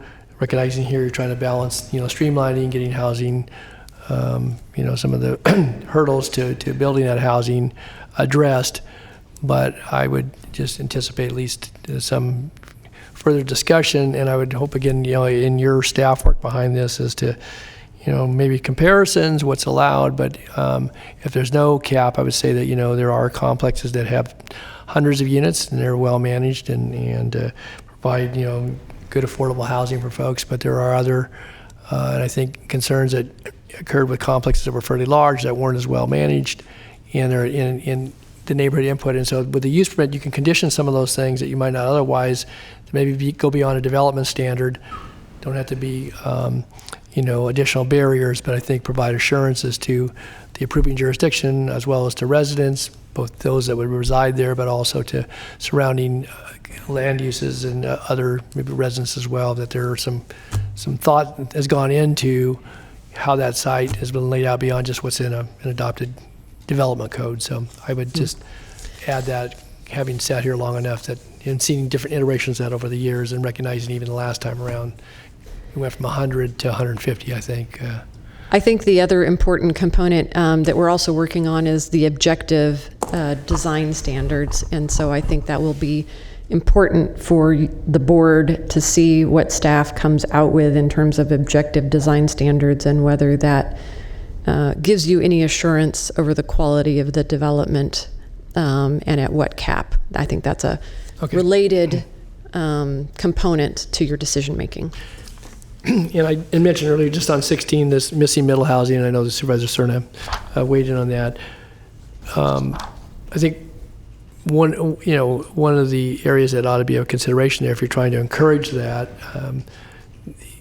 And again, it's not necessarily discouraged in it currently. I mean, maybe in zoning districts, so maybe this would be, you're talking about introducing a duplex into a commercial setting. I don't know, some of those odd interfaces. We have an example in Rosemont where you basically have the back of the shopping center, it open, faces an alleyway right to the apartments. And we had seen some projects that had those interfaces, but they were largely multiple family, and there aren't too many in number, I don't think. But I guess I would find this interesting to see how you come back to actually encourage this, because I don't know that we discourage it right now, and I think that what you might build in to actually incentivize this, I guess I'd be curious. Lastly, I would just mention on the tiny houses, in our briefing yesterday I raised this, that I think that done in a manner that provides, not unlike, and I drew out the comparisons to mobile home parks a generation or two ago, and many of those continue to provide affordable housing, but where you actually do a kind of a master plan site of some sort that has the provision of certainly of the utility services, but any landscaping, parking, any other amenities might be built in, and then makes provisions for that. But I think it could certainly be streamlined, and we actually have, as I've noted many times, that there, some of the parks in the Delta actually allow for tiny house communities, and we've had some folks who have actually marketed in that fashion because of the the way they're set up down there, and I think they're finding some measure of success in doing that.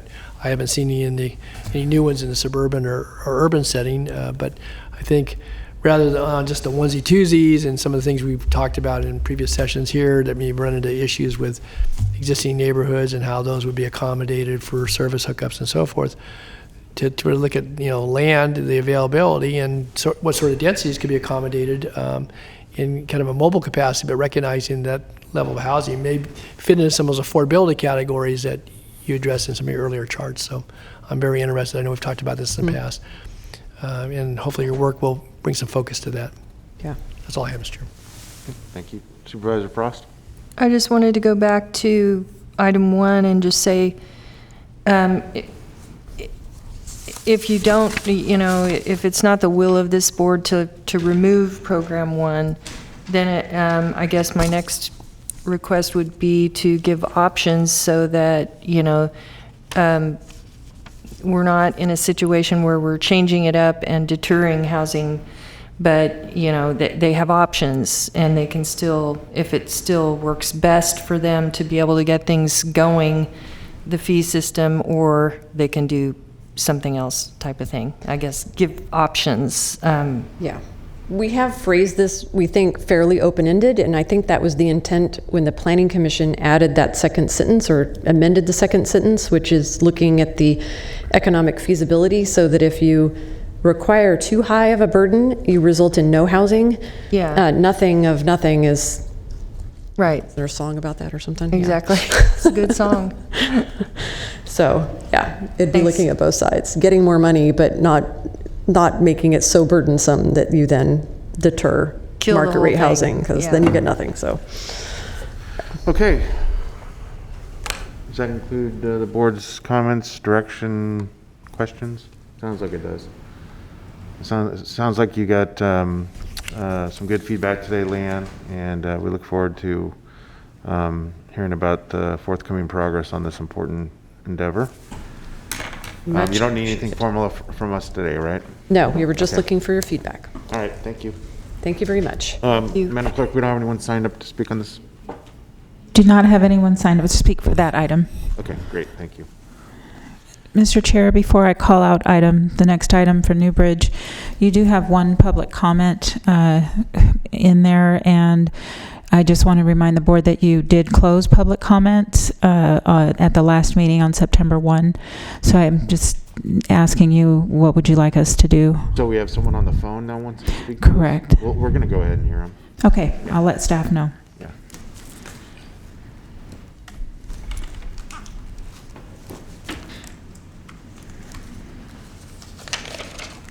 You're waiting for me, huh?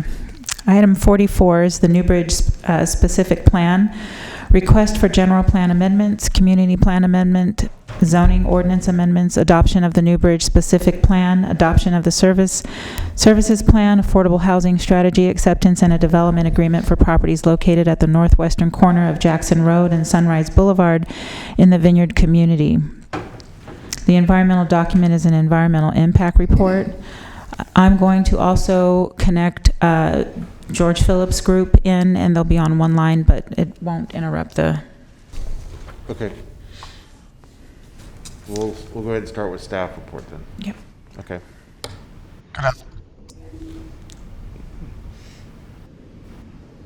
Mr. Phillips, you're now on the line.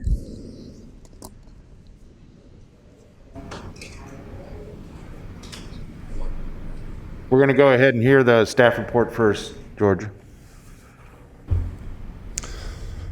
Good afternoon, members of the board. Todd Smith, Principal Planner in the Long Range Master Plan section.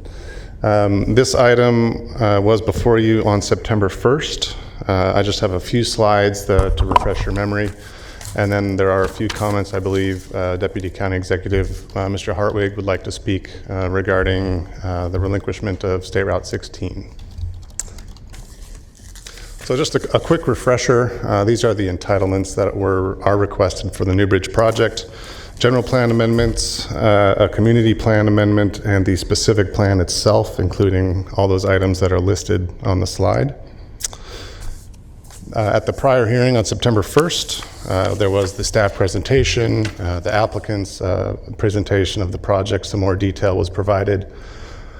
We did receive public testimony and several written comments. The board did close public comment, and staff did request that this item be continued to today to allow us to review those late comments in more detail. We have done so and have had, excuse me, taken a few actions that I'll show you on the next slide. Again, I want to reiterate, relinquishment was one of the major topics of discussion at that prior hearing, and Mr. Hart will be speaking to that in just a moment. So since the prior hearing, staff has looked at all those comment letters that came in very late. We did prepare a revised final EIR that's included in your package. It includes those edits to the mitigation measures that are listed here, and just for clarity, those mitigation measures were identified in the memo that we presented to the board on September 1st. Those reflect roughly about 5 pages in the climate change chapter of the EIR and a couple of pages in the air quality chapter of the EIR. Those have a ripple effect into the CEQA findings of fact, statement of overriding considerations, and into the conditions of approval. So all of those documents have been revised to be consistent with that memo from September 1st. Further detail on some of the other unrelated issues to the EIR is provided in the staff report. And this slide, again, is just the recommended actions for the New Bridge project today. I do want to remind the board that this is a general plan round. So this item, I'm asking that the board delay the vote until the conclusion of the following item, number 45. And that concludes my very short presentation. If you have no questions of me, I'll turn it over to Mr. Hartwig. Supervisor Tolley. Thank you, Todd. I just wanted to follow on to the environmental document. In the final, there were some changes in certainly in Chapter 16, a lot of text and certainly study and work went into that traffic and circulation component. But I wanted to ask you about just in this kind of relates to some of the commentary about impacts on Highway 16. We're going to have some discussion about that. But on page 16-232, there's a condition that calls out for that this development, New Bridge, and I trust it would probably be applicable to others, and I don't know whether this was applicable to Mather South, but it talks about paying a fair share toward the future conversion of HOV lanes to toll lanes or a reversible lane along Highway US 50 from I-5 to Watt Avenue. Has that appeared in the environmental documents before? And yes. So I can briefly answer the question. That mitigation specifically was defined through coordination with Caltrans. When staff and the DKS, the traffic consultant, prepared the traffic study, there was a much more lengthy list of transportation for Highway 50.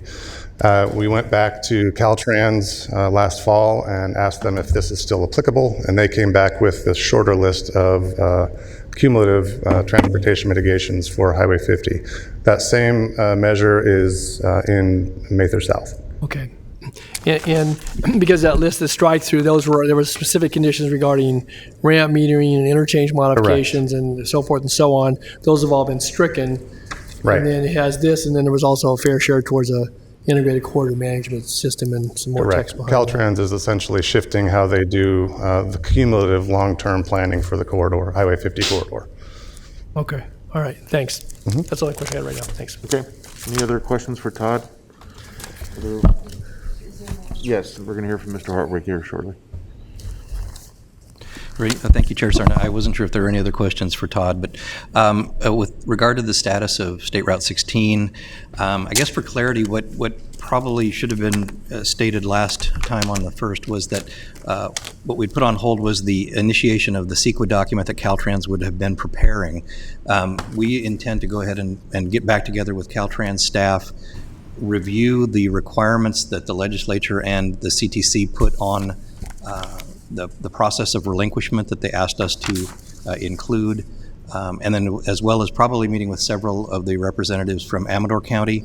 And then we do talk about it in our monthly executive team meetings with the master plan applicants, but we are looking at having a special meeting with them because there are several different applicant teams that are involved, and we want to have them all hear the same thing. So we're looking at, over the next couple of months, trying to get these meetings scheduled and included with a report back to the board in approximately 2 months. If that's acceptable to the board, that's what we'd like to do, is get back to you with all of those requirements, with what the timeline would be for pursuing the CEQA document and the relinquishment, and then giving you feedback on what impacts the conditions that were placed on this might have. Okay. Supervisor Frost? Steve, I want to ask you on the relinquishment. So as my understanding, this is before my time, that this is something that came to the board in 2015, and they voted to relinquish, to move forward to relinquish, and then it went to the state legislature, and it was controversial, but the state released it and allowed the relinquishment, and now we're in a position of negotiating how that's going to be relinquished with Caltrans, and there are other people in that conversation. And without going into the whole thing, there's some question as to if that Highway 16 if we intend to relinquish it. And so my impression is that the board has already voted on that, and so there is no question as to the relinquishment. It's going to be relinquished. It's a matter of how are we going to negotiate how that goes down, and there are certain specific costs that Caltrans will pay for. That's my understanding. And I'm interested in you responding to whether or not you agree, if that's your understanding. Like you, I've come back to the county after this action was taken. My understanding is that the board authorized that we move forward with pursuing the relinquishment process. The legislature did not authorize relinquishment per se, as in they authorized moving forward with discussions to come up with an agreement for relinquishment that would then be acted upon by CTC and the board and the parties involved. So it's not that, the way I understand it, the relinquishment hasn't been finalized. What it has allowed is for discussion about relinquishment to move forward. And again, as I mentioned, there were sort of caveats or conditions that the legislature and the CTC had sort of put in there that we needed to accomplish in order to bring something back that they'd be willing to approve. So that's the part of negotiating where where we are at with that and what would need to be accomplished and what things we would need to satisfy is what we're wanting to get back together with Caltrans and go over that list a little more carefully to determine what we would have to include in any kind of agreement package that we would have for a relinquishment of the state highway. So the question I have as it relates to the EIR and to the relinquishment is, I know everybody was working together on a traffic plan, and it was like there was a lot of frustration 2 or 3 years ago because everyone was held up to work together on a traffic plan around a lot of this. And if for some reason,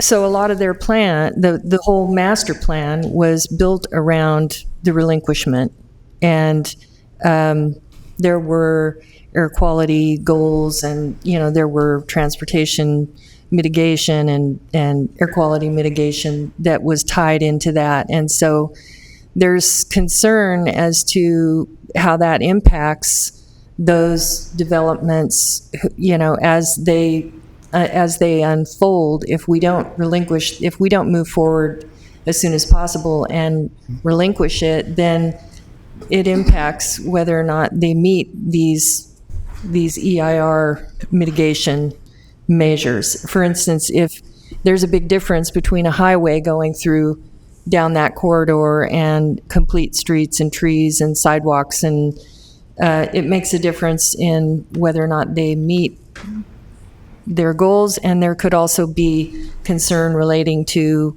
whether or not the relinquishment could even take place at a future time, because the ways things are going at the state, policy could change whether or not it's even possible. And so it seems like time is of the essence in working toward the relinquishment, and we should be doing that. Well, and I guess that's what I'm advocating for, because I think that would be the best outcome for the community, is the relinquishment. That's where we have some things that we need to look into, because we're not convinced that it is the best strategy for the county, or even for the applicants for that matter, because of the conditions and caveats that have been placed on this, that we have to satisfy certain parties in order to come up with an agreement that would be supported to take back to the CTC. So, but the board already voted. Back. I thought the board already voted on it. The board already voted to relinquish Highway 16. That was the intention of the board. We need to go back and continue the conversation with all the different parties and come back and have a discussion with the board to what we're finding in these things. So that's what we're saying. So what you're saying is we're going to revisit something that was already decided by a previous board? No, that's not what I'm saying. That's not what Steve is saying. There's some caveats in that we have to satisfy, that we have to go have those conversations, report back to the board what we found out about it. We're not asking for a revisit, just we got to report back to you on what are the conditions, what's the timeline, how would that work?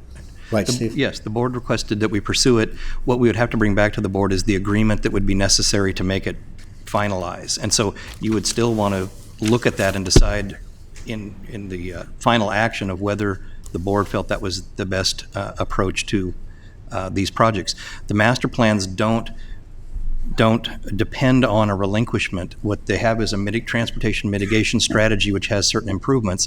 Caltrans has a mandate from the governor on down to comply with the same complete streets requirements that we do on state highways, state routes such as that. And as I mentioned before, relinquishment is the lesser done approach to being able to do local standards within state rights of way through local jurisdictions. Normally it's worked through the normal Caltrans process.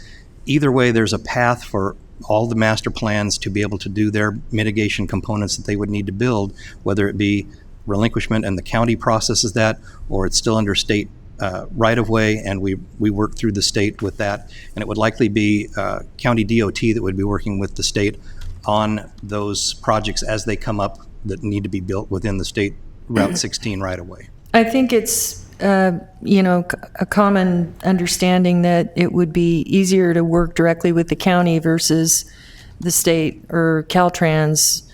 So if we were doing everything we could to promote housing and get housing starts, then we would try to be moving toward relinquishing it and making that process as simple as possible as we work through these And huge that's what projects. That's what we're going to go have that discussion with Caltrans and make sure that we're able to let the board know what conditions might be required as far as an agreement for relinquishment. So can we know this in the next month or so? Is this something that we can come to, some knowledge of, where we're Next at? couple months, that's what we plan on doing, is talking to Caltrans, ACTC, everybody that's a party to this, come back to the board and have that discussion. And is there any,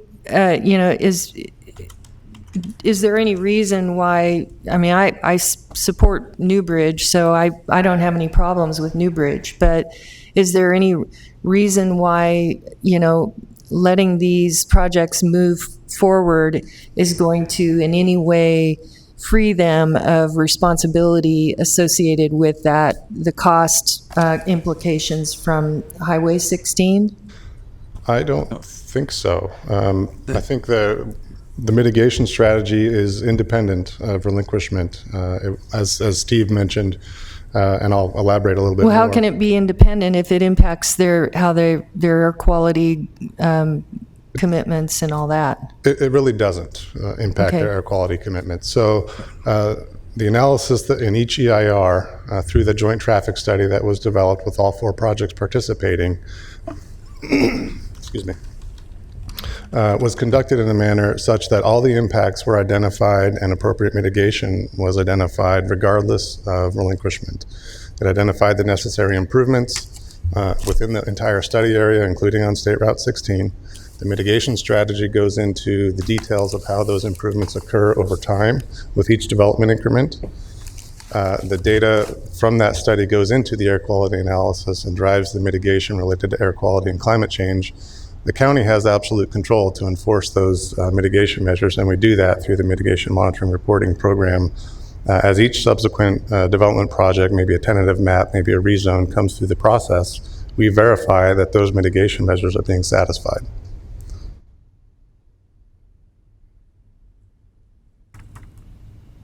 Okay, yield for now. Thank you. Supervisor Tully? Yeah, just to follow on, and I guess I kind of see two segments of this, and I think the last one you just addressed, and that is the transportation management strategy.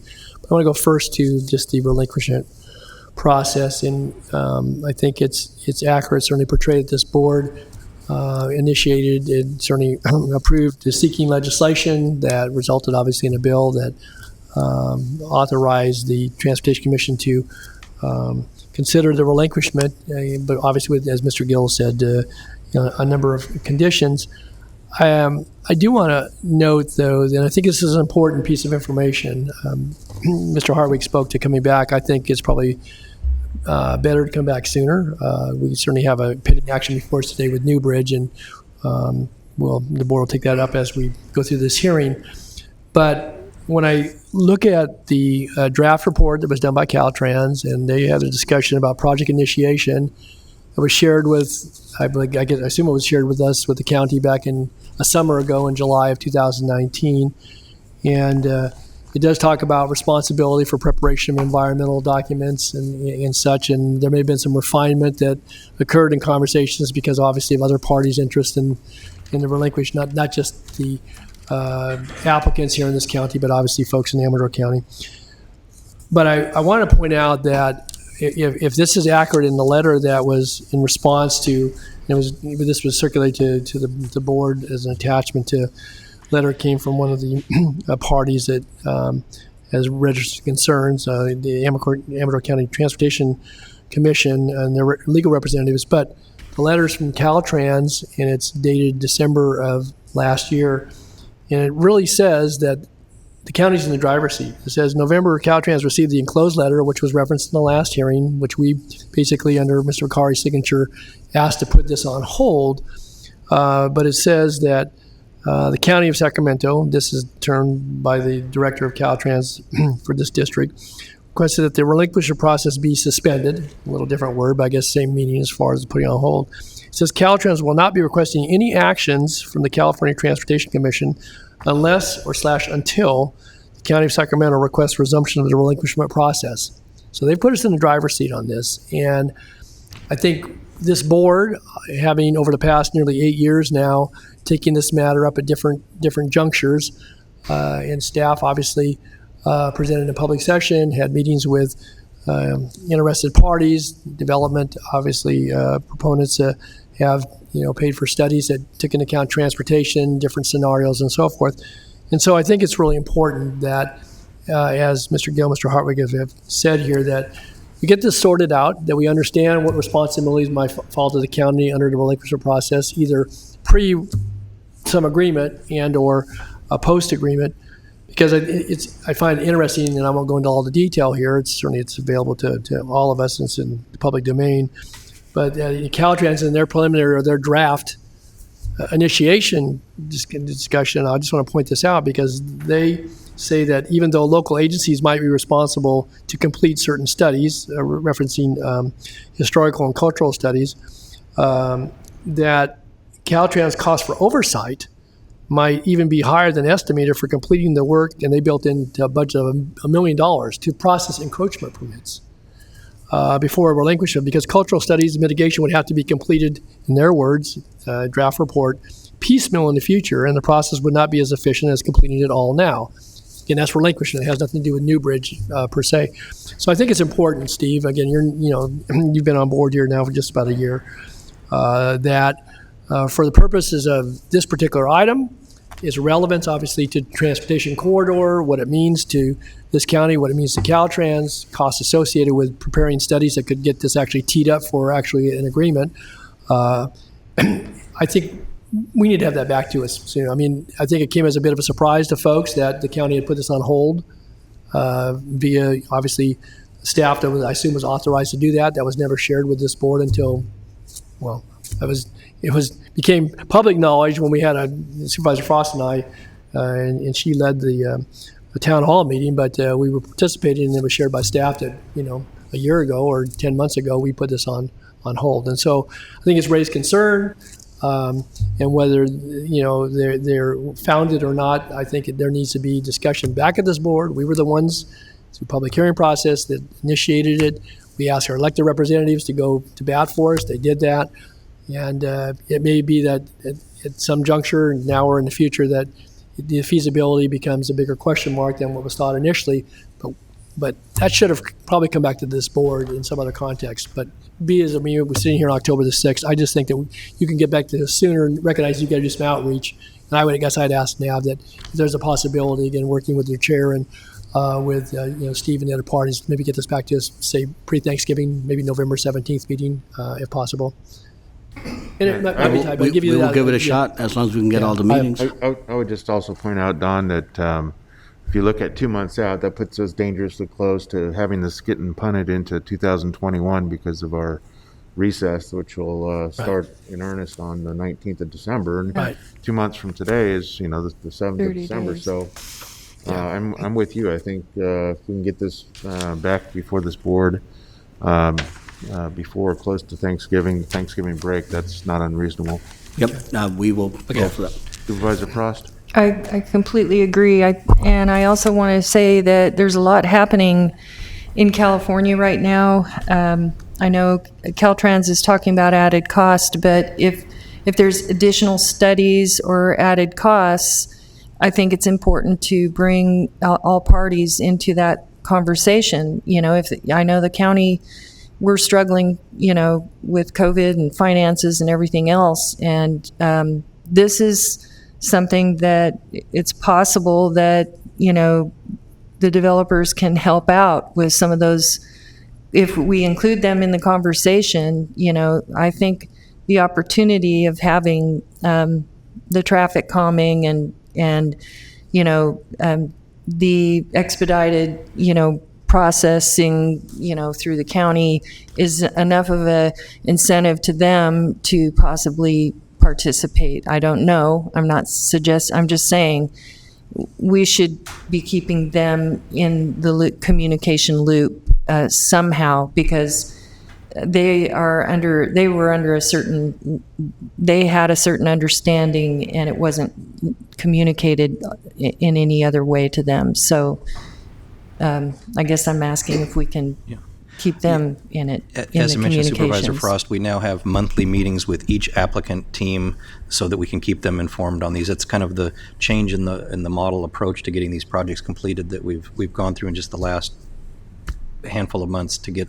kind of a little bit newer model on how we're trying to get these delivered and how we're trying to get the critical path tasks done and solved and then move to the next ones. And so we will keep them informed via those monthly meetings, but also we're going to set up a special one with at least 2 of the applicant teams that have asked for a meeting, and we're going to talk to them at the same time so that everybody hears the same thing.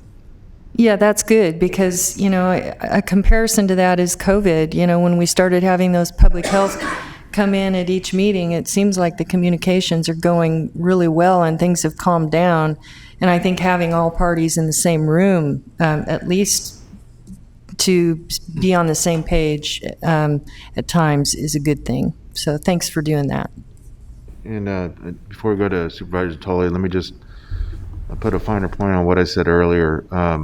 November 17th is our second meeting scheduled for November. The first one is on Election Day, the 3rd, and I think we could all agree we probably want to have a light agenda on that day, maybe even just a morning session. So I think that ought to be a date that we shoot for. Supervisor Tully? Well, thank you, Mr. Chair. And so I just wanted to bring it back to, I think, the New Bridge project, which is before us today, and I think Todd was addressed that into some of Supervisor Frost's questions earlier. And this goes certainly what's in the written staff report and even some of the comments that have come through as recently as today in response to a letter that was received yesterday, that there was a tremendous amount of time and cost associated with both the circulation and transportation studies that went into the IR, all the consultant activities and the inputs from the various project proponents. And there is a mitigation strategy that is going to be employed. It does assign fair share costs. It does also have factors built into for recognizing these projects could be many years in their build out. And so that the master plan have public facility financing plan, which is before us today. And it includes, again, as I said, those fair share components. So I guess I would just ask Todd if you or Steve want to add anything else, because again, I think there is a distinction here. It's, as we talk about the relinquishment and its importance in the scheme of things, but that each project, as it comes forward, will have certain obligations as part of those development agreements and the assignments of I guess, relative contributions to the traffic impacts, as well as obviously mitigations. And the strategy allows some flexibility, but also, has some components for fair share contributions. So maybe you could just take a moment, because I think it's important, because I know this has been a focus of all the communication received, and I think it's really at the heart of a lot of what we're talking about here today. And I don't know if obviously council may want to weigh in too, but some of the letters have come from lawyers on behalf of other parties too. So. Sure. So I'll start with the mitigation strategy. That was approved by the board in July, I think, of last year. It includes not only a fair share contribution, but also a construction obligation.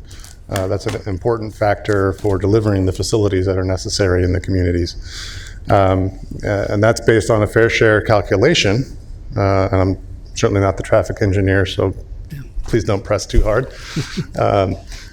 Based on a fair share calculation of each project's contribution to that cumulative model. And so as each development increment proceeds, whether a map comes in or a larger piece of development, there will be an analysis done, a smaller scale analysis, using what's called a dynamic tool that spits out a result of where that project is located relative to other development in the corridor or the area, and identifies what that project's responsibility is, whether it's building something or contributing a fair share. That same approach is applied equally and equitably to all 4 of these projects.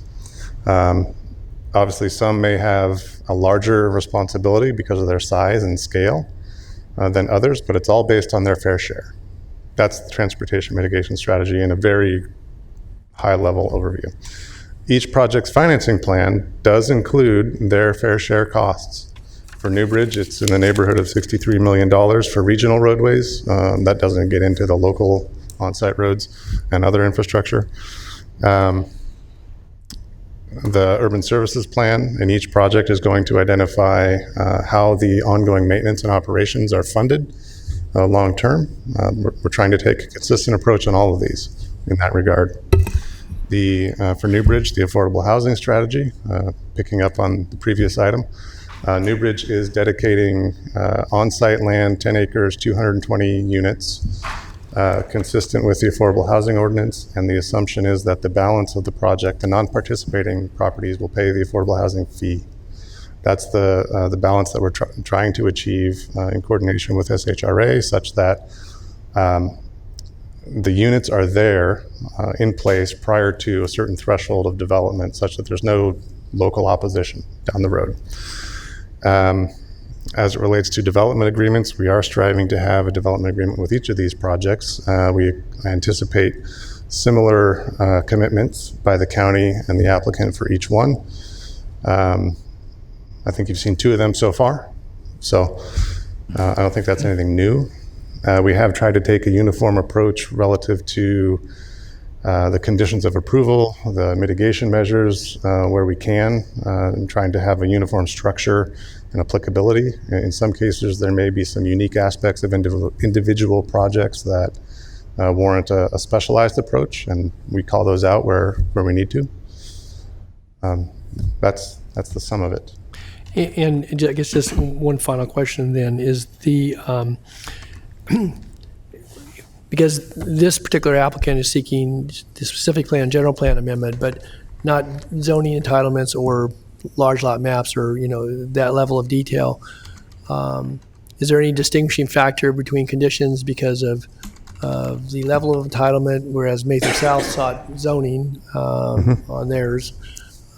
Is there any distinction relative to the condition or triggers or applicability? Again, the conditions are, I assume, consistent down through the theme and, right. and would be applicable if future entitlements are. So at this time, what we have with, I'll just use the 2 that have come before you, Mather South and Newbridge, their conditions, the strategy is, and when I say strategy, I'm talking about how they're structured, not the mitigation strategy.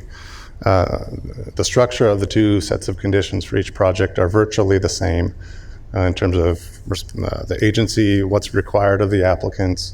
We also have a subsequent attachment, I think in this package it's attachment 3, that is advisory conditions that we can't necessarily get into the detail of because they get to finer level of detail like maps and subdivision layouts, but we want to put those on as advisory based on what the current regulations are from the various entities, the sewer district, the water purveyors, et cetera, so that there's an expectation for those future entitlements. When they come in, we're starting with this as a baseline of the regulatory framework.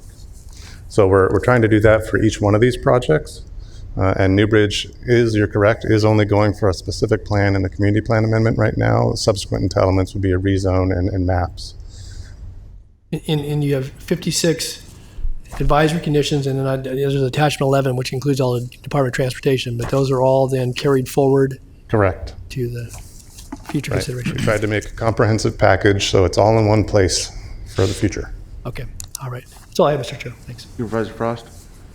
Sorry for my ignorance, but I'm going to just ask you, is there any possible chance that those who go through the window first and build completely out and Highway 16 isn't relinquished, they build out and they don't incur their fair share because they're already done, and someone else at the end who comes later ends up bearing the cost of the entire relinquishment and improvements on Highway 16? I don't believe that to be the case. No, they'll either trigger the requirement to build those improvements, or they'll have to put in their fair share amounts, and likely those would become county projects that we would do with the fair share dollar amounts that have been contributed by the earlier developments. So, and where is that? Is that in the development agreement? That's in the mitigation strategy. It tells where the triggers are and when they would have to do certain improvements to stay current with the development that's ongoing. Okay. I just have two other questions. The first one's relating to some of the public comments on the CEQA. And I know we closed the public hearing in our last meeting, and there were some comments relating to a lot of new information relating to air quality mitigation that, and it should have triggered another public process. I wanted to know if you could please comment on the changes in the EIR relating to air quality. Sure. And I'll touch both on air quality and climate change because those two chapters. And that was my next one. I wanted you to explain the CAP and how does that impact, who does that impact specifically? Okay.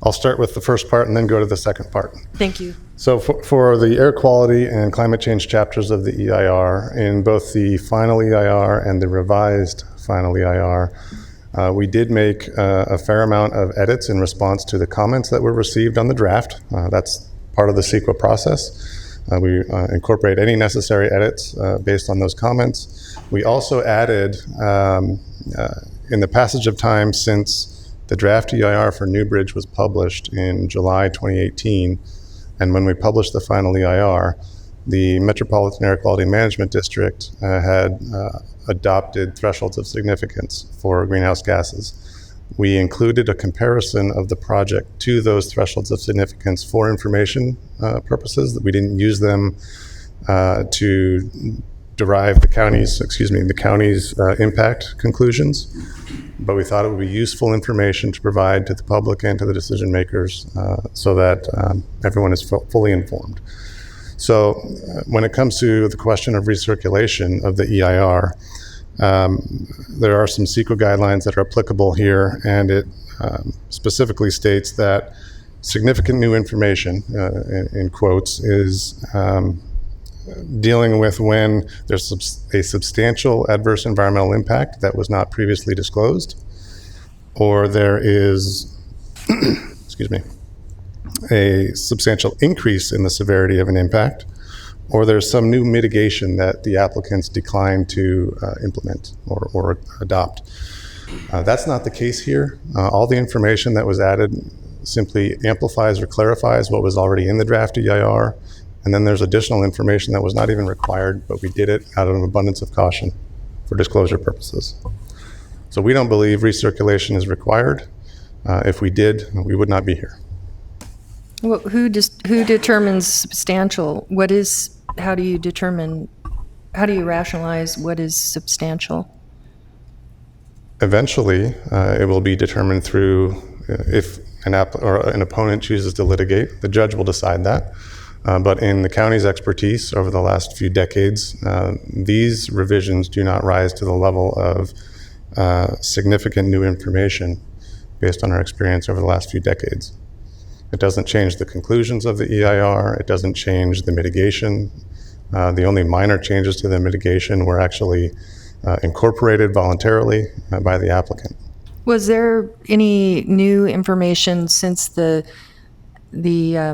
public hearing, or was this a compilation of information that had been discussed in the public hearing or prior in the public process? Sure. So it was both of those. Nothing new. It was nothing new since then? Correct. So we took those comments that came in late and looked at them, said, all right, here are a few minor tweaks in the revised final EIR, just clarifying a couple of errors that comments that came in during the public hearing? Yes, okay. and the preceding days. And then the major edits, I'm calling them major, which they're not really. There were only 5 pages in the climate change chapter and a couple of pages in the air quality chapter that were edited consistent with that memo September 1st regarding revised mitigation. Okay, and then lastly on the CAP, will later developments be subject to the CAP requirements where earlier ones weren't, or who's impacted by the climate action plan?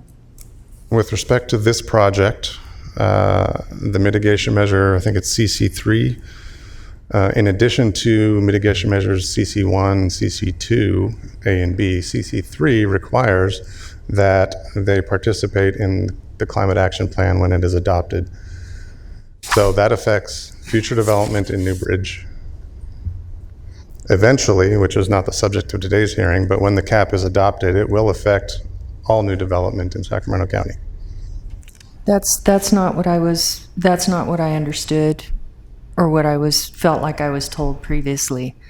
I felt like I was told that the climate action plan would be impacting only the unincorporated county, and that developments would have a choice as to whether or not they wanted to utilize the requirements of the plan or just go by their specific EIRs, or, I mean, mitigation Sure. So requirements. let me clarify, unincorporated county, not the cities as well. I'm not speaking about what the cities are doing.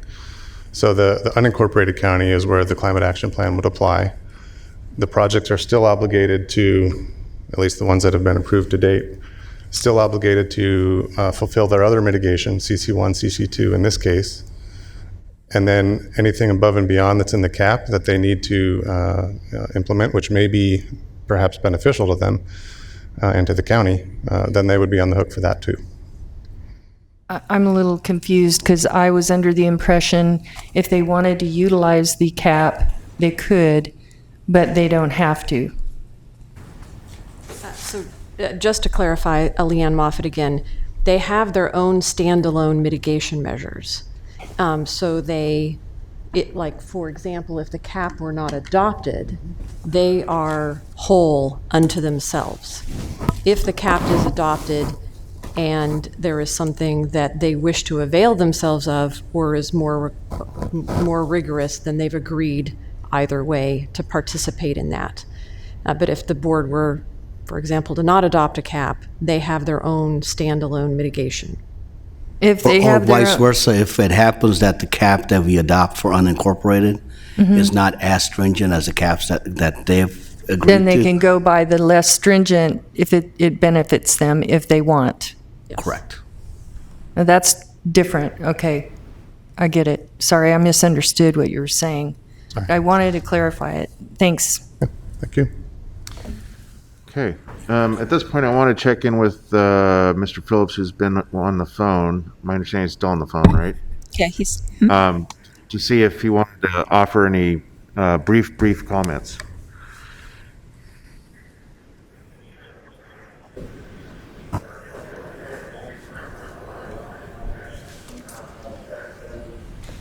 Todd mentioned we are required via CC3 to comply with the cap and to demonstrate that our air quality mitigation is equal to or better than what is in the cap. But we are obligated to comply with the cap. We can't opt out of it. We are subject to the cap voluntarily. We're agreeing to that. And to make sure that any mitigation measures that we would implement to reduce our greenhouse gas emissions are equal to or greater than those included in the cap. And we have a performance standard that we must meet in terms of reducing greenhouse gases that will be complied with via the cap or equal equivalent measures. Is there any chance that the cap can be more strict than their requirements in their specific projects? Yes, the cap could be more restrictive and require additional mitigation that is in our individual mitigation measures. And again, we would have to comply with that and demonstrate that we're making reductions equal to or greater than what is in the cap. So in theory, those people who come later could potentially have a higher requirement than those who go through the window first. Not if they're also complying with the cap, as will we. There's been one master plan in front of us. They have a different, came before us. They have a different mitigation measure relative to this particular issue. But we have agreed to comply with the cap. It is in the mitigation monitoring program. It is an obligation of this project. We are not getting out of the cap. And those projects that come subsequent and would follow the adoption of the cap, they too will be subject to mitigate in compliance with the cap. You'll recall, Supervisor Frost, that when we had the Mather South hearings, I and others made some pretty clear comments about there being an equal playing field for these various large master plan development proposals, that we were going to see, you know, a long line of succession of them in the short period, including New Bridge. And that my concern at that time was that because the cap had not been completed, are we going to find ourselves in a quandary when, you know, half of the projects are respecting the cap, are acknowledging the cap, are willing to voluntarily agree to any kind of mitigation associated with the cap, while others aren't because of the timing of the cap versus when we're considering these various development entitlements. So I think that's what Mr. Phillips is communicating, is that that Newbridge voluntarily agreed, as I will go out on a limb and say others will also do, to again acknowledge the cap and be compliant with it. Mather South also. Well, that came up at the last time we talked about progress on the cap. That did come up, but that would have to be voluntary, is my understanding. Correct. That will be voluntary on their part. Thank you. Okay. Supervisor Tully? Yeah, did you have any other callers or any other comments then? One. One more caller? You have one. Mhm. Okay. Before we leave, Mr. Phillips, George, did that constitute the conclusion of your comments? It does, Mr. Chairman. I mean, obviously, we're happy to be here today and hoping that the board will take action in approving the project. We believe that the review by staff of the responses to the comments that have been received, both in your staff report and in correspondence that we've submitted, adequately addresses those issues, and we feel that you have a complete package before you today and able to take action if the board so chooses. So we appreciate your consideration. All right. Thank you very much. We'll go to the next caller.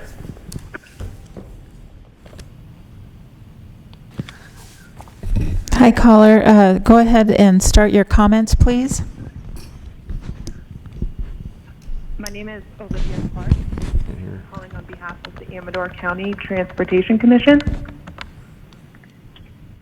Okay, go ahead, please. Good evening. My name is Olivia Clark. I'm calling on behalf of the Amador County Transportation Commission. Our comments this evening are in 4 principal areas. First, the findings are inadequate because they are conclusory and not supported by any facts or details. An example, there are statements in the EIR like the project is consistent with the general plan or complies with the general plan policies, but with no elaboration. Second, in actuality, this project does not comply with general plan policies, specifically CI 27, 30, 39, 40, and 42. By that, we mean necessary rights-of-ways were not obtained. The EIR concludes that traffic impacts are significant, unavoidable because they are financially infeasible, and at no point has the county ever collaborated with ACTC, as articulated in CI 42. Third, as we've explained in our multiple comment letters, the traffic measures are inadequate. PC1, addressing impacts to the Jackson corridor, does not demonstrate how it will actually lessen or reduce impacts to State Route 16. Moreover, under Section 18 of the Jackson Corridor Transportation Mitigation Strategy, project applicants are permitted an opportunity to appeal determinations made by Caltrans staff regarding application of this strategy to its project. And the Board of Supervisors' decision is considered final and conclusive. In other words, in one fell sweep, any necessary mitigation measure can simply be undone. Fourth and finally, applicants in attachment 23 take the preposterous position that the county is neither required to measure traffic impacts against LOS or DMT. Nothing in CEQA supports that statement. While the applicant could have relied on LOS since the EIR was prepared prior to July 2020, and while VMT is the new model after July 2020, the applicant cannot simply evade review and misstates the holding in the City of Sacramento case out of the 3rd District Court of Appeal. In short, we ask that the EIR contain proper analysis, be recirculated and updated, and provide meaningful mitigation measures. We comment that the LOS and VMT analysis is in violation of CEQA and not in compliance with the county's own general plan policies. Could I ask a question? The caller, Mr. Thank you. Sure. I think we have a question for the caller. Yeah, Ms. Clark, this is Supervisor Natoli. I wanted to make sure I understood your point number 3, that you said in one fell swoop that any of the conditions that were put in place, at least your assertion is that those could be undone. So could you just explain? I wasn't clear on how you got there to your conclusion. If you could just take a moment, please. I think she's listening.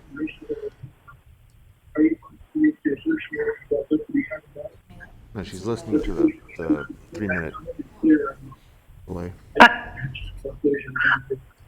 I'm sorry. I feel I should apologize first. There's a small lag between the county's online feed and my my phone delivery. But I think you're asking about our third point. Yes. That the Board of Supervisors has the authority to overcome any determination made by Caltrans in accordance with the transportation, the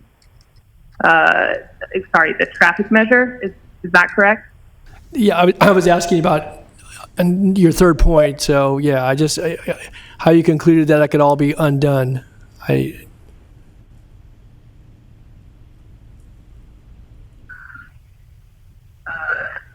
The statement we're trying to make is that Section 18 provides project applicants are permitted an opportunity to appeal any determination made by Caltrans staff regarding application of the traffic measure strategy under the Jackson Corridor Transportation Mitigation Strategy.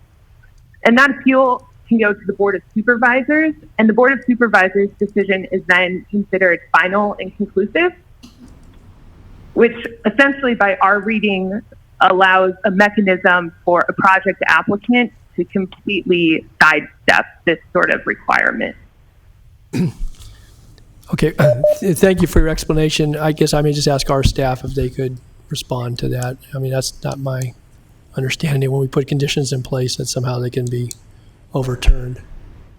That is not staff's understanding either. When the board adopts conditions of approval, they stay until the board may choose to amend in the future. June, did you want to weigh in since we haven't? So in response to that last comment, first of all, I just want to make clear for the record that the public hearing on this matter has already been closed. It was closed after the last hearing. As to the comment specifically, we do have a letter that is included with your packet for today from Remy Moose Manley, and it actually addresses many of the issues that were raised. Those issues were also addressed in an interdepartmental memo that is dated today. At this point, the county believes that what you have before you for the EIR is sufficient. Again, EIRs are not meant to be perfect. We should not expect that comments would not come as a result of draft EIRs. In fact, that is the purpose of a draft EIR. It is to elicit comments. And commenters have differing opinions and differing perspectives. It is clear from the many communications that we've received from ACTC and their council that there is a difference of opinion, that they have relied on even different methodologies, and that is perfectly acceptable. But their reliance on any other methodology does not negate or undermine the county's reliance on the methodologies that it selected. Similarly, the county has prepared a final EIR. It has mitigation measures. It has enforcement for those things. There are parameters put in place, built into it, such that it is legally sufficient in our opinion, despite the concerns raised by ACTC. And I would again assert that these concerns are not new. They were previously raised and they have been addressed in the documents that I referenced and in some of the previous letters from Remy Moose, which the county agrees with. Just to clarify, so we're including this as a part of the actionable record then, the response? Is that what I take what you just said? Absolutely. Okay. Because I saw the staff one, and obviously Remy Moose was on the last call on behalf of the applicant and has responded. But just to the point about enforceability of conditions, nothing's different here than in other projects that we have before this board, big or small, where conditions, if they're properly vetted and put forth in the action and by the board that's been reviewed, obviously by legal counsel, by review of our staff, those are enforced in effect. Is that correct? Correct. The planning department has, it's my understanding, attempted to create consistency amongst these projects. And so, no, there is not anything new or different or unique. Okay. Thank you, Mr. Chair. That's all I have. Okay, thank you. And the calls are done, correct? Okay. All right. So at this point, if there's no further board discussion, I entertain a motion. Okay. Mr. Chair, before you entertain a motion, we have the Oh, subsequent we've got to do item. that together? Yes. Oh, that's right. Okay. General plan round. Unfortunately. All right. So I am still. Let me read that item All into right. the record, just one second. Okay, item 45 is the general plan amendment to establish vehicle miles traveled thresholds of significance for California Environmental Quality Act analysis. This is, the environmental determination is exempt. Okay, so just before you get started, Todd, then the motion has to incorporate action on this as well as the recommended actions for the previous item, correct? That is correct. Okay, all right. So this item, as has been announced, is a general plan amendment to incorporate VMT, vehicle miles traveled, as CEQA significance thresholds for Sacramento County. These would be incorporated into the general plan, and this is an amendment to the circulation element is where this would be housed. So this is really building on legislation from 2013, SB 743, which essentially states that vehicular delay and level of service are no longer the performance metrics to be used in environmental analysis for CEQA purposes. And even though the state doesn't say or dictate what metrics should be used necessarily, there is a recommendation that vehicle miles traveled, or VMT, be used by jurisdictions. And many jurisdictions across the state have done that. Level of service standards are already in the general plan and will continue to be used by our Department of Transportation, just not in the CEQA context. So policy CI5 is where this will live in the circulation element. The text in bold is what's being added. We already had VMT in there, but it just refers to this table that's going to be inserted, table CI1, and goes through the process where the VMT level standards that are specified in the table are predicted to be exceeded. Then we apply all feasible mitigation. That's a typical CEQA process. This is the table itself, table CI1. I'm not going to read the whole thing at all, but generally what this is breaking down is the different land use types on the left side and the significance criteria on the right. You'll see in a couple of these, the first two in particular, where we're calling out number 85% of the regional average VMT. This is what OPR recommends in its technical guidance. They phrase it as 15% below the regional average. We're phrasing it as 85% of. It's the same thing. So staff recommendations, pretty simple here. We're going to recognize the exempt status of the request under CEQA and then adopt the general plan resolution. Okay, very good. Thank you. That completes your That concludes my presentation, yes. Okay. And there's no one signed up to speak on this item, Madam Clerk? No. Okay. Any questions from the board on this item? Supervisor Frost. I know you're sick of hearing from me. This is hopefully quick. I received some question, and I think you might already be working with some folks regarding the VMT and our approach to dealing with the new VMT standard and how the developers are being asked to develop a new, do a VMT analysis as part of CEQA, and then I guess they're having to do it as part of the service analysis and CEQA. They're at two different levels. They're having to duplicate efforts, and is there a way to simplify that so that, I think you're already working with them on that. We are. So not just planning and environmental review staff, but our DOT counterparts. We have conversations like this all the time. As we're implementing this new state regulation, it creates another level of analysis or a different level of analysis that has been previously done. We're trying to figure out ways where we can use simple tools rather than a complex modeling effort. Obviously, for larger projects, the modeling is important. But for smaller projects, we're trying to figure out how we can not have to go through an expensive, time-consuming process on a project-by-project basis. So we are actively working to address that concern. Thank you. Okay.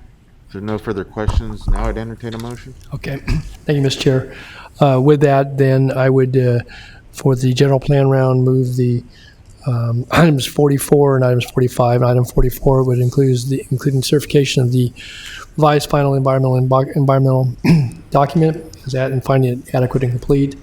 Adopt the revised CEQA findings of fact and statement of overriding considerations. Approve the list of the requested entitlements, including general plan amendments, community plan amendments, specific plan for new bridge, development standards, design guidelines, the public facilities finance plan, the USP development agreement, the affordable housing strategy, the Zone 40 water supply master plan, the water supply assessment, and adopt the mitigation monitoring and reporting program. That would be for item 44, New Bridge. And then under item 45, recognize the exempt status of the request as related to the calculations for vehicle miles traveled and level of service, and adopt a resolution recommending the board approve the amendments to the general plan subject to the findings. Second. Any further discussion? Okay, please vote.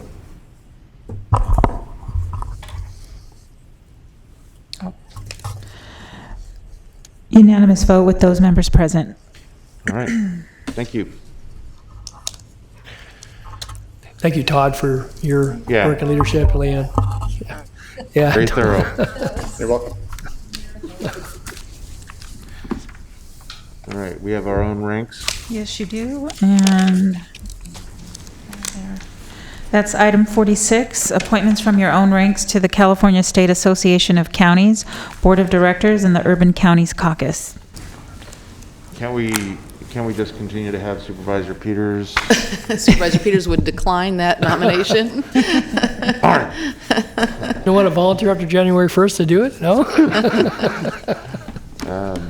Okay, well, table's open for nominations here. Ms. Frost, are you interested? CSAC? Yes. Okay.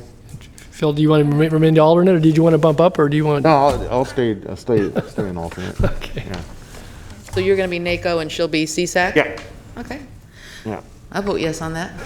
Second nomination. Yep. So are we doing because you do have your member and alternate seats, so can you tell me what the recommendation is? Supervisor Frost will be the regular member at CSAC. I'll continue as the alternate.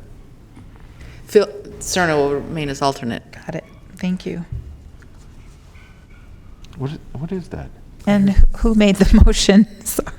Mr. Natoli, and who seconded? Ms. Peters. Thank you. Okay. There's a small dog in here somewhere. Where's the dog? Yeah. Unanimous vote with those members present. No, it's just. All right. I was halfway tempted to nominate Patrick in his absence just to teach him a lesson. We've done that before, haven't we?